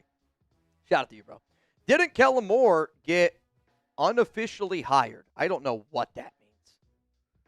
Are you saying like Kellen Moore got last year for the Saints? Yeah. Okay. No, yeah. So last year he agreed to be the Saints head coach before the season was over, like before the Eagles. So and that came up. I remember that coming up where they were like, "Oh, is he not going to be focused on the Super Bowl now?" Sure. And everyone was like freaking out. It's like, no, he just agreed to leave next year. It's fine. But I think they've seen that happen before. The Raiders have seen that happen before. Klint Kubiak has seen that happen before. I think that's why everything's kind of hush hush right now. Is maybe Klint is like talking to the Raiders and is like, I would love to be the head coach. And maybe we talk about it a little bit more, interview again, blah, blah, blah. But let's keep this on the down low. I don't want my team right now to get unfocused on the plan ahead of win a Super Bowl, beat the Patriots, and win the whole damn thing, rather than focusing on me, which I love. If you're a Raider fan and you want, your future head coach, you want him to focus on what he's doing right now, then he'll move on. All right, rise of Lava Hound. All I'll say is this. Give me some talking point. Give me some context then. Because what's the context? I don't, again, give me context. Give me some context. You can't just keep spamming the same thing over and over again. If you're going to say it, then give me context. That's all I ask. Kent, I was on the 10-yard line at Miami. Hoosier game when Mendoza hit that tutty. He's a dog. Dude, that's sick. That's awesome. What's so crazy about that play, it was a pass play. Yeah. They gave him the option. They called timeout. They talked about it, and he was like, hey, if I see two high safeties, that's kind of the look that I want, and I know I could go out and get it. Again, we always say just win, baby, commitment to excellence. I think that play is the epitome of what those two phrases are. It's like, I'm going to do whatever it takes to win. I'm going to do whatever it takes to be commitment to excellence. I think in that breath is you're just not going to say no to me, but also it's the commitment of before the play you call timeout, and now you know exactly. It's that quick decision, dude. And that's what makes Mendoza so good. It's hike, and in that instant, he knows what he's got. Not everybody has that. Not everybody has it. You got Darren. Darren said, Gruden stripped down that whole team. Can't hold first 3 years against him. I completely disagree with that because why can you not hold the first 3 years against him? I get it was a 10-year, $100 million fully guaranteed job, but when you miss and the amount of times that they missed also, the Chargers just completed an interview with Jim Leonard. How can you not hold the first 3 years against them? Right? Your job in the NFL is to win and show improvement. Gruden never showed improvement with those teams. If anything, again, he kept drafting these gigantic busts. Khalil Mack, think about what we gave up for Khalil Mack. And think about all the first-round busts that were a part of John Gruden. I think that shows he's a poor talent evaluator. I'm not saying he's a bad coach. I just think he's bad to want to bring back. To me, wanting to bring back John Gruden is wanting to bring back your high school girlfriend. appreciate the years, but why would anybody want to bring him back? Trevor Williams, Jim Plunkett, and Eli 2 Super Bowls.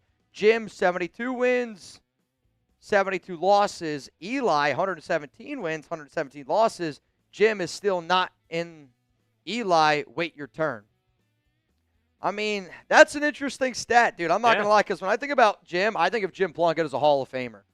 So that kind of goes against everything I just had with my own Eli argument. That kind of goes against it. I like when people do this. It's the eyeball type of thing. It is. I mean, a lot of times it is the eyeball test. And I guess, again, for me, growing up, I hated Eli because I was an Eagles fan. Oh, really? Fan. See, I liked Eli. No, I hated him because he was good. Yeah. That's the reason why I'm like, yeah, I think he's a Hall of Famer, because every time we played him, I was like, God, he just tore up the offense, or tore up the defense, I mean. So that's all I remember hating Eli. Throwing interceptions. He also every time they would cut to him, he looked like he was crying or about to cry.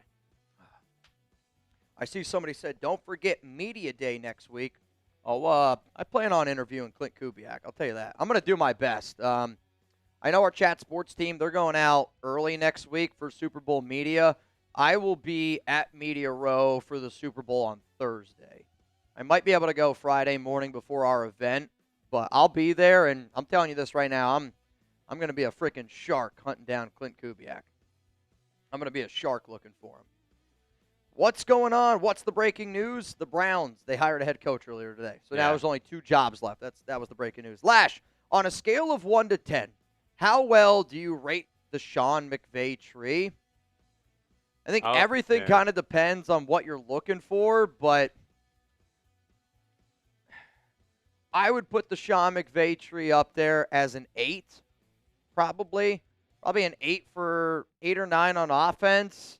Maybe 7 or 8 for defensive-minded coaches. I don't know how accurate this is, but this is kind of cool. I just found this. Hold on. What'd you find? Like a web, funny enough. A web of Sean McVay. All right. So this is really interesting. Where is McVay? There's McVay. He's right there. So Liam Cohn. Zach Taylor. Zach Robinson. Bobby Slowick. Kevin O'Connell. Like, there are some good names Kevin O'Connell in here. coming out of there. Dave Canales because of Shane Waldron. Yep. Luke Getsy's in there. Yikes. He's coming from Matt LaFleur, though. Yeah, that's on the other side. Yeah, so McVay, it's Zach Robinson, Kevin O'Connell, Liam Cohen, Zach Taylor, Shane Waldron, Brian Callahan, Dave Canales also. And that's the McVay tree, but also everything else is because Mike Shanahan, Sean McVay was with him as well. He comes from that tree as well. So all these guys up here, it's unreal. I mean, I think the other part about the tree, it's not so much about, I think, the tree as like an overall whole. I do think it's like you got to look at who Sean McVay is, and do you think he's a smart coach? The answer to that is yes.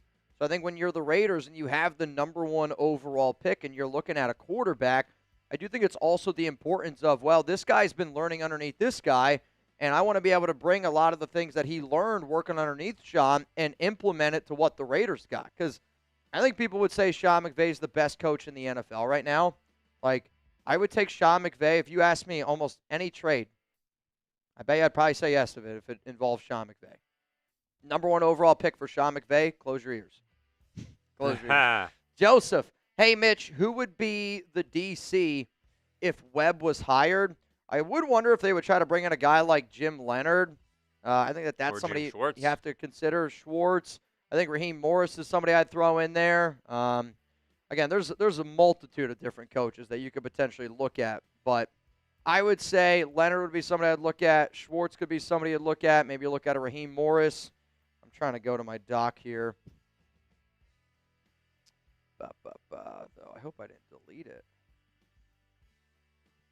Did I accidentally copy over it? That'd be a disaster. I'll have to look. The Canales comes from the Pete Carroll tree. I mean, the tree, the roots, the branches, they also come from different trees as well, so it's okay. Oh, man, I'm going to have to revert my history. Oh, no. I'll figure it out. Did you mess all your stuff up? Yep. Oh, no.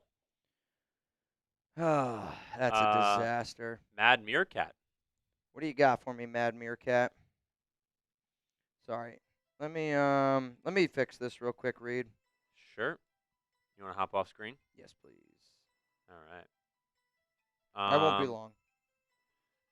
Let's see. Mad Meerkat, shout out from South Carolina. Went to Dallas in 2021 for Thanksgiving game. They won in OT. Found this channel, then been watching Raiders Report ever since. So I'm assuming you're a Raiders fan because you're not. Did the Raiders play the Cowboys in 21? Is that why you were there? That's awesome, dude. What did you think of Mad Meerkat? If you're still in the chat, what did you think of AT&T Stadium? Do they call it Jerry World? I don't know what Jerry World means. I've actually never been to the Cowboys Stadium. What do you mean you don't know what Jerry World means? What? What do you mean you don't know what Jerry World means? Is that just what they say about the stadium? Well, it's Jerry Jones. Yeah, that's what I'm saying. Yeah, they call it Jerry World. Just the stadium or like that area? The stadium. Okay. Jerry World. Yeah, sorry. That I didn't know that. I know Jerry World meant the stadium, but I didn't know if it meant like that area over there is Jerry World. But so you've never? I mean, have you been to Texas Live? No. You've never been to Texas Live? No. Oh my Lord. Definitely got to go to it. I've been to 2 Rangers games though. I mean, Those are fun. The Rangers field's okay. It feels like a mall when it's closed though.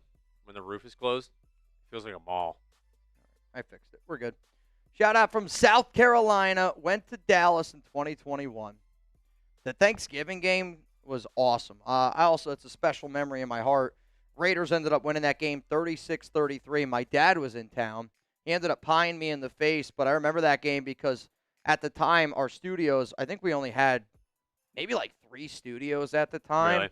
And it was me on one side, Tom on the other. And Tom was like 2 seconds ahead of me. Oh. So, like, I would hear certain things. And obviously, they won 36-33. I feel like Carlson was a big game because I can remember Carlson eating like a turkey leg. And crazy game. But, yeah, my daddy pied me in the face. And then when we're walking home, I walk in. I videotaped it on my phone, and I posted it on my IG story. And I walk in the house, and Alex is so excited to see me because I'm coming home from work. And I just walk in, and I'm like, Raiders. And her first response is, no. So that was a big game, man. Big game. Alfredo is an OG watcher. Biggest reason I watch this show and have mad respect for your work ethic is because you back up everything with facts. A lot of things are always thrown out there with no information to back it up. Keep up the great work, bro. I mean, don't get me wrong. I put out a lot of my opinion, right? And I said this yesterday, like in a tweet, because somebody was coming after me, and I'm like, listen, dude, like shoot or shoot, right? I'm up here to give you guys my opinion. I wouldn't want to watch a show where a guy is too afraid to give his opinion. And when you do that, like you're going to be right, you're going to be wrong. But I like to try to back up why I think the way that I do with as much information and as much, stats to prove it. But I could sit up here and I could give you all the reasons why Geno Smith should have been a good quarterback this season. And there was a lot of numbers that proved that he was a top 10 quarterback from a lot of metric standpoints.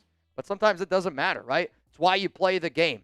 You could go out there and you could line up and you could see this team should beat this team every single time, but you still got to go out and play the game and you got to do it. But I do this show, and I hope people subscribe because I love doing it. And I hope people know that I put a lot of time, I put a lot of energy, put a lot of passion into it, but it's also because you guys put a lot of time, a lot of energy, a lot of passion into it. So I always try to match it, and I feel like I like to bring that energy because you guys bring the energy. And like on a day, if you guys think like, oh, man, he's getting tired, figure out a way to wake me up. And you guys always, always, always try to bring it.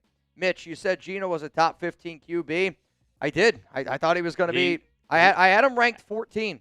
And unfortunately, he fell apart. I mean, unfortunately, I don't think anybody ever thought it was going to be this bad. At the end of last year. I mean, if you look at it from a number standpoint, He was, and that's the couldn't hard really part argue of it. it. That's the hard part of it. But now I In don't. retrospect, you're like, now I oh don't- yeah, he sucks, but it's because he had a terrible year this year. That Everyone said that's Sam gonna happen, Darnold sucked. Now he's in the Super Bowl. Everything changes. right? The Lions traded away Matthew Stafford, then they go win a Super Bowl. It's just that's one thing I love about the NFL. Sometimes people just don't realize the importance of certain regimes, certain organizations, the importance of just having everything together. And imagine how the Vikings feel, dude. The Vikings right now are like, holy shit, we let Sam Darnold go out the door, and J.J. McCarthy stinks. It's everybody gambles. Sometimes you're going to miss, sometimes you're going to get it. David, notice me, Mitch. We need a young coach, Webb or Kubiak, or even LaFleur, or I think you mean Shula. Yep, Raiders. I'm with you, Cuddy. I think if you told me right now we were to get any one of these guys, and I do believe that LaFleur does end up going to the Arizona Cardinals, and then at the exact same time, I think it's between Kubiak and Webb. I would love, like if you told me right now we get Kubiak and Davis Webb, I might do some sus shit on this show. Like that's gonna fire me the F up, man. It's gonna fire me the F up. We still got over 1,000 people here in the building, and we're almost at 1,000 likes. I said this earlier today. Once we get through all the super chats, we're gonna do a fan-led mock draft, which I'm excited to be able to do. Two more super chats. Dawson, this one and Nick. Thoughts on a Rob Leonard for DC? I love Rob Leonard. I think it would be one of those situations where you got to believe in him. I don't know if a new regime is going to be able to promote him. Like, if Pete Carroll, let's say, would have worked out well, right? Pete worked out well. Patrick Graham's in the final year of his contract, and he's like, I don't know if we're going to bring him back. He leaves. Then you see a promotion from Leonard. Because you're bringing in a brand-new regime, I just don't know if it's all that likely. But at the same time, I hope the Raiders figure out a way to keep Rob Leonard, because if you're willing to make a guy like Davis Webb head coach, I think that you should also really be able to look at yourself in the mirror and go, is Rob Leonard one of the best defensive minds in the NFL? I think he's top 50. So do you give him a shot as the defensive coordinator? Time will tell. Nick, still here, man. I think you were literally like the first super chat we got on the show. Yep. New coaching staff, according to GBT. Kubiak, Curtis Modkins, run game coordinator for the 49ers. DC Ajero Avero. Ajero Avero, I do not believe is going to take this DC job because he's already the defensive coordinator in Carolina. So I don't really see them going parallel there. But I'll tell you this. Curtis Modkins is not going to be somebody that I probably mention in my OC candidates if Klint Kubiak is hired. But the number one thing I would say in this, I would rank this in A, and I would rank it in A because we got Klint Kubiak at head coach. Yep. Yeah, and I think if you're a Raiders fan, Klint Kubiak should be the number one guy. All right. The number one guy. You ready for the I am ready to do the fan-led mock draft. Here's what we're going to do, though, one more time. Here are the deals about how you can get involved in our fan-led mock. Also, it is a $20 Venmo at Mitchell Renz 365 if you want a chance to win a little bit of money. Jeremy Valve, I see you're in. Keith Crego in. Steve Dahl, gotcha. Fernando Cast in. I thought you were about to say Fernando Mendoza. Jesus Franco in. And then Richard Magbull, you're all in. $20 Venmo right now as it stands for a chance to win $240 here on the program. So my deals today are this. If you want a Raiders Report app, Venmo, at Mitchell Renz 365, 69. It's nice. If you want to make a pick, if you bang, I'll let you make the pick. I'll tell you this right now, though. For the number one overall pick, if you want me to trade out, I'm going to make you pay up. $500 Venmo is the only way I'm trading out of the number one pick. I'm just telling you, if you really want to F this whole thing up and get it crazy, I'm going to tell you what I would tell the New York Jets and any NFL team out there. You're going to have to spend. So I'm just going to let you know. So the way that this is going to go is this. Here are the deals. I'm going to let you guys get your votes in. We're going to put some different polls up. I'm really going to kind of allow Reed to take the reins on how this live show is going to go from here on out. Now, I want to be clear. Just because we're going to do a fan-led mock draft doesn't mean that if any news ends up happening, I will talk about the news that ends up happening. Like, we could be halfway through a mock draft. If there's Raiders news that happens, I'm going to talk about the Raiders news. Okay? If a super chat comes in, we'll talk about the super chat, and then we'll go right back to the fan-led mock draft. I want this to be very, very fluid. So if you want to get your questions in around Raiders head coach, still get them in, right? Anything you guys want to ask, anything you want to do, let's do it. Let's do it. Let's do it. Let's do it. All right. You ready? Yep. I'm ready to rock. All right. So we're going to run this mock draft on PFF Simulator. Yep. So my first question out there is, do you want to draft Fernando Mendoza? Give me a Y for yes. Give me an N for no. I don't really think you need to adjust the poll on this one. No, I'm not. For the only time I'll do it is for the next one. And what yes, we'll do is what are the trades, actually? Can you click on the trades? What are they even being offered? I don't think there's no trade. It's just Hits Boy Radio. I'll say this. I think anybody that has trades that are I think anybody that has that opinion hasn't watched this show. And I say that because I was not excited when the Raiders hired McDaniels. I was not really all that excited when the Raiders hired Pete Carroll. I will always give you my honest opinion. But at the same time, in the offseason, I will always try to be glass half full because I know what the regular season can be. So I would encourage you to go back and look at the way I was for Josh McDaniels. I was not excited about that move at all. Not excited at all. So give me some yeses, give me some nos. Are we selecting Fernando Mendoza in this fan-led mock draft? Again, if you don't want us to do it, so if you click trades, nothing comes up? No, I don't know. I've only used this a couple times. So click trades. That's it. It's not it. So then it'll tell you who's asking for the trade. So it'll give you the drop-down menu. So who are the teams that are interested? Pittsburgh, Chargers. Oh, I have only used this a couple times, so I don't know. So it's the guys that are up there. They're like interested. So essentially, what it'll do is then it doesn't send you the trade. So if you click on who's it? Cardinals. They're what? Cardinals, 5? Giants, Browns, Commanders, Saints. So Bengals. go to Cardinals. So Cardinals. essentially, like Okay. I would click every single one of those. They're going to reject it. So it'll tell you how much interest Every that they single have. one of your 2026.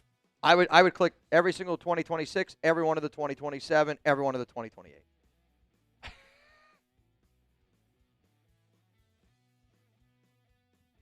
Keep going. I mean, that's all these down. So all these down here. I'd click every single one. Yeah, but see, their meter says that now they're not interested. Oh! I see. I see. So they don't actually send you a trade. It's just more along the lines of it has an 87% chance if you give them if you get all the 2026 picks from the Cardinals, you get number one and they get number one. Yep. They're 87% chance. That's not even close to what I want, though.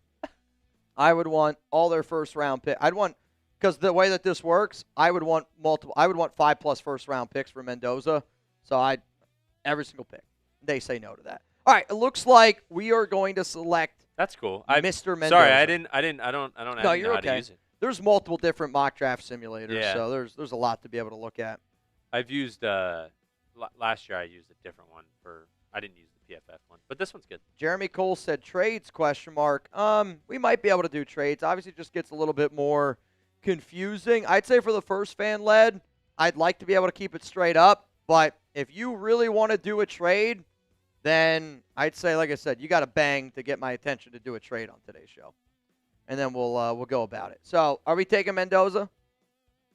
I think so. I think we can lock in the pick. All right, let's go. I think we should. With the first pick in the 2026 Raiders fan-led mock draft, the silver and black select quarterback, Indiana, Fernando Mendoza. Oh no!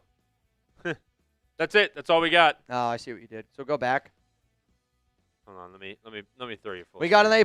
Nice. We got an A+. There you go. All right. So what you have to do is you have to select all 7 rounds. You only selected round 1.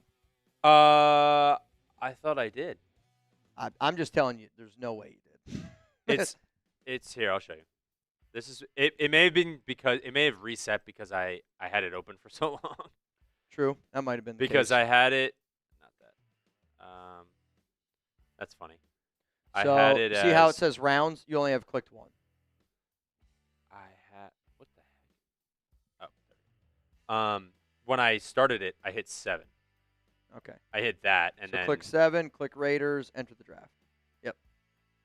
Right. All right, let's try it again. I think it's because I had it open for long and it reset. Because that's exactly how I did it. You're good.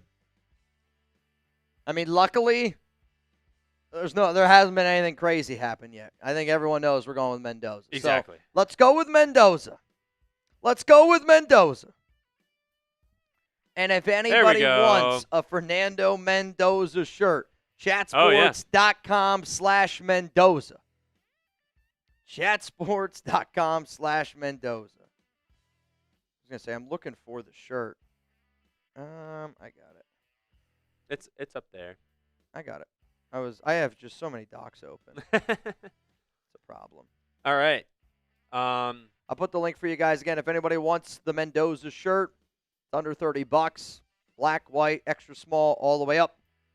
All the way up to 5XL. So now, who do we got available? I'll say I can't really read it. It seems too far away from me. Yeah, it is a little far, but if we want to I guess now that we took Mendoza, my question to you would be, what position are you guys looking at? We went Mendoza in round 1. Now, again, I don't know how free agency shook out, right? We're talking about the draft. If you want to, however you guys want to do this, that's totally up to y'all. If you want to just base it off of what we have right now, totally fine. If you want to base it off of what you think in your mind, what we already did, totally fine. Some people are saying wide receiver. So let's see. I'm seeing receiver, defensive tackle. So I am seeing a lot of wide receivers. So first, click wide receiver for me. All right. So see how it says all? Yep.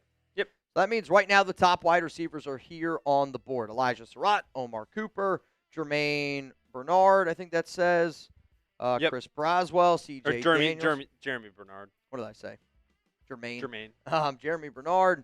So then I also see a lot of defensive tackle. So go to DT. You can check out the DT. Let's look. Ooh, Lee Hunter. Darrell Jackson, that's a Florida State guy. Skylar Howard. That's a little Two Texas early. Tech guys. Seeing linebacker, corner. Again, if there's a certain person that you want us to look at. Yeah, because let's see. Okay, so we got corner. I see some corner. I mean, if you want to update the poll. Yeah, that's. I was thinking maybe we go with. I would say. How about we do a poll? Let's do a poll. You want to? I mean, you could do position. Yeah, I think we do. We start a poll of the position that we want to go with. We choose which position, and then we look at the available people in that position, and we pick the top 4. Okay, so go to all real quick again. Oh, you're okay. Can I go back to all? You actually click the X. That's what you got to do. Oh, nice. Just click that X, and then it takes you back to all. All right, so here are the players. If you just scroll down a little bit, if you guys can see that, hopefully you can. We'll scroll down, just show you where we're at, who's available, and then we're going to put 4 positions up there, and we're going to let y'all vote who we should go with. Cool. So let's go with, let's see. I think put offensive line. O-line. We had wide receiver, so we'll put wide receiver. D-line, wide receiver, and I saw corner. A lot of people were saying corner. Cornerback? All right, cool. Let's do it. Cornerback. All right, so here's what we're going to do. Go vote right now at the poll. I just did. I didn't label it. You're okay. Yeah. Offensive line, defensive line, wide receiver, and cornerback. If you feel really strongly about something, you know I can be persuaded. You already know I can be persuaded. I'm looking down right now. Oh, man, my guy, Raider Ron, getting in the duck race. What up, Raider Ron? Also, Ron, I messaged him out Raider more. I don't know if I just my last few days have been kind of crazy. Rocco got his shirt. Are we going to be able to meet up before the event on Friday? I don't know if any of y'all have discussed it because I know some of you guys were talking about the trip. I would like to be able to figure out a way, though, to meet somewhere between where you're at and where the Raiders event is, and that way we get together before the event. Because I don't know if everyone's going to be able to make it. So, Ron, I mean, you're probably the leader of that. So if you could help me. Isidro, you're in. I would love to be able to make it happen. Love it, would love it, would love it. All right, so I'm looking right now. I would say the top votes that are coming in. Looks like offensive line. It looks like it's pretty pretty safely offensive line. I see defensive line, wide receiver, and cornerback. So let's do this. Let's go offensive line. All right. So you can click. So we'll do. We can you can look click at some multiple. tackles. You can click multiple. So go back Oh, into you that can? drop down. Yep, and click interior. Now you got both. All right. So out of this list, where are we going? Guard or tackle? I think you put both of them up there. So whoever the top guard is, whoever the top tackle is, I'd say I think we put those top 4 right there. I think you put those top 4 in. All right. Let's do it. I love it. Let's do it. Let's do it. Let's do it. This is fun. Also, for anyone that's like, what is going on? First time doing this for me, so we're kind of just figuring it out. Yeah, again, man, like today we just wanted to go live. We wanted to shoot the shit. This is what I like to call a fan-led mock draft. There was some breaking news that happened earlier today. The Browns, they hired a head coach. It's Todd Monken, which now obviously means there's only the Raiders and the Cardinals job are left available. So just want to be clear on that one. I saw somebody say Peter Woods or a defensive tackle from Clemson. Peter Woods is already gone. Yeah, say Peter Woods went already. All right. I'm just writing them down right now. Yeah, I think you just put them in there. So who would you guys pick? I'm seeing a lot of Dunker down below from Iowa. Though I actually don't know if he is a left tackle or a right tackle. Let me see. He's a right tackle. Okay, so that's good. That's good. 6'5", 315 pounds. Jennings Dunker. Interesting. I will say this. I always like offensive linemen from Iowa. They're pretty tough mother effers. Though the kid from Oregon has the highest grade up there. Yeah, he does have. Where are we going? Where are we going with the pick? I'll let you guys decide. Go vote at the top of the poll right now. Can I vote Slaughter? Of course you can. If you want to vote Slaughter or PZ, of course you can. Dunker at right tackle is a perfect fit from Ken. How do you... Pregnon? Is that how you pronounce that? Pregnon?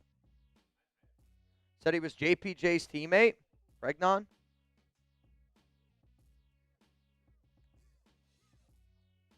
Where?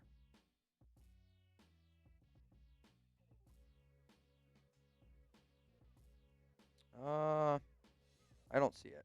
I mean, I think people. So again, I see some people saying Mitch second interview, Klint.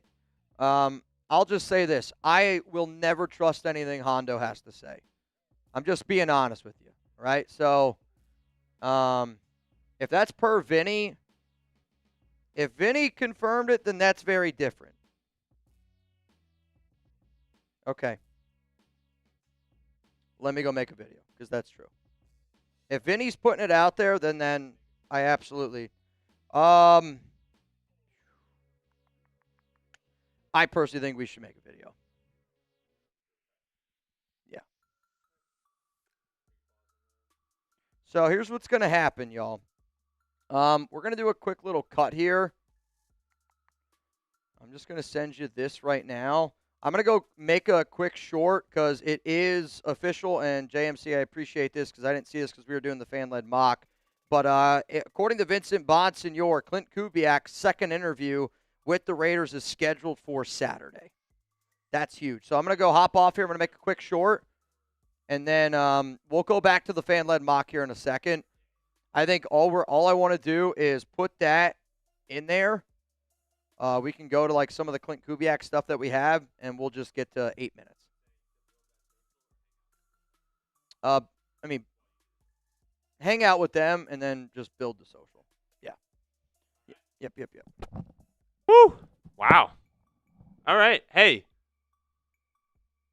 Some good news right there. That is some good news. Let me get the that tweet right there from Vinny saying, I'm hearing Klint Kubiak's second interview with the Raiders is scheduled for Saturday. That's awesome. So I think I mean, this is sort of what Diana Rossini was saying. Here, I can show that social graphic that we talked about earlier on a video today. The Raiders are still planning on another interview with a candidate this week. It's Klint Kubiak. I think it's I think they're going all in on Kubiak. I think they're going all in on Kubiak, and you should, because I think he's the number one option as of right now. And I think that should make you feel a little bit better that he has that second interview on Saturday, because I think it could be like a Kellen Moore type of deal where they're going to the Super Bowl, but he agrees that he's going to be the Raiders head coach before the Super Bowl ends. You know what I mean? So, hey, let's do that. Let's do that. So we'll probably make a video here in a little bit talking about it. We'll do it while we're still live, so it's you guys don't have to go anywhere. You'll just see the video live. Wow, that's awesome. That's awesome. And I saw a little alley-oop off the backboard. We'll get to that. Don't worry. Let's see. Wow. All right. Hey, Klint Kubiak. Would you guys be happy with Klint Kubiak? Type Y for yes, type N for no. I really hope I see some Ys, because I think there's a big gap between him and, a guy like LaFleur or Shula. I think it's a definite yes. You got Yoda saying yes, Mr. Pumpkin saying yes, Edgar yes.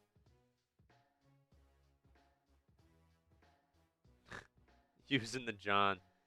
RJ said hell yes. I agree. I think this is a if anyone was worried that maybe they weren't getting things rolling, getting things going, and finding a head coach and something like that, this should be some good news that they're going to have another interview and probably give him a deal. And it's probably going to be up to Klint to see if he says yes or no to being the head coach of the Raiders. I think that's a real possibility. All right. I'm going to take this tweet so you guys can see it, because I want you guys to see what I'm seeing, I guess, from just a news standpoint, you know what I mean? Shout out to you guys hanging out in the chat right now. Let me build this graphic for you guys so you can see. Just give me 2 seconds. You guys still, let's see here. Everyone's saying yes. Let me know how you guys are feeling about Klint Kubiak having a second interview. I think it's, I've said this before, I think it's a great idea. I think it's a step in the right direction right now. It's better than anything. It's better than being quiet, and then nothing happening and speculating about a Davis Webb or anything like that. 5-star. How's it going? Matt saying he loves it. Jansen giving a thumbs up. Yeah, I mean, I think the gap between a Kubiak and a Webb is real, because remember, Sam Darnold, he's a good quarterback, and people wrote him off for a while, and people are writing off Fernando Mendoza. Pair a guy like Klint Kubiak with Fernando Mendoza. You get that's what you want right now is give Fernando Mendoza the best environment to succeed, right? And I think Klint does that. Now, Davis Webb, he's got a great QB development history, and he's a young mind. If you want a young, innovative offensive coach, but with Joe Lombardi getting fired, I think that's a real stab in the chances of a Davis Webb coming to the Raiders, because that means Joe Lombardi, the OC, the Denver Broncos, getting fired means they're probably going to promote Davis Webb. And Sean Payton talking shit yesterday. Oh, he's going to hate it in Las Vegas, talking about Davis Webb. I think it's obvious that he wants Davis Webb to stay. And they still have to go through their due diligence of, the Rooney Rule for offensive coordinators for the Broncos. Got to interview people, so you can't just right away make Davis Webb the offensive coordinator. But Kubiak interviewing on Saturday means that Brady and Spytek are ready to go after Kubiak and have that plan, because I think it's a good one. You get a guy like Kubiak. I mean, I want to throw up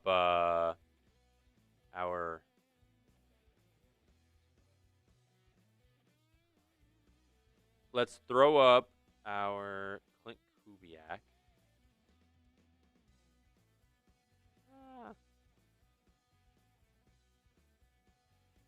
Here we go. All right, let's throw this up for you so you guys can see sort of a little bit more about Kubiak. Just, a little bit of a background. You guys know Kubiak, but just so that we can kind of understand, like, this is a good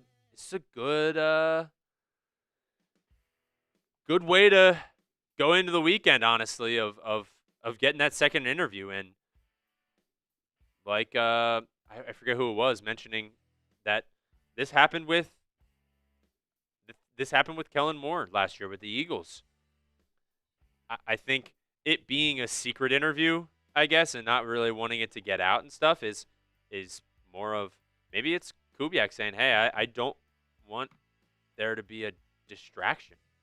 And for anyone wondering, by the way, this is Vincent's tweet. I'm hearing Klint Kubiak's second interview with the Raiders is scheduled for Saturday. So that's the news right now. Klint Kubiak, second interview with the Raiders. I think this is, I saw a super chat a little bit ago when we were live, and it said, oh, I'm upset that they don't have a plan because it's taken this long, and everyone else has gotten a head coach, and the Raiders haven't. I think the plan is to really look hard for the right guy. And I think the second interview proves that they want Klint Kubiak, and they think he's the guy. They, as in the Raiders, Mark Davis, John Spytek, Tom Brady, saying, hey, he's who we want. And what we were saying earlier with Davis Webb of, maybe all signs were pointing to Davis Webb. I think all signs were pointing to Davis Webb in terms of that interview and really nailing that maybe he's not the guy. Maybe we don't want to take a chance right now on a younger offensive mind. Yes, he's great with QB development and everything, but not to promote him directly to head coach. I think he's skipping a couple steps. I think he goes to OC. I think that's what he's going to do in Denver. So you get a guy like Klint Kubiak who has had time with the Saints, has had time with the Seahawks, now going into a successful season with the Seattle Seahawks. I think Brady and Spytek are like, yeah, that's our guy. What's up, David? I think he's a Raider. I think Klint Kubiak is the next head coach of the Las Vegas Raiders, which that's a home run. That's a home run. All right, man. That's I just got everything out. So here's what we're gonna do. We're gonna go through, and I'm gonna tell y'all. So what I want.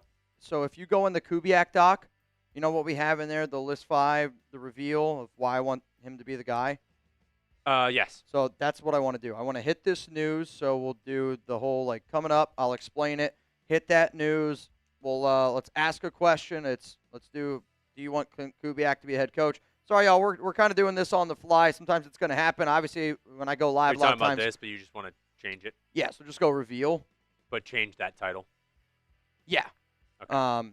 And use the player cards that we have. Yep. Kind of have everything in there, and then prize picks will be in the middle. Yep. Ask the question, do you want to hire Kubiak? Yep. A lot of times, obviously, when I'm live, I already have all this stuff done. We just got to find a plan. A little peek behind the curtain.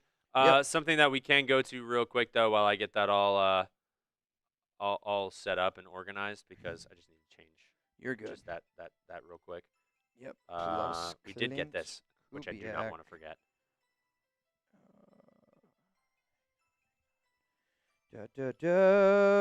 Boy, Klint. Come on, Clint. Sancho! Throwing it up there. Bro, I'm telling you this right now. I'm fired the F up.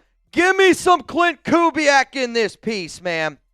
Give me some Klint Kubiak in this piece. I'm telling you, I didn't know if I was gonna. I'm kind of down to get rowdy right now.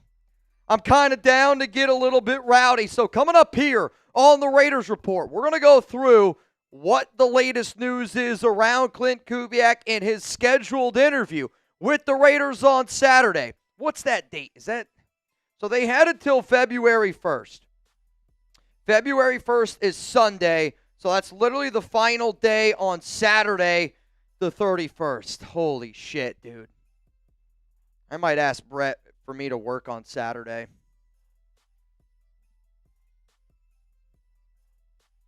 I'm going to tell you, I'm probably going to work on Saturday.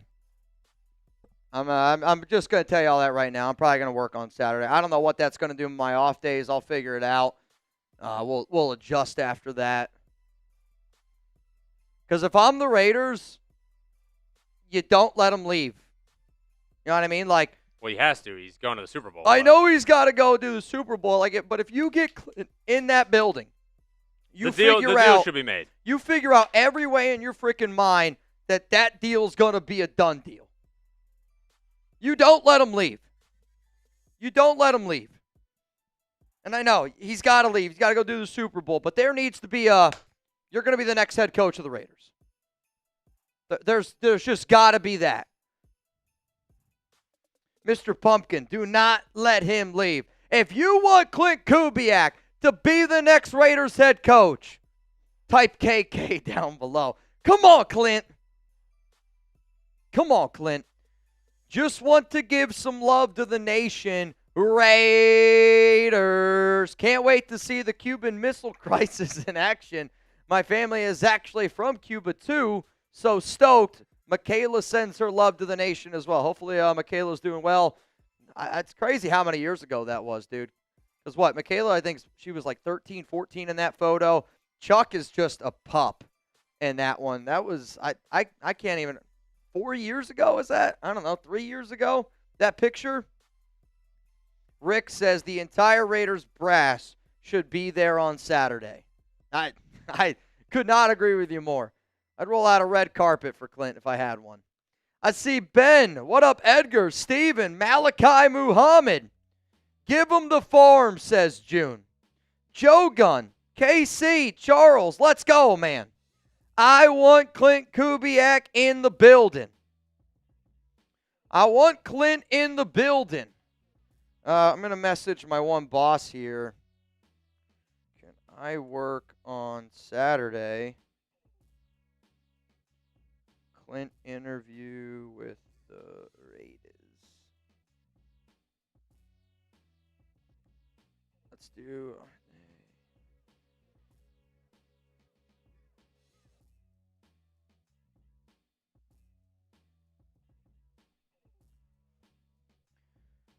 I'll see what I can do. I'm telling you this right now. I plan on being here Saturday. I don't know if that's gonna F up your schedule, Chug's schedule. We'll figure it out after. I'm telling you this right now. I'm probably gonna be live all day Saturday, waiting, anxiously waiting. The final day of the month. Holy shit, dude. I'm ready to go, man. I'm ready to go. It's one of those things like, you kind of start like, oh God, I'm gone. You kind of convince yourself in your mind, like I really did. I thought Davis Webb was going to be the next head coach of the Las Vegas Raiders. And again, not that I was upset about it, but Klint's always been my number one. And how last season went, it was just like, man, we really want to Ben Johnson. And since I have been a host of the Raiders Report, the Raiders have never picked the person that was number one on my list. They've never done it. They've never done it. Klint Kubiak's been number one on my list since December. And if we're able to bring him in, I'm getting chills. Chills, y'all. Let's go, Klint. Let's go, Klint. Holy cow, man. Stop jinxing it. I know. We still got to get him. But, bro, I'm fired up. Klint Kubiak, second interview with the Las Vegas Raiders. So, are we good? You know kind of how to do it? The show?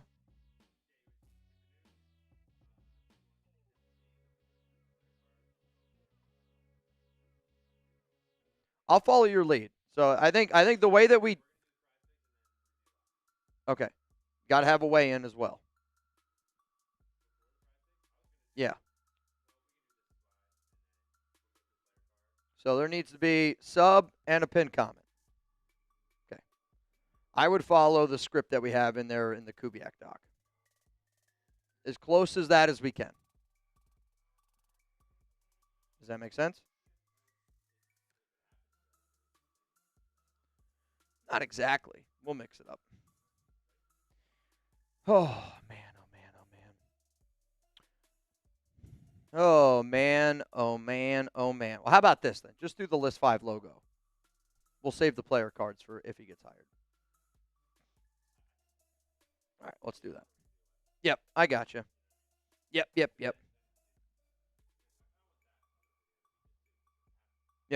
Mr. Mudd, what's the biggest highlight of Kubiak before this season that makes you want him, Mitch? He's always done a great job with offenses. I'm going to go through all these reasons here. Like, literally the video y'all are about to get here on the channel is going to be me breaking down the news that just happened, and then I'm going to sit up here, and I'm essentially going to tell you exactly why, if I'm the Raiders, you don't let him leave in your own way. Yeah, obviously he's got to go. But in your own way, it's like, hey, man, let's lock in this deal. So, all right, we'll go back to the fan-led mock draft here in a little bit. Well, we're going to go to the fan-led mock draft here in a little bit. We're going to go through all the news that's happening now. Can you just confirm who's going to handle – Coop's going to handle the highlight cut? And then thumbnail, doc, I think that's Cullen. Okay. Cool. Okay. I think, all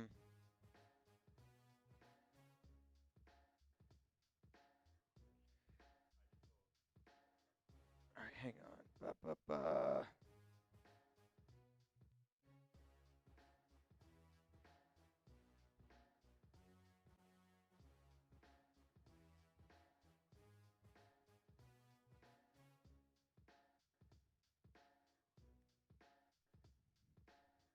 All right, cool. Oh. All right, let's go. You ready? All right, coming up, let's talk about Klint Kubiak here on the Raiders Report.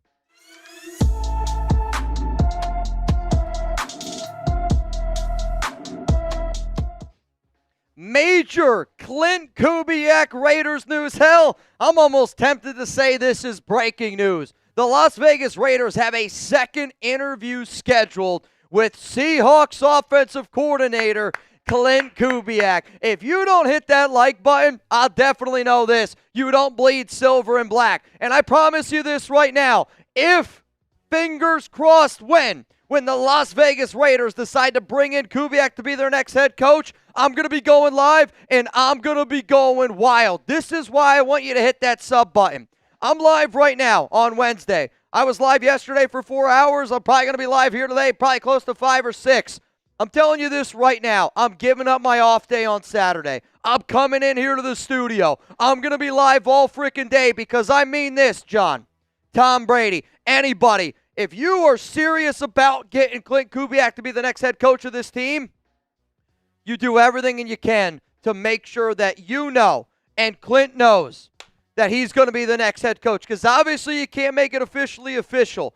But I'm telling you this right now, you do everything in your power to hire him. Don't let him leave. He's got to leave because he's got to get ready for the big game. But I'm telling you this right now, we got to find a way to make sure that that deal is done after Saturday. So I want to give a lot of credit here to my guy, Vincent Bonsignor. He's the one that ended up breaking the news. I know there were some rumblings out there for some other people. I'll always say it like this. I am only going to talk about something if it's from somebody that I do truly trust. And Vinny B, I'm hearing Klint Kubiak's second interview with the Raiders is scheduled for Saturday. Can't wait. This is the one interview that we've been sitting around, we've been waiting for. Diana Rossini earlier yesterday put out a tweet that kind of made a lot of people wonder who could be this secret interview that the Raiders are looking at. The Las Vegas Raiders are still planning another interview with a candidate this week. They have yet to make a decision at the head coach. I think one of the biggest reasons why Davis Webb was not hired on Monday, it's because this organization does really like Webb. They flew in an owner, and clearly there was a lot of interest there. The Broncos fired their offensive coordinator, I think, to maybe try to battle the Raiders a little bit. But the number one reason why Davis Webb was left out the door, it's because he wasn't number one on their list. I really, truly believe that Klint Kubiak is the number one coach that the Raiders want. And he was the number one coach that I wanted back in December when I told everyone, hey, they're going to fire Pete Carroll. Kubiak's been my number one guy. And I have done this show so many years. I am screaming. I'm excited. I feel like a little kid inside. I got the butterflies flying around because I don't know how many times I've sat up here and I've told the Raiders, I want you to hire this guy. And they go in a completely different direction. For the first time ever, the Raiders might actually listen. I'm not saying they're listening to me, but they're listening to the Raider Nation. They're listening and going out and getting the guy that everybody wants. And he's got a lot of offensive coordinator experience. And I'll also tell you on today's program why he's my number one candidate. Why everybody that's around Raider land should be hyped the F up that Kubiak's coming in for that second interview. Because he did interview Friday, January 9th. It was the final interview that week. The way that week went was Davis Webb was on Wednesday. Vance Joseph, Matt Nagy, Kevin Stefanski was Thursday. And then it ended up being Klint Kubiak on that Friday. But a lot of us were sitting back wondering, is it going to be Klint? The video that I released earlier today, the number one candidate that I thought and was hoping that second secret interview was Klint Kubiak. But to be very clear, the Raiders cannot hire Klint. Can't hire him. What you can do is have a little bit of we're doing this? We're doing this? All right. And I wouldn't be shocked if a guy like Adam Schefter, if a guy like Ian Rappaport sends out a tweet on Saturday that the expectation, the next head coach of the Las Vegas Raiders is going to be Klint Kubiak. And then after the Super Bowl, after February 9th, is then when I expect hey, it's official. The Las Vegas Raiders have just hired Klint Kubiak. That's the way that I'm hoping it ends up going down. Because, again, you can't officially hire somebody that's still playing. Yeah, it can't happen. It's not how the NFL league rules go. What's also really important about the timing of this Saturday is the Raiders had between January 26th and February 1st to get the second in-person interview done. This week, you can only do second interviews in person. It's why the Bills couldn't do it. It's why I think there was another team out there that couldn't do it as well. The Bills, right? The Bills, I forget who the other team was. Doesn't matter, right? I'm going off tangents. I'm excited, clearly.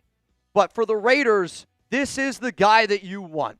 So I think on Saturday, I'm going to be live here. And I'm going to be up here. I'm going to be sitting here. I'm going to be waiting for the Raiders to make that announcement, whether it's the second interview is concluded or we get that from Schefter of the expectation is Klint Kubiak is going to be the next head coach of the Raiders. So here's my question to the nation. You guys let me know. Do you want the Raiders to hire Klint Kubiak? Give me a yes. Give me a no. This is going to be the ad break on today's program. You're about to get hit with a YouTube ad break. I want you to scroll on down, and I want you to say yes or no. And why I'm about to say is this. I hope everybody goes down there and says yes. Because I'm not saying Klint's going to see this show. I'm not saying that it's going to be seen out there, but I do know for a fact that this show is the number one Raider show in the entire world. That Raider Nation will have a voice. And if there's that 1% chance that Klint comes across this video, I want him to know Raider Nation has his back. If you're not spamming yes right now, go check your pulse. And there might be a little bit of a risk involved. And I understand that there's probably a lot of fans out there that are going, well, I don't know if I want Klint. Let's be clear. Whether you hire Klint Kubiak, whether you hire Davis Webb, Whether you hire, I don't know, Nate Scheelhaase, Chris Shula, Mike LaFleur, whoever insert that name is, when it deals with the Raiders, there's risk. There's always risk. It's the Las Vegas Raiders. But I honestly believe this, even if you were to hire Jesus Christ himself, if you were to rise up and he's here, you would have risk about it. And I just think as a fan, at the end of the day, for a fan base that really felt last season that the coaching staff was completely clueless and lost, for a fan base that has felt like a long time, I know I have felt like a long time that I feel like I know more about this Raiders team than the people that are making decisions. And I do believe in Tom Brady. I do believe in John Spytek. So for the news of this happening, you're damn right I'm fired up, man. You're damn right I'm happy. I'm excited. There's not too often I'll sit up here on this show and I don't have a lot of words, but I feel like right now you're interviewing me after a big-time game. We haven't won anything yet, but I feel like I'm getting interviewed right now and I'm sitting up here going, I'm not sure what to do with my hands.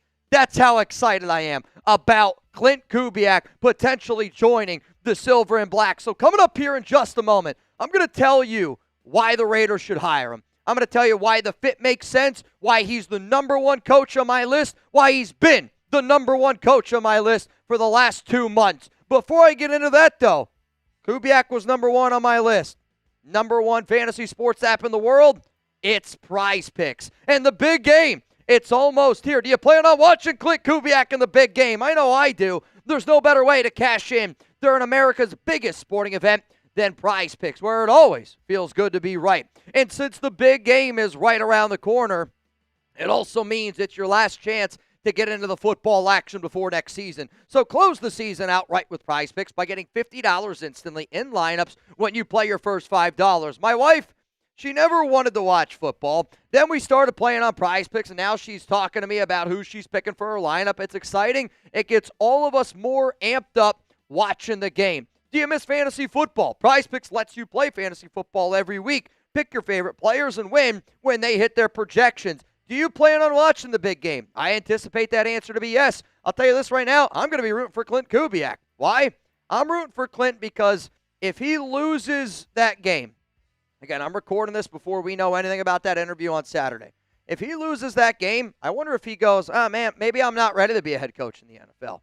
I feel like if you win that game as an offensive coordinator, you're going to believe in yourself and you're going to challenge in yourself and you're going to go, you know, I think I'm ready to take that next step. And I think I'm ready to be the head coach of whatever team I can go with. So maybe I'm going to do a stack with Darnold. Maybe I'm going to do a stack with JSN. I might do a stack with Kenneth Walker. I'm telling you this right now. I'm going to be rooting for the Seattle Seahawks, and I'm going to be rooting for Klint Kubiak in that offense. I'm going to be going more, and a little bit more action. And if you want to ride with me, you can follow me on Prize Picks. I'm at MitchellRens365. So download the Prize Picks app today. Make sure that you use code CLNS. You get $50 in lineups after you play your first $5 lineup. That's code CLNS. You get $50 in lineups after you play your first $5 lineup. Prize Picks.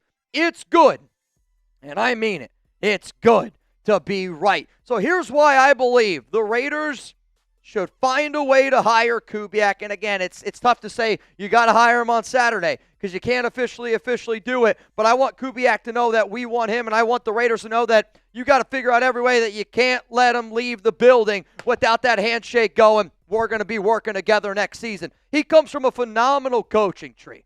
When you look at the Kubiak coaching tree and then you look at the Shanahan tree, I look at both of those organizations and both of those coaching trees and I go, again, Kubiak's a risk, but every person is a risk because until the Raiders are good, let's all face the facts here. I think until the Raiders are good, there's always going to be that little guy in the back of my head that goes, well, it's the Raiders. We don't get anything nice. We don't get to have anything good. But when you look at his coaching past, he's got a lot of good stuff in here. I mean, I really look at currently the OC of the Seahawks. He was the Saints OC last season, the 49ers pass game coordinator, Denver's pass game coordinator and quarterback coach, and then with the Minnesota Vikings, quarterback and OC. He's been with multiple different organizations, and with those different organizations, he's had a lot of success.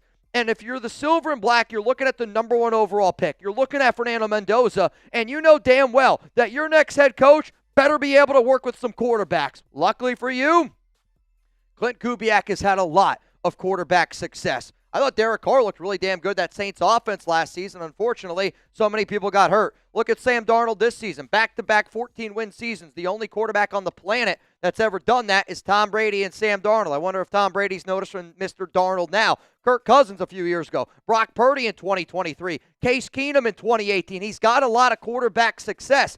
And if you're the Raiders, you're going, how can I be the most friendly to Fernando Mendoza? Smart, young, innovative, offensive-minded head coach.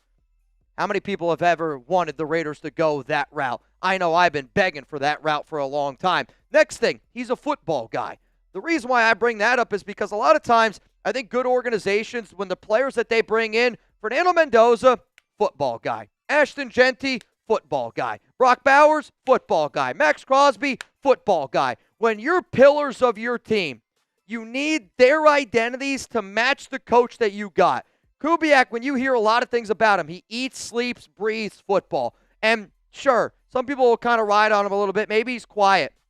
Maybe he's a little quirky at his press conferences. Liam Cohen, I thought, is the epitome of quirky. They just made the playoffs. They look like a hell of a football team. Fernando Mendoza, dude, I mean, he's kind of quirky. But because he is a football guy, you got to be a football guy to have Tom Brady looking over your shoulder. Got to be a football guy to be able to work with John Spytek. And the other important part about being a football guy is you know the importance of team. And having a coach that's willing to come in here and listen and not think that his shit don't stink and not think that everything that he says is going to be right. I don't want another Pete Carroll. I don't want another Josh McDaniels. I don't want another John Gruden. I want a football guy that's willing to listen. And when you grow up around football your entire life and you're in a Kubiak family and you're working around Shanahan, I'm telling you, that is a group of people that eat, sleep, breathe football because you don't work with Shanahan unless you do it. You're not going to say you don't live with the Kubiak family, but there's a reason why he's at where he's at. He's a football guy. Let's go to the next reason. He's been my top candidate. And I know I've said it a bunch of times on this show already, but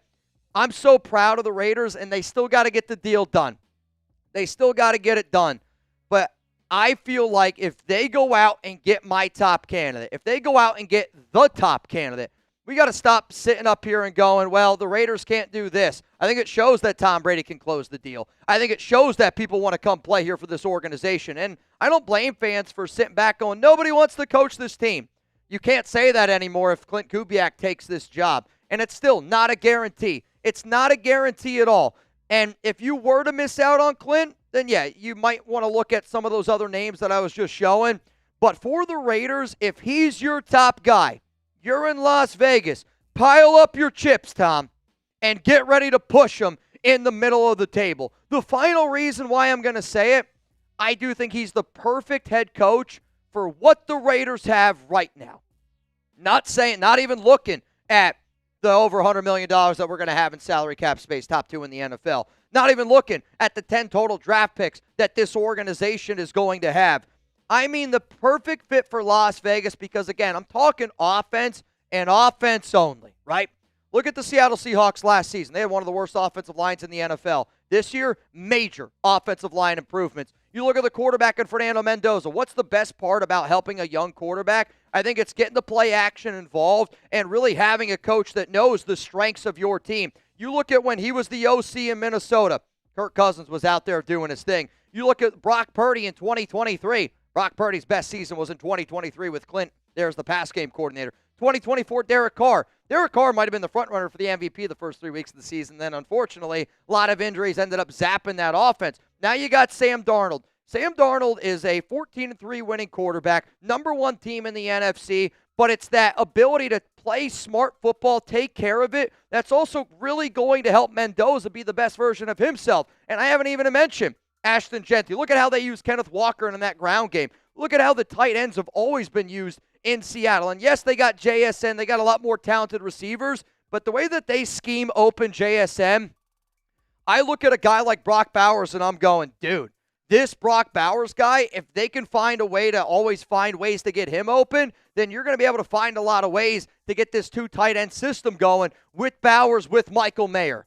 I am unbelievably excited for this second interview with the Raiders. And to me, he's showing up for a reason. And I also think that it's a secret meeting for a reason. If he wasn't interested in the job, I don't think there's any reason to not keep it a secret. If he's not interested in the job, I don't see why he even takes the interview during Super Bowl week. I think this means he's interested. I think it means he's the top candidate, and I think that he means he's going to be the next head coach of the Las Vegas Raiders. I got chills right now, man. I've made over 5,000 videos on this show. This is going to be one of my favorite videos that I do. And I've gone live for some craziness. 26 straight hours for Josh McDaniels. 11 hours when they fired Pete Carroll. 10 hours for Devontae Adams. You're going to have to rip me out of this studio if Klint Kubiak ends up getting hired. And if you want to party, you want to show up, you want to show out with the nation, hit that subscribe button, turn on those notifications, because I'm telling you this right now, it's going to be a Oakland-style party. J-Lot style. Let's get after it. The breaking news ended up rolling in. Klint Kubiak, second interview for the Las Vegas Raiders. Unbelievable. Unbelievable. Holy cow, man.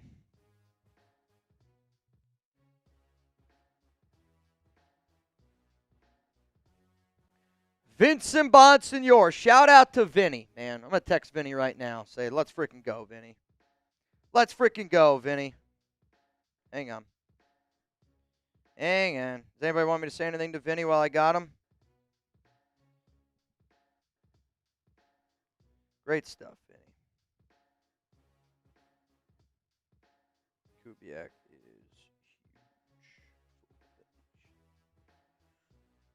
huge. Dude, hyped, man. Hyped, hyped, hyped. Hyped, hyped, hyped. Ah, dude, I'm ecstatic right now. I am super, super happy, super, super fired up. It's the happiest I've been. It's been a good 2026, man. Like, to me, I'm just, after the past 2 years that we've had, man, honestly, the past 3 we've had, it just, 2026, am I crazy? It just feels different. Like, knock on wood, I really do feel like a lot of things have gone our way. I mean, the month of January might be the greatest Raiders Report month of all time because of how much great shit happened this month. For us, as a fan base. I really, truly believe that. Oh, holy shit, man. How Raider Sancho threw it up. Yep. So Sancho threw it up. Crash dog! Bang! Let's go! I was really hoping they would wait for Kubiak. It's on like Donkey Kong now. I'm praying everything else falls into place. Dude, I'm hoping everything falls into place. Eric to Lotson, you okay, Mitch? I am better than okay. I am better than okay, dude. This is great. I mean, I'm proud of the Raiders for doing things smart, and I mean it. Like, you hope that the Raiders always do things smart, but I'm telling you right now, this is smart. What they're doing right now is smart. Raiders Sancho. I see you. You in, man. You in. Somebody asked me, Mitch, are we going to celebrate? I'm going to ask y'all right now. Do we crack open some beers? I'm not going to get too crazy. I'm not going to get too rowdy. But if you want to crack open some beers, I feel like a second interview with Klint Kubiak is worth celebrating. But I'm going to tell you all this right now. I ain't going to crack beers open. I'm not going to chug beers. I did actually want to go work out today. I've worked out all the time. There's a Raider fan in the gym that I work out, and he watches the show from time to time. And I was in there the other day, and I had like 6 or 7 beers, and he looked at me a little bit funny, and I was like, yeah, I hate to admit it, but I've learned how to work out after a few beers. Eugene, no beer, Mitch. Sounds good. Kurt, let's go, dude. Let's freaking go, man. I can't wait. Somebody said, let's wait till Saturday. All right, Edgar. I got you. We need a young coach, Webb or Kubiak or even LaFleur. I think we got that one before. It's all about Kubiak, man. Oh, yeah, I'm just making sure we didn't miss anything. That one, I think that one was, yeah. Oh, I think this one. Ray, do you think the Raiders get some type of verbal agreement from Kubiak on that Zoom interview to be the coach, and we are doing all these interviews to find Kubiak's coordinators. No, I don't think that you're doing all these interviews already to find coordinators. I honestly don't think that that's the case. I think the Raiders might have been hopeful that some guys were willing to potentially be OCs, but I'll say this. If you get Kubiak, he's doing the interview for a reason. Find a way to get that verbal agreement. Find a way to get that deal locked in. Roxco, I just got my Mendoza t-shirt in the mail. That's what's up, man. That's what's up. Roxco, I promise you we did. Yeah, we saw this when we were doing the Klint interview Saturday per Vinny. Shout out to Vinny Bonson. Shout out to JMC. Let's go, dude. I saw that super chat come through. I can't wait until Saturday. I saw that super chat come through, and I was like, huh. Is that true? Because I know Vinny is pretty tapped in, right? I mean, I would say Vinny's the best beat reporter they got. The problem is a lot of the other guys are just I don't believe anything that a lot of those guys have to say. Unbelievable, dude. Unbelievable, dude. Blank check. See, I would say if I had to guess what the Klint Kubiak contract's going to look like, there's been a lot of 5-year deals. And if I'm Klint, I also ask for a 5-year deal. I would want a 5-year deal because also Spytek's got 4 years. Maybe the Raiders try to convince them to take a 4-year deal, and maybe if it's a 4-year deal, it's a little bit more money per year. So let's go Klint Kubiak, 5 years. Trying to do the math. 5 years, $75 million. It's about $15 million per year. Yeah. Or you do 4 years at $70 million. What about that? It's a little bit more, no doubt, but it's the last year. I'd say 4 years for 70, 5 for 75. What do y'all think? Something around. Maybe we'll do this. 4 for 69. Give me nice. 4 for 69. Yoda, I hear some Raider staffers were spotted at Las Vegas Home Depot buying rope and duct tape. Is that to keep Kubiak in the building? Is that to keep Kubiak in the building? Is that it? The blank check? The blank check? Let's go. Boys and Clan. 4 years, $100 million. That's a lot. That's a lot of money. I mean, the highest paid head coach is $20 million a year. So I don't think Who is that? Is that Reed? Harbaugh, Reed. I know Reed's is up there. Reed's 20. I think McVay, because I know McVay was offered, because when we used to work with Amazon offered him, it was like 5 years for, I think they offered him like $20 million a year, and the Rams matched it. So wild. Mendoza, Kubiak, poison. Dude, I'm hyped, man.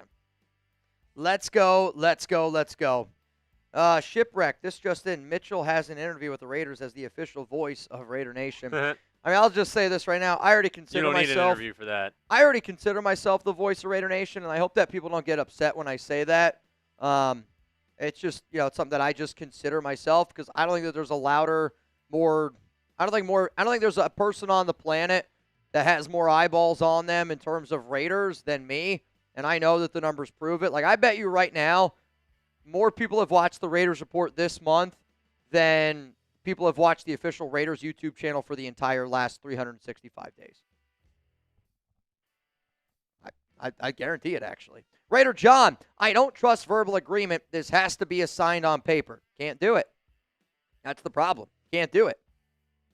You can't sign him to the piece of paper because he's not allowed to officially sign a deal until after the Super Bowl, February 9th. So you have to. But I think Klint would be good to his word. Like, I don't view Klint Kubiak as somebody that's going to back out of a deal. And if Klint Kubiak is the type of guy that backs out of a deal, then I don't want him anyway. To me, if you're going to rebuild, you have to have faith in everyone. You have to have trust. Cope says, I'm bricked up. Dude, I'm bricked up, man. Usually the Raiders got me shitting bricks. I don't know where my guy Nico Laz is, man. I'm 6 to midnight right now. I'm hyped up. Talotson said, Mitch, get me in that duck race. Eric Talotson, I got you, man. Eric Talotson, I got you, man. Brandon Booze, Ben Johnson, if he was available, or Kubiak.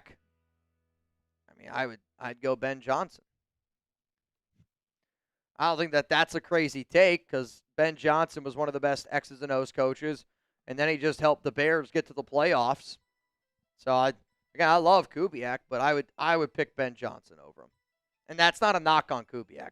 What up, Robert? Mitch, I love Kubiak, but I feel we are setting ourselves up to be left at the altar again like last year. I am glass half full guy, but these last 20 years have given me PTSD that will get burned. And I don't blame anybody for thinking that. I don't. But I'll also say this. 2026 has felt like it's gone our way. We're undefeated. You can joke, but it's the truth. Undefeated. Beat the Chiefs. #1 overall pick.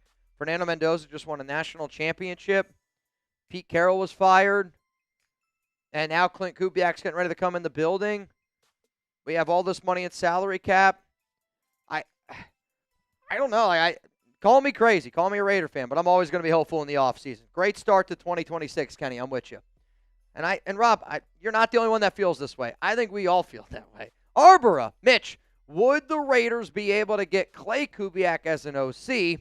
Shefty said he withdrew his name from head coaching jobs, but would be willing to come to the Raiders for OC. He doesn't call plays, so he can come. So there's two parts to this. Do I think Clay Kubiak would be interested to work with his brother? I would say yes. Like I think he would be interested. I'd love to work with my brother. Right? Like I think it'd be really cool to do. And if it's the same job, maybe they're just looking at it that way. But also at the same time, the 49ers can block it. So if the Raiders were to request an interview for Clay Kubiak, the Niners can go, nope, not going to happen. And they could block it. I don't know if the Niners would do that, and I simply say because there's a part of it that thinks that Shanahan would because Shanahan's about winning and winning only, and he's like, I don't care if you guys are brothers, you're not going to go to that interview.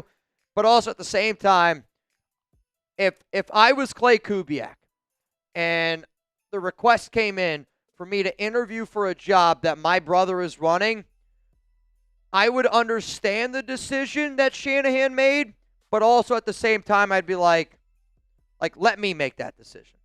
And, maybe Shanahan allows him because there's not every day where brothers are able to do that. And, maybe a guy like Shanahan understands it a little bit more, coming from Mike Shanahan tree, coming from his giant, family tree. The Kubiaks are kind of in that same breath a little bit. So I wonder if because there's a level of respect there, it could happen. But if the 49ers wanted to, they could block it. They could block it. Social says Kubiak or bust. I might bust if it's Kubiak, but I agree with you. It's Kubiak or bust. Just got home. What's the breaking news? So the breaking news earlier today was that the Browns, they ended up hiring Todd Monken to be their head coach. And then obviously there's only 2 jobs left. So because there's only 2 jobs left, Raiders or the Cardinals, that's why I decided to go live. Now the breaking news, the Raiders are going to interview Klint Kubiak on Saturday. Second interview. Let's go. Tom Davis, what's going on, man? Players will want to come to the Raiders because of Kubiak. I agree with that. I think when you look at that offense this past year and the overall development of Sam Darnold, like if I'm Tom Brady, I'm looking at Sam Darnold in the year he had, and I'm going, man, we chose Geno Smith over that guy. The freaking Seahawks are the best team in the NFL. They're in the Super Bowl, and we're picking #1 overall. If that's what you thought, Tom, I think you also then got to think really, really highly of Kubiak. Like, really highly of Kubiak. What's going on? So, I agree with you, Tom. I think Kubiak was the top guy out there, and that's going to attract some people to want to come play for him. Plus, I know we're not, but we have money. The taxes, a little bit more money. Let's freaking go. Also, I say Shav saying, what's up, Venthrak? Shout out to Mount Raider Moore's Venthrak. Sanchez still here in the building. Imagine how crazy this offense will be with Kubiak, Mendoza. Imagine if our offensive line is top 15. I don't even think that's asking a lot. Colt Miller, JPJ, let's say Charles Grant at right tackle, and then we go out and we get, or even if it's like Braden Smith, maybe we get a Linderbaum, maybe we get a David Edwards, but you upgrade that offensive line. With Genty, Bowers, Mayer. You can say what you want about Trey Tucker. I think Trey Tucker is a really good wide receiver, too. Get a little Jack Besh in there to play the Becker role, Charlie Hecker role. And then if you're able to add an Alec Pierce, like, I think this offense can be a lot better than what people realize. Mr. Royal, pay that man his money. Pay him. Pay him, man. And Mark's got the money. I know we're already investing $50 million in other coaches, but if Mark gets Kubiak, the excitement's really going to be back for Raider Nation. Yeah. Number 1 overall pick, he's going to make his money back. I guarantee it, he makes his money back. You got to go pee? All right. Jesus Ortega, Klint also has a second interview with Arizona. Let's hope for the best. To me, I actually think that that's more of a, I don't want to say he's going to use it against us, but I think it's a smart move for Klint. Right? Like, if you're the Raiders and you want Klint Kubiak, and you know, and I think Klint knows that the Raiders want Kubiak, right? Like, I think Klint knows it. I think y'all know it. I know it. They let Davis Webb go, and it's because Kubiak's been their number 1 guy. So I don't blame an agent. I wouldn't blame Kubiak for trying to get the most money humanly possible. The way that he's going to get the most money humanly possible is if he goes into the Raiders and says, the Seahawks want to keep me. The Cardinals want to hire me. What are you going to offer me? I think that that's just smart business, man. And that's kind of how I look at it, because when you look at right now all the reports around Arizona, it sounds like they're going to go out and get Mike LaFleur. And Mike LaFleur, there's been a lot more connections in that regard. So I really am not concerned about him taking the Arizona job. And I'll say this, if Klint Kubiak takes the Arizona job over the Raiders job, I don't think he was the right guy for our job. Because I don't know how anybody could look at me and say the Cardinals job is better than the Raiders job. I'm going to look up something here real quick. Also, Reed just stepped out. He's going to go use the restroom. The Arizona Cardinals are 1, 2, 3, 4, 5, 6, 7, 8, 9, 10. They're 11th in salary cap space, but the projected salary cap for the Cardinals is $30 million. The projected salary cap for the Raiders is $81 million, and that's going to go up just simply because Cardinals don't have an answer at quarterback. I don't think Kyler Murray's going to be there. So if you're looking at Kyler Murray, I don't know who the quarterback is, $30 million in salary cap, that tells me you're probably going to have to pay for a quarterback or draft one. Or you got the number 1 overall pick in Fernando Mendoza, and you're going to have top 2 money in salary cap space, plus more draft picks. It's just the two situations are clear. The Raiders situation is clearly better. It's clearly better. You can't tell me that it's not clearly better. Can't tell me. Can't tell me, can't tell me, can't tell me. Oh, man. I am on freaking cloud 9 right now, guys. I really am. I am on cloud 9. I'm happy. I'm excited. I'm hoping that we get what we want. I'm hoping we get what we deserve because, damn it, Raider Nation deserves it. Raider Nation deserves it. Sorry, I'm trying to share this video real quick. I don't know if they tagged me in it.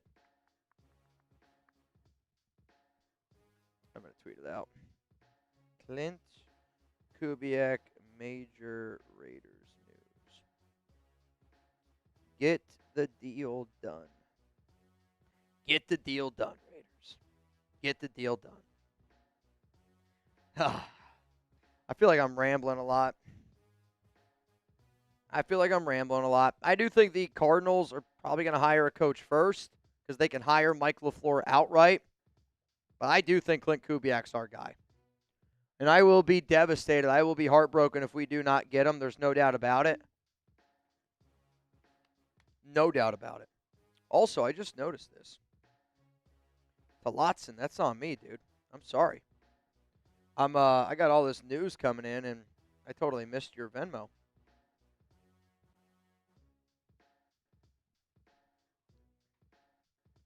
Totally missed it, bro. That's embarrassing on my part. I apologize. Holy cow, dude. Oh, Adrian, Mitch, and Reed. So if we hire Kubiak, who do we get to help him out? I think he's going to bring his quarterback coach. I think he's going to end up potentially bringing another guy from Seattle. But I don't want to give away all my names because I do already have an entire live show kind of ready to rock and roll. And if they do end up hiring him, I mean, the way that I'll probably do it is if it comes out that the Raiders are expected to hire Klint Kubiak, I'm going to be live on this show. When the Raiders officially hire Klint Kubiak, I'm going to be live on this show again because I'm not getting burned by the whole Cliff Kingsbury thing all over again. Also, Talotson throwing it up there. Come on, Talotson. Black Lion Supreme, don't miss this time. Get Kubiak at all costs. I'm with you, man. You got to make sure that you get him at all freaking costs. Whatever it takes, you find a way to get him. You find a way to get him. Benthrak, holy shit. Is that Jackson Dart producing? I could go get the chain out of Marsh's room. Because then you definitely... I could get the chain and then my glass. I have the same clear glasses. Should probably be wearing those. Yeah? My blue light glasses. Yeah, probably.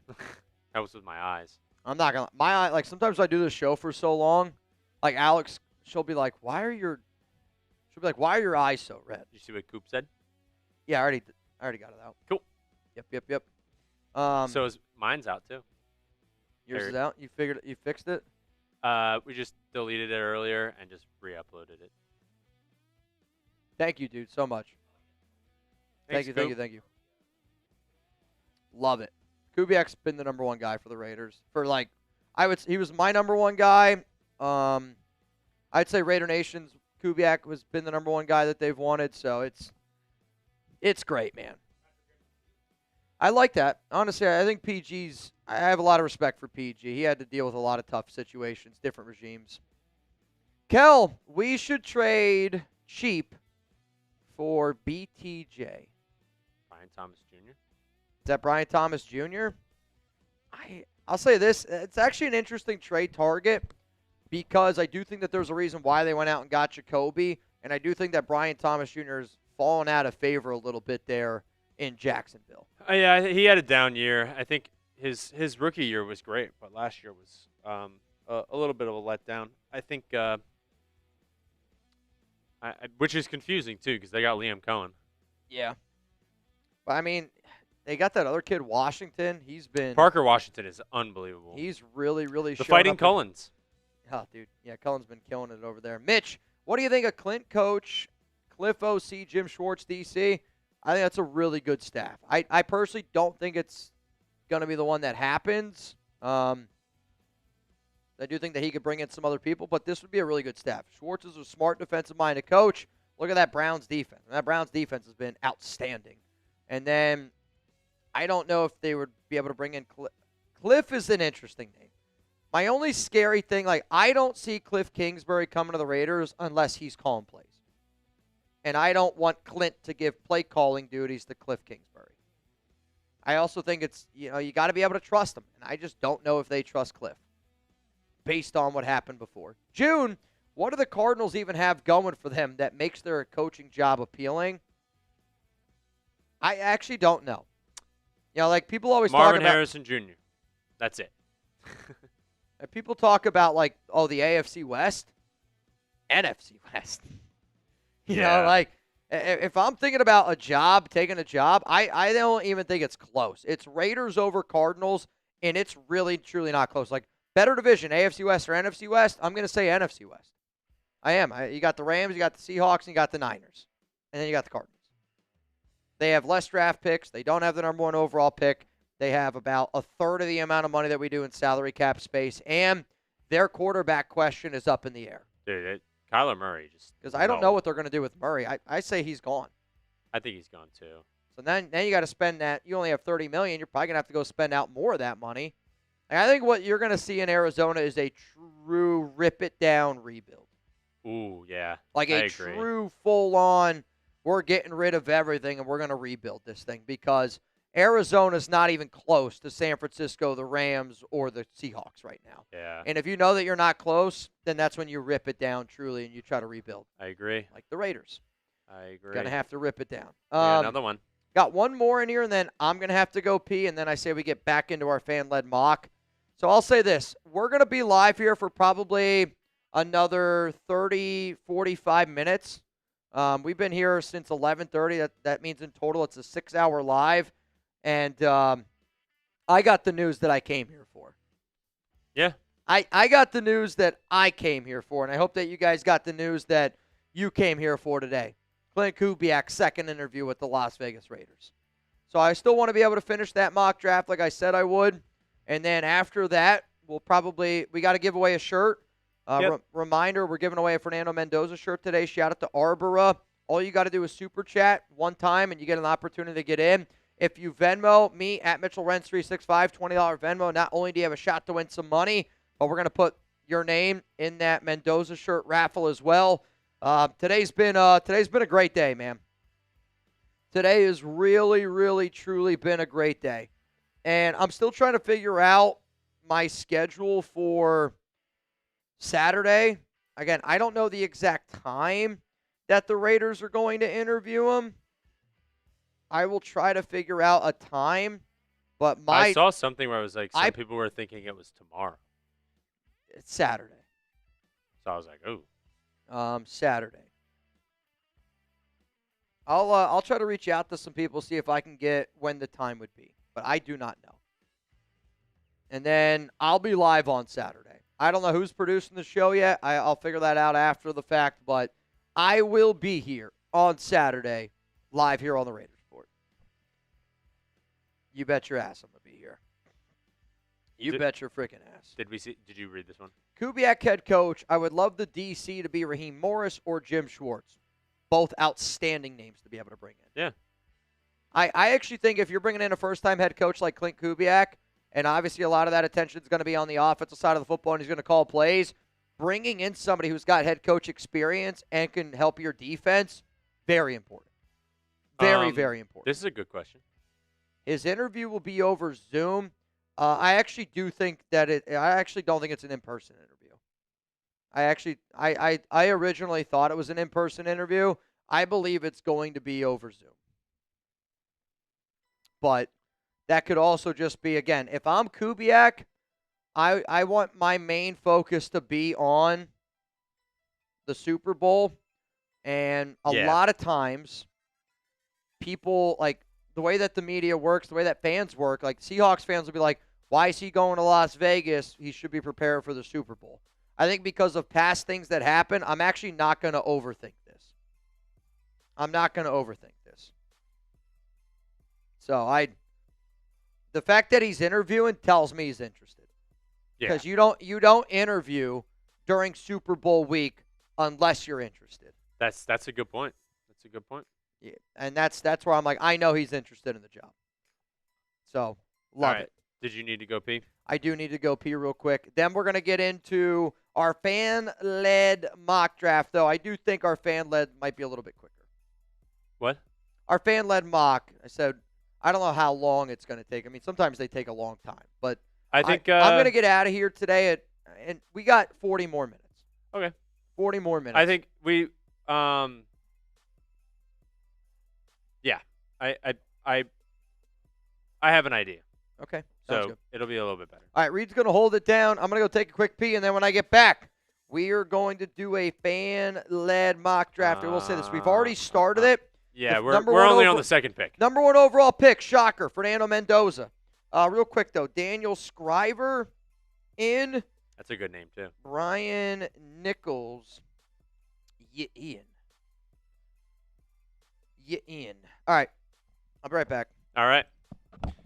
All right, everybody.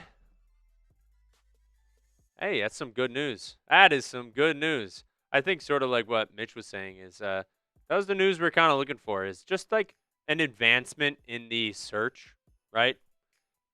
Like you want some clarity on what the Raiders are doing to find that guy and find their guy, you know? And I think having that second interview, it's a It's a good progression into the plan.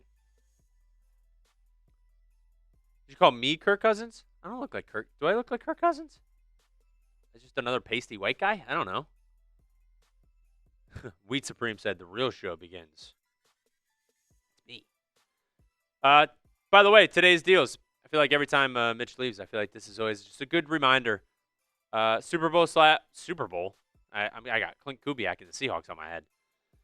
Super chat / Venmo to get on screen. $20 Venmo. You get in the duck race. You win. Let's see. How much could you win? How much could you win? You could win $290. Pretty good to me. Just for watching the show and sending in $20. And we're doing a if you send in 20 to get into the duck race, you're also entered into getting an entry into a free Fernando Mendoza shirt. We sell shirts. If you want to see what that shirt looks like, I'm so glad you asked that you wanted to know. This is the shirt. We have it in white and we have it in black. Chatsports.com/Mendoza. I can put the link in there. This is a sweet shirt. I need to see who was the one that had the logo or their YouTube profile picture was them in the shirt, which was awesome.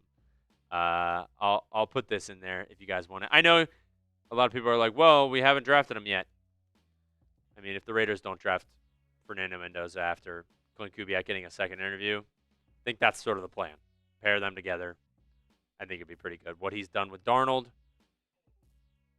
be good coach for Fernando Mendoza. You want to set him up for success. So I think bringing in Klint Kubiak to be the head coach, pretty successful to me. But, yeah, that's what the logo looks like if you guys want to grab one of those. Eric, are we doing the duck race? Yes, just in a little bit. Probably in like 30, 40 minutes. We're going to finish this mock draft. I'm gonna make it a little bit faster just so that we can get going and pick the guy that we want to pick. And so you guys can see it a little bit better. I feel like you guys couldn't really see it. So I'm going to make it a little bit easier for you guys. But those are the deals that we got going on. If you send in $100 while we're doing the mock draft, you can make the pick. You can sort of veto it and say, hey, this is who we're going to pick. Because, I mean, if you send in $100, you can kind of do whatever for the pick. So, but with an agreement of, everybody sort of saying, okay, yeah, I agree with that. But we're in the middle of it right now, but we had to stop because Klint Kubiak got a second interview, which is pretty exciting news right there. Huge. Mitchell. Huge news. Huge news. Oh, my Lord, oh, my Lord, oh, my Lord. What? Klint Kubiak. Oh. I'm on cloud nine right now, man. I'm on cloud nine. I said, even though it's like, oh, yeah, like a second interview, but like it feels a lot better to know something now. It was so much like you're just blank. Like you just didn't really know anything. Again, and then this tells me he's interested in the job. Tells me tells you he's interested, and it also tells you that they're making advancements in the plan to get their head coach and get their guy. Yeah. Like you want Spytech Brady and Mark Davis and everyone in the front office to have a plan. This shows you that they have a plan. Facts. And it makes you feel a little bit better about the whole process. Because sort of like what somebody was saying earlier today was like, why is everyone else getting their head coach and the Raiders aren't? Yeah. I think it's because they had their eye on Kubiak, but he just never lost. He never lost, so they never could progress further into hiring him. I think I think Kubiak was always their number one. Yeah.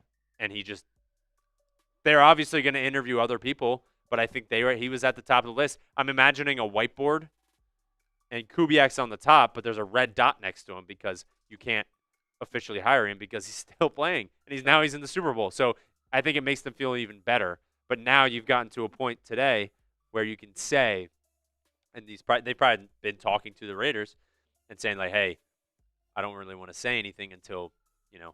now when it's like, okay, you can say that I'm having an interview, and then you go from there. Yep. I think that's sort of what it is. Hey, man, I hear you. I'm on cloud nine. John Rodriguez, completely agree with you. I'm happy now because I'm excited because, again, we still got to get the deal done. Yeah, because you can't officially hire him.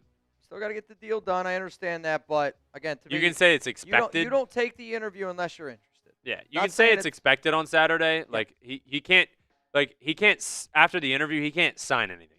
He can't do anything official. It can only be, oh, yeah, it's expected, or the rumors are he's going to be. All right. You know what I mean? Shout out to DeAndre. You're in the duck race. And also, my good buddy, the Weldinator. Weldinator, back Hey. here in the building. Back in the States. What's up, man? If a team can't get Klint Kubiak, the organization is greasy. Yikes. Okay. Whatever that is. Yikes. I mean, again. John. I don't know what to say to that. John. I don't know either. Mitch. Yeah, I hear you, dude. I'm right on board with you. All right. Are you guys ready to get this fan-led mock back rolling again? I am. Fan-led mock draft. Get it rolling again. Oh. Here we go. Don't we still need to complete the? No, we already did. What? Somebody said about the Rooney Rule. Ajero Avero Mike and Mike McDaniel. McDaniel. Those are your two. Those are your two Rooney Rule interviews. So Okay.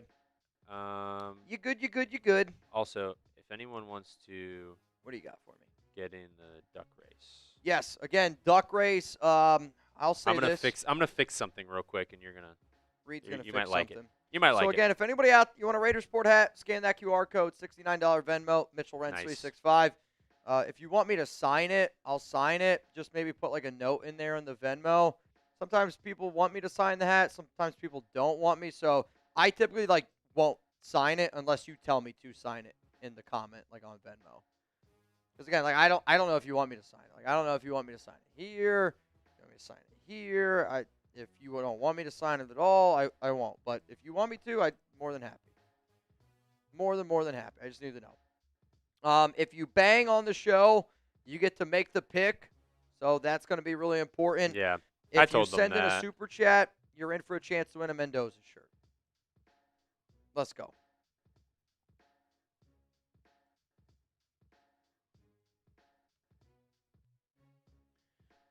Oh, G-Warp. All right. All I'm going to say this, man. I'm going to be optimistic. I'm going to be glass half full. And I encourage people to be the same. Mitch, do you have a trading card? What does that mean? Oh, that'd be sick. Like a me trading card? Yeah. I'd want like a Pokemon card. That'd be cool. Like a Mitchell Renz Pokemon card. Would I be fire? What is it? Fire, grass, water? I feel like I'd have to be fire because the amount of times I say where there's smoke, there's fire. Yeah, probably. It's probably my number one move. Smoke screen. Smoke screen. Who was like the one Pokemon that was literally like a move? I don't think it was Ghastly. Wheezing? Was it Wheezing? Smoke screen?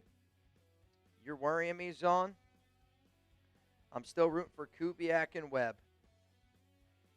Here we go. Y'all be mad for no reason. Klint is a good coach. Klint's a great coach. And I'm hyped up for the idea that we're going to be able to get him. Haro says, I would be happy with Klint or Webb. We're going to land one of those guys, so no stress. See, I don't know if you can guarantee. I think there's a better chance that you get Klint than Davis because I think Davis Webb's going to take that OC job in Denver. You like this a little bit better here? Yes. Yeah. That's kind of what I was saying before. Yeah, I just didn't have time to do it. No, you're good. You're good. I like this way better because this you can see. This I can see. This you can see. Yeah. All right. You wanna go? Here we go. So Mendoza went number 1. Yes. Overall. He did. So now we're looking up here of who we should go with. And right now, the poll was up there for a while. The poll was Emmanuel Pregno. I'm sure people coming in were like, what is this? Yeah, you're probably not wrong. So Emmanuel Pregno, offensive guard for the Ducks. 6'5", 318 pounds, red shirt senior. He had an overall PFF grade this past year of an 88.2. That's very impressive. Left guard. So I guess the way I would do this is you put him at left guard, you put JPJ at center. You're investing in your offensive line. All right, I'm going to tell you all this right now. That. If you want to go something else, you better let me know right now because the pick's going to be Emmanuel Pregnon. Emmanuel Pregno? We can look at his stats and stuff. It's Pregnon, by the way. Pregnant? I mean Pregnon. Well, we just don't have the N on I the know. poll. Emmanuel. Oh, sorry. No, you're okay. I just saw it. I was Emmanuel typing Pregnon. quickly. So that means career stats, a lot of solid games played in there. One sack. I mean, one sack the last 3 seasons. Oh, now here's a guy. So go back to nope, other one. Now go down. Keep going. So left guard. That's predominantly where he's played. All right. Played a little bit right guard last year, probably just for an injury, but he's a left guard. Yeah. So that's Colton Miller, Pregnon, JPJ. That's fun. I like it. That's a lot of fun. I like it. Should we go? All right. Yes. That's where we're going. Speak now, forever hold your peace. Also, I just want to let everyone know, now that we can see a little bit more. I'm holding my peace. I don't know. You guys can see that left side over here?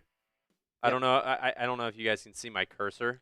Oh, yeah. Why don't you go through the picks? So we've got Fernando Mendoza, obviously, and then Caleb Downs to the Jets, Arvell Reese to the Cardinals, David Bailey, the edge out of Texas Tech, to the Titans, Reuben Bain to the Giants, Jeremiah Love to the Browns, Jordan Tyson, wide receiver, to the Commanders, Carnell Tate, wide receiver, to the Saints, Mekhi Lemon, wide receiver, to the Chiefs. Peter Woods. I know a couple of people said that. He already went. Sorry about that. And then Sonny Styles, Cassius Howell, Jermod McCoy, Caleb Banks, Mansour Delane. I saw that name. He's already gone. Sorry. And then Caden McDonald, Keldrick Folk, Francis Maliwala, Denzel Boston, Avion Terrell, the guard out of Penn State, Spencer Fano, TJ Parker, Caden Proctor, Christian Miller, Caleb Lomu, Colton Hood, Casey Concepcion, Kenyon Sadiq, Akeem Mesidor, he's gone. Sorry, guys. Monroe Freeling, CJ Allen, the linebacker out of Georgia, Anthony Hill Jr., Brandon Sis, Chris Bell, and then we're on the clock. All right. So that's everyone that has gone. I'm ready to rock. So here's what we're going to do. We're going to go with Emmanuel Pregnon, offensive guard, left guard from Oregon. We don't have to go through every pick every time. No, I just wanted to tell, like, a couple of people were like, oh, go get Mesidor. And I'm like, he's gone already. Sorry, guys. Like, so here's going to be my next question. Wow, look at who just went. Elijah Surratt. Ooh, that would have been fun. So where do we go next? Let me know down below what position you want to go with. So I've seen Chandler Rivers there. I've seen him before doing my Bucks video. I almost picked him in my mock draft. What position or what player do you guys want to go with? Again, if you want to make the pick, $100 super chat, you outright make the pick. You let me know. Where are we going? Where are we going? Garrett Nussmeier. Get another backup quarterback. Blake Miller. Jake Slaughter still there. We did just take. I'm not going to. We can see our picks right here. We have Fernando Mendoza and Emmanuel Pregnon. You want to go offense, defense? Where are we going here? Let's see. What spam what you want in the chat right now. I think this is a better idea of doing it. Whatever we see more. Yep. Whatever we see more of, that's what I'm going to put in the live poll. Linebacker. I'm seeing corner. All right, so put cornerback up there. We're going to put corner in there. I'm seeing a lot of linebacker, so put a linebacker in there. Okay, cornerback, linebacker. I would say This is Sam, pick right? 67, right? Let's do defensive tackle or like defensive line. Seeing Okay. some D lines in there. So D-line. And, yep, we got – I see some edge, but I think we can mash that with D-line, right? I think That's we fair. can combine those two. Somebody said safety. Safety. I mean, we can just do DB. Fair. We can change cornerback to defensive back. Okay. And Then then the last we need one more. I do think wide receiver. I think wide receiver. I think wide receiver a as few well. times. Wide receiver. So we got DB, linebacker, D-line, and wide receiver. Where should we pick for pick number 67? So then go up. Make sure to put your. So can you filter that then? Hmm? Filter it. Oh yes. Which one would you like? Just all the ones we picked. Yeah.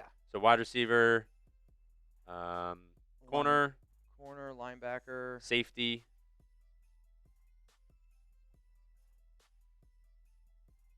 We'll do edge and linebacker. Okay. So scroll All right. down that a little bit. If you see a name, okay? If you see a name that you really want, you're going to have to super chat. I'm going to say this right now. It's linebacker at 39%. That's a big lead. Wow. So Okay. can you click on – so who are the top linebackers that we have to choose from? The top linebackers we have to choose from. Let's You just got to exit. Yep.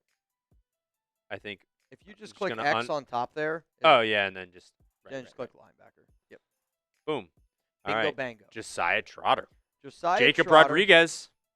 Jacob Rodriguez is interesting. Torian York, Trey Moore. I'll tell you this right now. I'm going to look up some notes here. I mean, we can click on these guys as well to see, tackles in 2025, 58 for Josiah Trotter. A lot of Jacob Rodriguez's, a lot of Trotters. This is going to be fun. Okay, I'm going to go ahead and got 108 votes right now.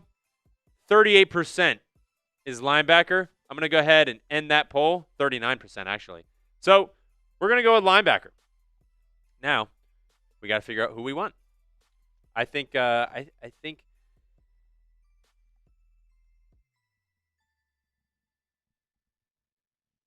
I mean, I'm looking. I'm trying to get into Tom's sheet, but I can't get into it. You look up. I mean, we got. I mean, I would say. So Josiah Trotter looks to be more of like just your old school downhill thumper. And then Rodriguez is somebody that I just feel like is just always around the football. Yeah, 93 PFF grade for 2025. Again, like to me, Jacob Rodriguez is not somebody who's going to blow you away at the combine. He's just a great football player. Yeah, he's just a dog. I think it's what type of player do you want? I'm going to let y'all pick. All right. I'm seeing a lot more Jacob Rodriguez's. Should we just go Jacob Rodriguez? I think we're going to go Jacob Rodriguez. You could put, if you want to put Jacob or get Price. Who's Price? From John Rodriguez. You want to put a poll up? Jacob, let me know. Jacob Rodriguez or Trotter? Where are we going? Because that seems to be the top people. So my computer keeps crashing. Oh, no. Josiah Trotter. I saw John Rodriguez said get Price. I do not know who Mr. Price is. I don't think he's a linebacker though, and we have to pick a linebacker. Yeah, So you gotta pick a linebacker. What about? Should we just do between those two? Yep. All right. I'm seeing a mixed bag here. I think it's so up. Crash Dog says it's 50-50. I'm kind of with you, Gunny. I think you just put Josiah Trotter, Jacob Rodriguez. We'll let the poll go. If somebody's really passionate about one of those players, $50 super chat. It's your pick. If you really, really want to go with someone. Jacob Rodriguez or Josiah Trotter? Oh my God, a bunch of Jacob Rodriguez's already. I mean, I think we just had a lot of people spamming Josiah Trotter, though it's pretty back and forth. So PFF says Josiah is the better player. Right. So he's the guy that's ranked higher. I mean, Torian York, I do not know anything about this guy. Yeah, I mean, I'm not going to lie. I have not done any homework on any You've of been these just players coach. Yeah, and I'll get into it a little bit more. I think it's pretty easy. I think we're going Jacob Rodriguez. All right. 73% of the votes. I think it's Jacob Rodriguez. Let's do it. All right. Rodriguez, the pick is Ian. All right, so now. Oh, there's our quarterback. Stop it. All right, so now what position do you want to go with? We went Fernando Mendoza, Pregnon from Oregon, Jacob Rodriguez. I'll tell you this right now. I love this start to this mock. Yeah, I like it so far. Here's our picks. This is better than any mock I've personally done. Here's our picks right now. So those are the picks on the left for us.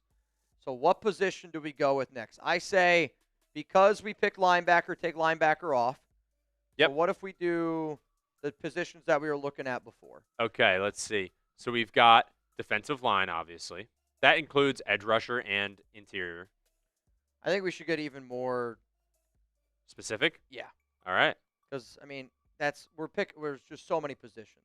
I think we do cornerback again because that was the one we did last time. Wide receiver, and then wide receiver. I think we. D line. I see defensive end, defensive tackle, edge cornerback, rusher. And wide receiver. I would say those are the top ones I'm seeing. And corner. So I got wide receiver, D line, edge, corner. Cool.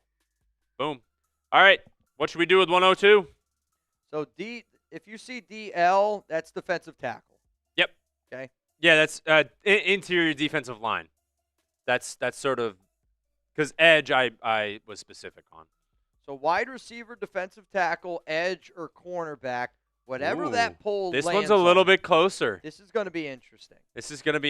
We'll let it go for a little bit. So can we just see who's all available for me real quick? Yes. Just all of them? Yeah, just scroll down a little bit. I think just giving people an idea of who's Skylar available. Gill Howard. Not a bad pick there. Katron Allen, halfback. Drew Aller. You couldn't pay me to draft Drew Aller. If somebody sent in a $100 super chat said, I want Drew Aller, I'd say you just wasted your money. Not interested at all. That's the first page. All right, so I'm looking right now.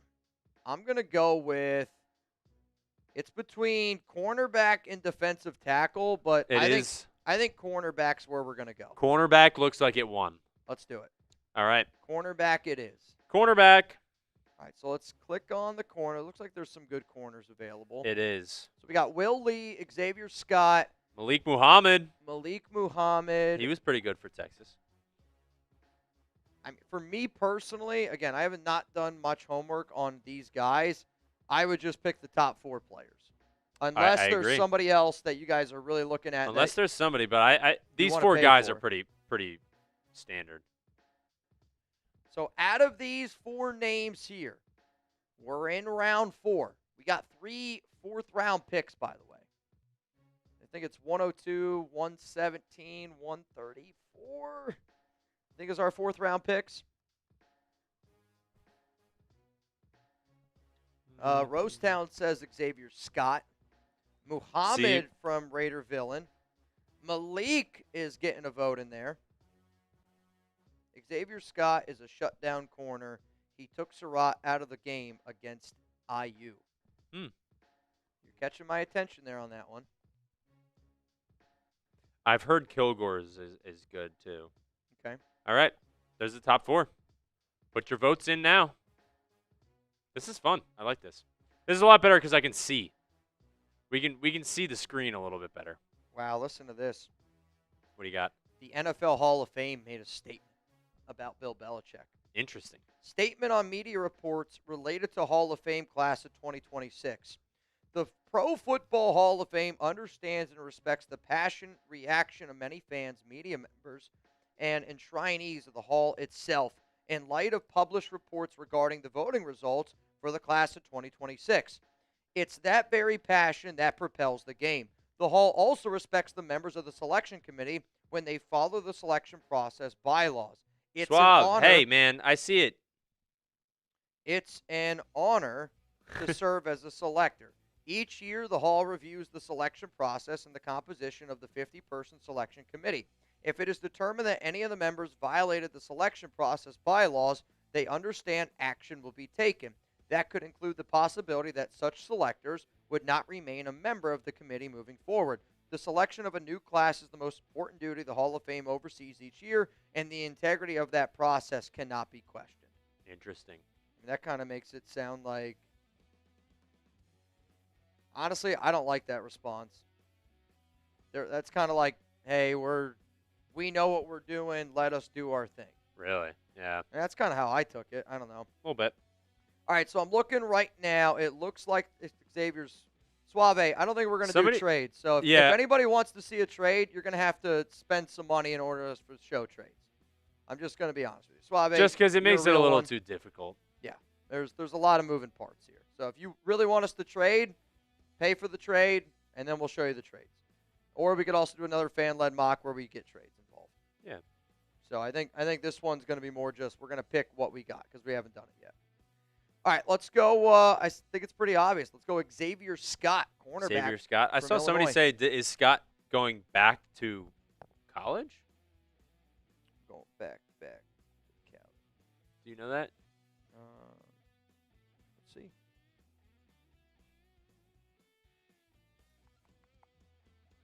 Or has he declared? God Family Raiders said Scott going back to college. He announced that. Why would he be in the draft then? Xavier Scott going back to college. All right. So who's next up? Sorry, I'm actually Muhammad. surprised PFF had him in there then. Me too. Yeah, he announced on January 15th that he will return for his 5th season at Illinois. Good call there, man. Thank you, God Family Raiders. Shout out to Gabriel. So I say we go to the next top guy. I think it's Muhammad. Or Malik Muhammad. Let's do it. All right. Let's do it. Malik Muhammad. Let's do it. You're a Raider. Raider. Okay, so now we went corner. We went corner, so now I say we go defensive tackle, edge, wide receiver, and then is there another position that you guys want to go with? Is there another position? What are we thinking? Safety. I say I'm seeing a lot of, let's do safety, defensive tackle, edge, wide receiver. Wide receiver. All right. At this point, I didn't put a title. That's fine. I just said which one you want. So the way that we're going to do this is once it gets to 100 votes, that's do what we we're go going back with. to O-line? Again, to me, if I'm going into a draft, the Raiders better have their offensive line. Yeah. I don't know if you're going to see me do a mock draft where I take an offensive lineman early. Because in my mind, you can't take Fernando Mendoza, number 1 overall, unless you already know your offensive line is solidified. Yeah. My opinion. This is Cassidy, do we get a kicker? Maybe. If you guys really want one. $200 super chat where you draft a kicker right now. The long snapper. The long way. The long way. The long way.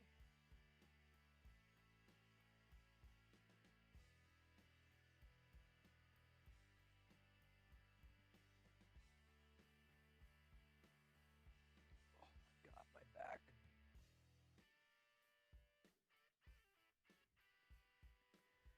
Oh, Klint Kubiak, man. I'm so excited. I'll tell you what, this one's a little close. But it looks like we're going to end up going with here, once we get to 100 votes. All right, defensive tackle. Yeah? Let's go. All right. We're going to go defensive DT. tackle. That's what the poll ended up being. Yep. So out of these names, where are we going? I've seen Zane Durant before. Whatever you guys want out of the defensive tackles. Rocky, Raiders should now find a buyer for the Las Vegas, work out a deal to build a new Oakland stadium for the Raiders. I don't know what that means. They're not going to go back to Oakland. California didn't want them. And that's honestly the sad part. I mean, I know somebody who knows Mark, and Mark made it very clear to my one source that one of the biggest reasons why he moved to Vegas is because Vegas was basically like, whatever you want to do, Mark, we're going to say yes. And Mark kind of got sick and tired of every time he tried to do something in Oakland and California, they told him no. So, just saying. Dawson, Penn State guy? I am a Penn State guy. I think he's saying he wants the Penn State guy. Oh, he wants the Penn State guy. I'm seeing a lot of Zane Durant. I'm seeing a lot of Tim Keenan's down below. Zane Durant? Are these the top guys? I mean, again, I have not done my homework yet on a lot of these prospects. I know the guys that Tim Keenan, David, is that Oko? Oki. Can you click on Keenan and Oki for me? How big is Oki? 6'2", 314. Okay. And then how big is Keenan? I think Keenan's undersized. 6'2", 320. Nope. Okay, that's definitely not undersized. So I think we need I think if we go DT, we should go big guy. 6'5", 315. It's got some girth to it. It's got a little bit of girth to it. 6'3", 346. Ooh, it's a big boy. Number Again, 99. I don't want you to just pick somebody based off size. To me, if we go defensive tackle, sometimes you see a DT who's like under 300 pounds. Let's see Zane. 6'1", 287. Yeah, I don't think I would go that route because I think we need more big body defensive tackles personally. But hey, if you're willing to pay, Harris. I'm seeing Xavier Harris. He's 6'8", 330. Holy 6'8" is insanity, dude. He's got some good stats here. I mean, 6'8's wild. So let's get a poll up because I got to try to get out of here soon. All right. I think where are we going? I think Xavier Harris has been. I think I'm seeing a lot of Harrises. A lot of Harrises. All right, let's do it. You want to do Harris? Let's do it. I think we do Harris. Let's get weird. Let's get weird. Xavier Harris. We're making the pick. He's 6'8". It's a big boy. All right, now we're up here again. I think let's look at wide receivers. Ooh.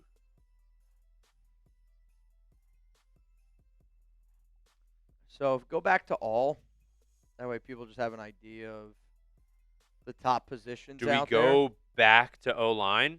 Get a guy like DJ Campbell? Yeah, man, I smell lots of batted passes. DJ Campbell, I don't know if we're going to go guard. Or do we look at I don't safety? think we should go offensive line again. I'd say we're pretty good there. Safety. Bud Clark, just off name. It's an elite name, I'll tell you that. See, somebody's spamming Dunker a ton. I don't know who Dunker is. Running back from Kurt. I mean, I think that we should draft a running back at some point.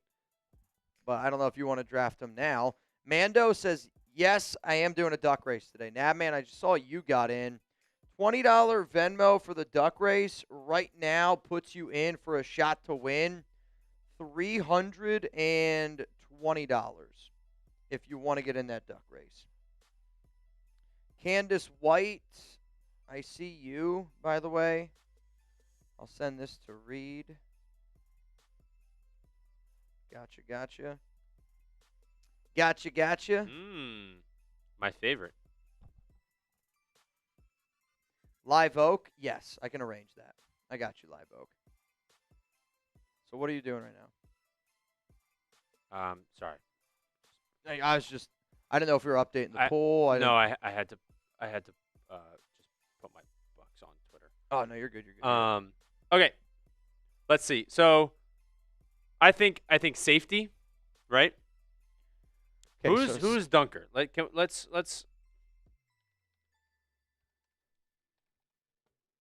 not showing up. not showing up.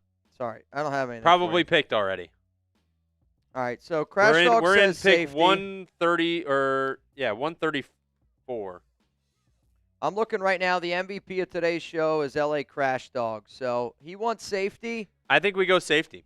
Let's look at safety. I've seen a lot of safeties in the chat as well. Let's go safety. All right, let's go safety. All right, what do we got here? Ooh, Bishop. So I've heard Bishop Fitzgerald before. He's if you first look 5'11", 205. Is he a cover safety? So coverage grade 90. We need a true free safety. I'm telling you that right now. Again, I have not done. Oh, deep. Yep. I'll tell you this right now. I want a true free safety. So he snaps by alignment down here. I mean, if you're he's dropping in the box, he's in the box 145. That tells me they view him more as a free safety. And he's deep 303. All right, so go back real quick for me. So Bishop Fitzgerald. What about, I see a lot of Jennings down below. What about Robert Spears Jennings? 6 foot 213. I don't love those numbers nearly as much. He's looks like he's more of a box than he is a deep. That looks like he's more of a strong safety. Maybe I'm wrong in that. Isaiah. That's a name I'm nervous to even say. I have no idea how to even say that name. He's in the box as well, 242. What about Bud? How about Bud? Ooh, he's a nickel. Yeah. All right, y'all. Which way are we going? All right. I think which way are we going? I kind of like Robert Spears. 6 foot, 213. I would say let's do between Spears and Fitz. Type S for Spears. Let's do F for Fitz. Yep. F for Fitzgerald or SJ? Based on just what I saw there, I know who I would pick. I would probably go Bishop Fitzgerald. I don't know if I want to get I don't want to skew. I don't want to skew.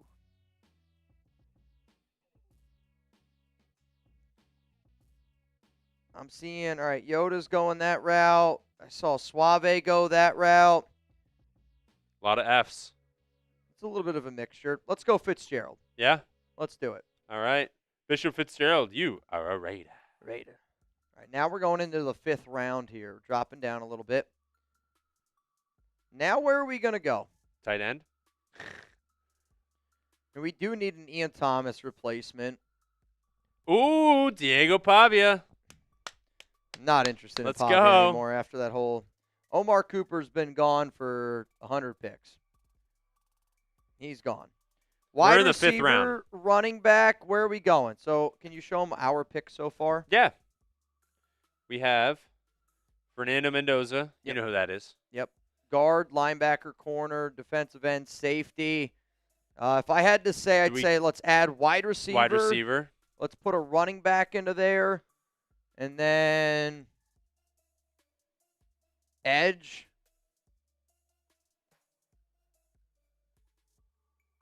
Edge and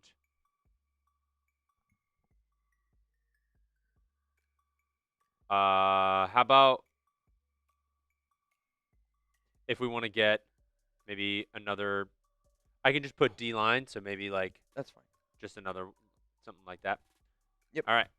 Let us know. We'll probably go pretty quickly through this one. Yeah, I mean, we're what? Back, this is round 5, so we have round 5, 6, 7. I think that's 4 picks left. Yeah. Okay. Not too bad. I think we go wide receiver. Yeah, 48 votes, and it's already 45% for a wide receiver. All right, let's do it. Let's do wide receiver. So go to the top guys, get a little extra depth. I have no idea. Caleb Douglas. Let's see. 6'4", 205. I like that. We do need some size. Definitely need some size. 7 touchdowns. I mean, Texas Tech. That's Douglas. I like Douglas. I like Douglas. Noah Thomas. Let's see, 6'5", 205. That's pretty good. That's great size. That is huge. 2023. I would have been with Bowers. Noah Thomas. Noah Thomas. I don't hate that. Let's go down a little bit. Just see everyone. Squirrel White. Shout out Florida State. No, we're not going to go down there. I think. All right, I'm seeing a lot of. What about Pena? Who's Pena? Pena. Penn State guy. Oh, see, I don't even know who he is. He is nothing. Apparently, he's not. He's not even an inch. Not even an inch. I don't think we can go with a guy that's 0 inches tall. I think he's 6 foot. 6 foot, Probably. 186. He feels more of a slot guy, but not really. I mean, go down. He is a slot guy. He's 166 in the slot, 123 wide. Okay. So it goes both ways. But if you look at Pena compared to a guy like I think we need an outside. Caleb Douglas, he is 413 to 84. All right, let's go that route. All right. How about D for Douglas or T for Thomas? We'll go best available unless somebody else has got something else to say. Rob Fravor, you're in the duck race. We'll also, guys, we'll go through all the super chats at the very end of this. Oh, yeah. There's just a couple. Rob Fravor, you're in. From John and Yoda Jenkins, Tolbert. you're in. I also sent you a message, but we can do that after. I figured we could, yeah. Cool, Just cool. want to hit it. All right, I'm seeing. It's a good mix. Suave said D. Seeing some D's. Let's go D. I think we go Douglas. I like this pick. Caleb Douglas. All right. We've got 3 picks left. I think we go edge on this one. Edge, running back. See, I'm not going to lie. I like Desmond Reed. He's like a scat back. Oh, and from Pitt, yeah. He's small. I mean, we could draft Pavia and put him at running back. I don't want Pavia, man. I liked Pavia, and then a lot of running backs the here. whole way that he responded See a lot of running backs. was sad after the whole. All right, click RB for me then.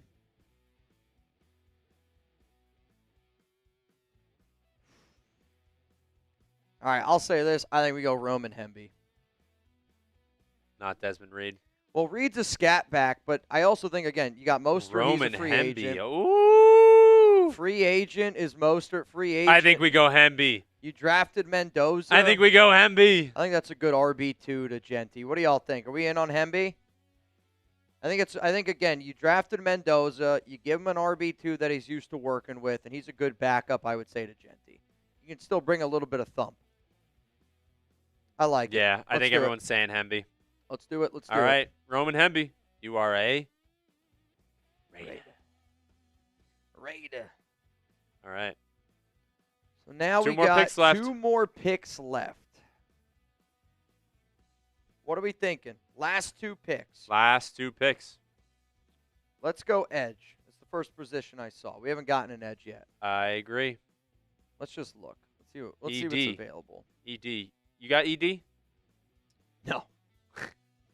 Especially after a second interview for Kubiak. Oh, yeah, I mean, yeah, Klint Kubiak. I'm going to have to call a doctor. It's going to be more than 4 hours. Logan Fano. Is that his brother? Spencer Fano? Gabriel Ruiz getting it in. TJ Guy. Who are we thinking? Seeing a lot of edges. We're going to go edge. So Mitch is going to we're definitely going to edge here. The only name I've seen is Fano. Somebody said Guy, TJ Guy. Is that because it's best available? I mean, you guys, can't go wrong we've with already best drafted available. Hemby. We've already done it. You don't have to keep spamming. We've already drafted him. He's on the team. Yeah, he's over here. Look. Guy or Fano? G for Guy, F for Fano. That's what I'm seeing right now. G for Guy, F for Fano. What about what does he look like? 6'4", 250. Okay. He's a Michigan man. Michigan guy.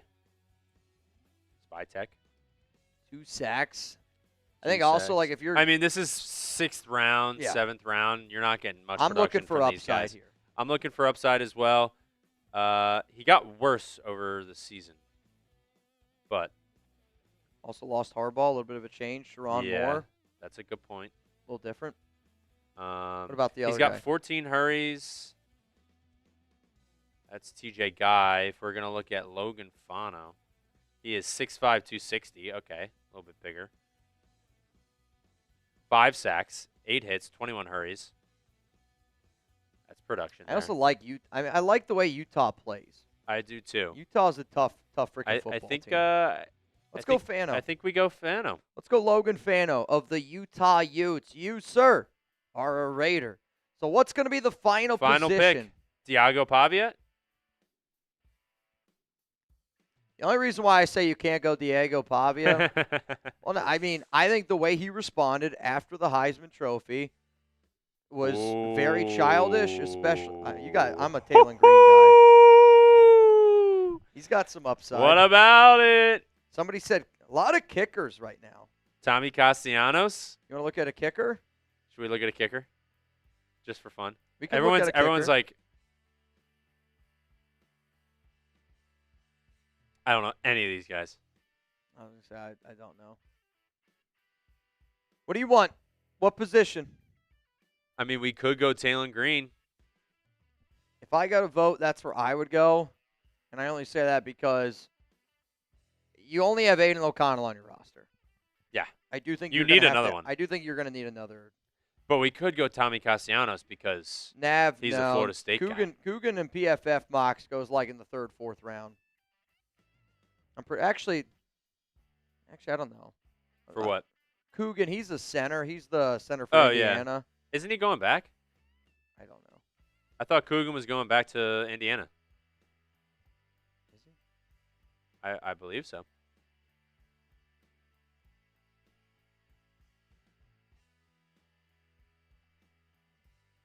Or am I wrong? I mean, I just AI'd it, and it said he's expected to go pro. Oh, okay.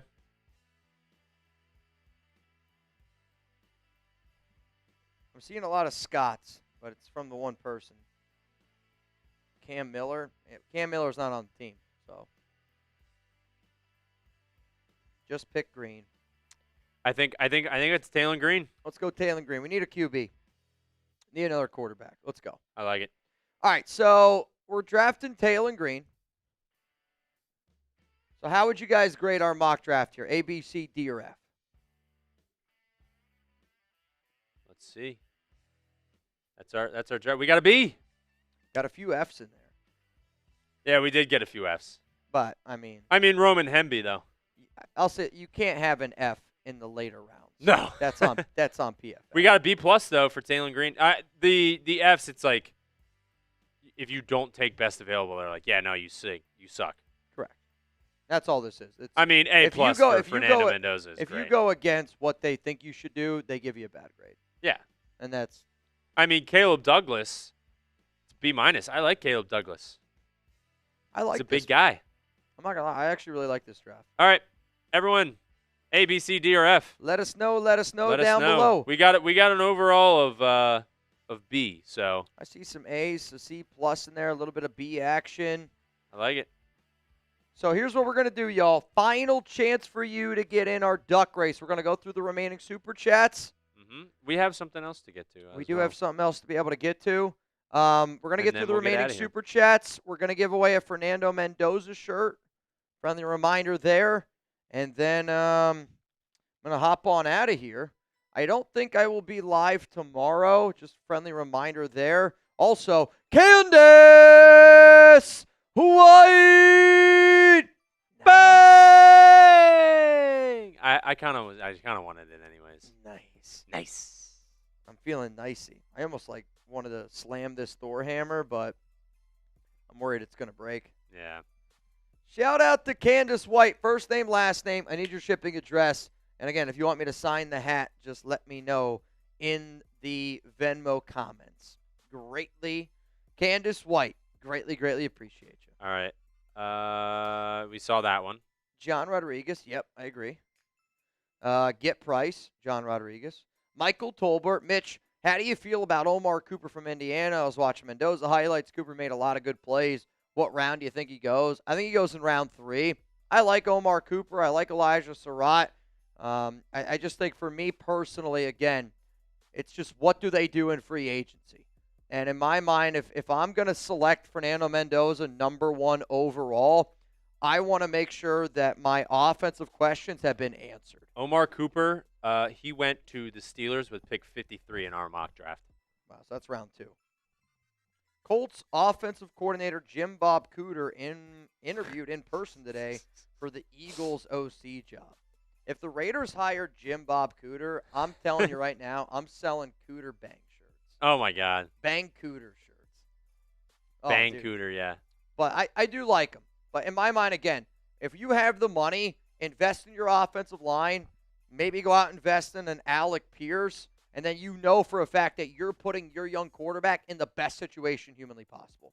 Mock draft, assuming we get Tyler Lindenbaum from the Ravens, Edwards, offensive guard from the Bills, from the Colts at free agency. I will probably do some mock drafts that are based on, like, if we get X, Y, and Z, just because I'm going to do so many mock drafts leading up until April. But we'll definitely – we kind of did the other day, like, a perfect off-season live show, which is why I wanted to do the fan-led mock draft today.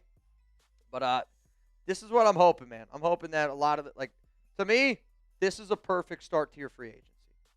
If all we did in free agency, I'm not going to lie to you, was this, I would sit up here and I'd go, we're doing the right things. Yeah. Because that's probably 20 – let's say 20 million, 20 million, 20 million. We should still have another 40 million yet to spend. Mm-hmm. Like, if you told me we were able to go out and get Linderbaum, David Edwards, Alec Pierce, maybe we get a John Franklin Myers and a Devin Lloyd, that's most of our salary cap space. We'll be able to add a little bit more money because you do need to save some for your draft picks. That's a lot of really good players there you're adding. Or you decide to go get some cheaper guys and just stack it up a little bit more. I'm going to build in free agency on offense because I want to draft Mendoza number 1, and then I would try to build my defense in the draft. Shield family, warning, MB will replace Genty on 3rd down. Maybe. I mean, I don't know if you can, without a doubt, say that he's going to do it. Because, again, like, he's going to be your bell cow. I think Hemby's more or less just got to be the, when Genty needs a breather, to be able to make sure that Genty's fresh in December and January, Hemby's going to come in and get some reps. Because if you want to use, I mean, rookie contract is a lot easier than a free agent contract from like Rashad White or something like that. We got lots and lots of holes to fill, Kurt. You and I know it. We all know it. All right, y'all. Pause. We are now officially caught up. So I think the first thing we do is let's spin the wheel or do you want to do duck race? Or I think we can spin the wheel. All right, so Reed's been keeping track of every super chat that we've gotten in. Also, if you try to get in the duck race, you're going to have that opportunity also to win this Fernando Mendoza shirt. Again, shout out to Arbora. He was the one that wanted to give away a shirt today. He banged earlier on the program. So major shout out to him. Major shout out to him. So, oh my God, my nose right now is driving me insane. Why? It's just itchy. It's no good. It's itchy. Nav says Hemby's Mendoza's pass catching back. I mean, we need that. Yeah. I guess I don't view Hemby like that. I mean, even if he is, though, we need that. Oh, yeah. I mean, I think he's a good back. I mean, he had, I just looked, 17 catches this past year. It's good numbers. Good.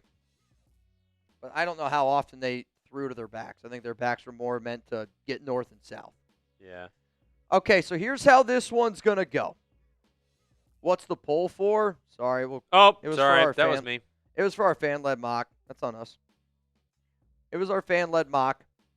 So here we go. Final chance for you to get in our duck race. $20 Venmo. Mitchell Renz 365. That winner is going to go home with, as it stands right now, $360. So this is for a Fernando Mendoza shirt. Fernando Mendoza shirt. If you're like, wait, Mitch, what do you mean shirt?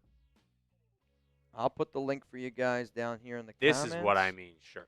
So we have a shirt. It's chatsports.com/Mendoza. If you want to go grab this shirt, it's less than $30. I just put that link for you guys down in the comment section. All right, here we go. Here we go. Here we go. Here we go. Here we go. 3, 2, 1. Who's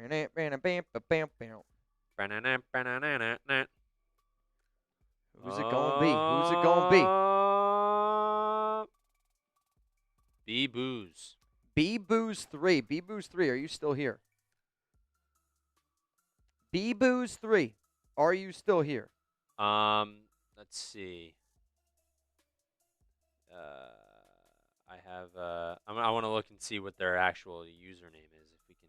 I know, I'm trying to figure it out myself. B-Booze 3. This is why YouTube, please go back to just using names. Brandon Booze. Brandon Booze? Brandon Booze. It's a hell of a last name, I'll tell you that.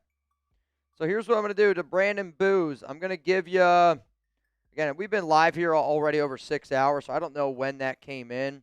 It was actually pretty recently. Okay. Brandon Booze. So let me just write this down. B-Booze 3. B-Booze 3, Brandon Booze. Mendoza shirt. All right. All right. I got you down. I'm going to try to figure out a way to get in contact with them. Cal says, is it rigged? It's always rigged. Always. Yep. You got to know. It's always because all rigged. those names on there, it's just all him.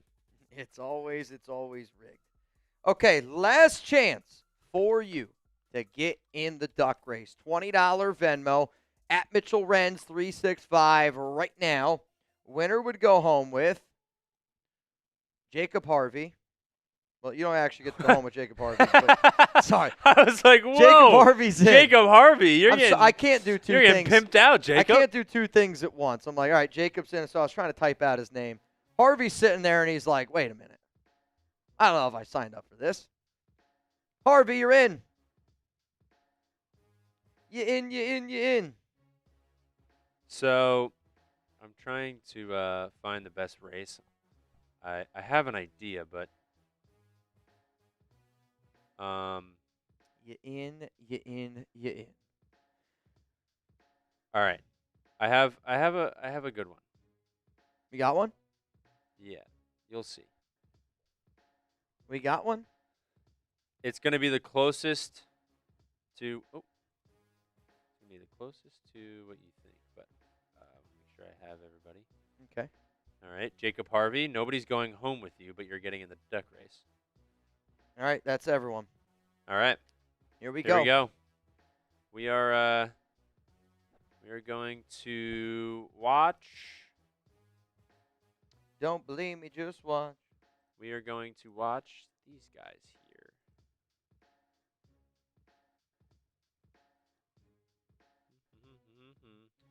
here. Vinny told me that he thinks that the Arizona interview is just for him to get more leverage, which I agree with. I said that earlier today as well. I was like, I think for Kubiak, he's just trying to get more leverage.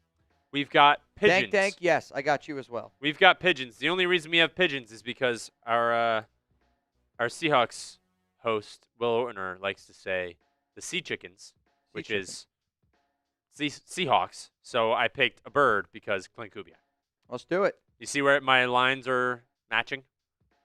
I agree. I like it. All right. I didn't know where you were going to go with it, but I'm in. Shuffle. I'm in. Yes, Dank, you're in, bro. Nobody wants to race, I guess. Did it just clear? I don't know. I did shuffle characters, and it just disappeared. What if you hit start? See if you just... Should I? Yeah, I mean, honestly, I'm curious. Oh, go! Go, go, go! Let's go!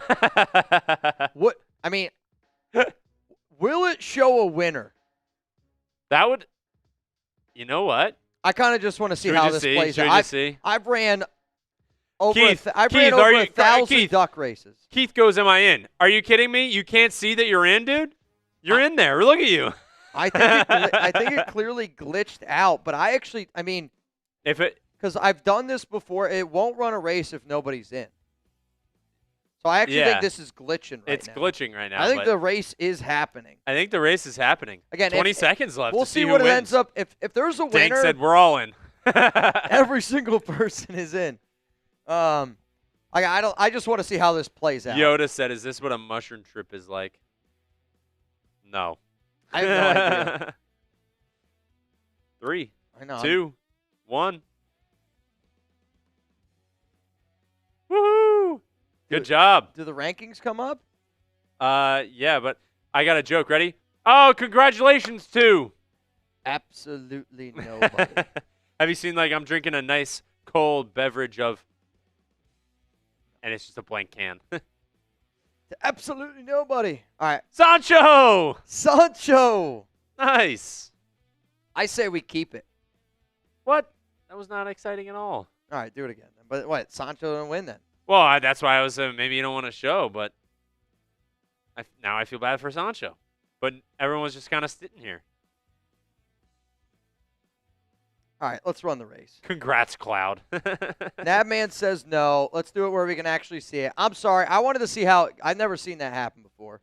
We'll do it again. Sancho, you can get mad at me, but I do actually want to see the race because I don't know who was in. So can we run it? Dude, this thing is glitching. It's glitching bad. All right. There we go. All right, let me get the names. That was glitching bad. I had to reset it. I wanted to see how it played out. If anyone wants to get mad at me, they can get mad at me. I'm sorry. They want to get mad, they can get mad. Sancho, I hope that you're not upset. If you are, talk to me. And he might win. All right, here we go. 3, 2, 1. Let's actually see this race this time. Here we go. There he is, Sancho. It looks like more like LA Crash Pigeon. Richard Mag Pigeon. Sophia Jenkins, Tristan Alum, Eric Jones. This is all over the place. What's the news on Kubiak from Rodriguez? Yoda said it's like the person who was 0 feet tall. Raiders are going to interview him on Saturday. Yep. Nav said, I think I might puke. If I was up that high, I would puke. I do not do well with heights. Oh, Nabman said if I win, I'll split it with Sancho. Nice. That's nice. Sancho does not look like he's going to win, though. I don't know how this race works. Like, there's, Oh, my God. Gabriel Ruiz from the back. Look at that. He's creeping. LA Crash Dog. Oh, man. It's going to be Gunny or... It's going to be Gunny. It's going to be Gunny. Shout out to Gunny, man. Rigged. Definitely rigged, man. Without a doubt in my mind, rigged. Rigged. Congrats to my guy, Gunny. Gunny, if you could please confirm that you just received $370, that would be much, much appreciated. Also, I believe Crash Dog was the MVP. Hey, there we go. On our show. Whoever the MVP is, I will wear your jersey the next time I go live. I believe the next time I'm going live is going to be Saturday. So hit that subscribe button. Turn on those notifications. Sorry that I was trying to speed it up a little bit there at the end. I told Alex I'd be home at a certain time, so I'm already running a little bit late. Got to do what you got to do. Got to do what Klint you got to do. Kubiak. Today was a great day. Today I showed up wanting to know if Klint Kubiak was going to be that interview, the secret interview. Are we going to be able to get Klint in that other interview? It looks like that answer is yes. I think we're all in on Klint. I think Klint's the favorite right now to be the Raiders head coach. I don't think that you accept that interview unless you are interested in the job. So I will be back here on Saturday when I go live on the Raiders Report. Make sure you're subscribed. Make sure those notifications are turned on. And I'm going to see you guys later. Enjoy the rest of your day.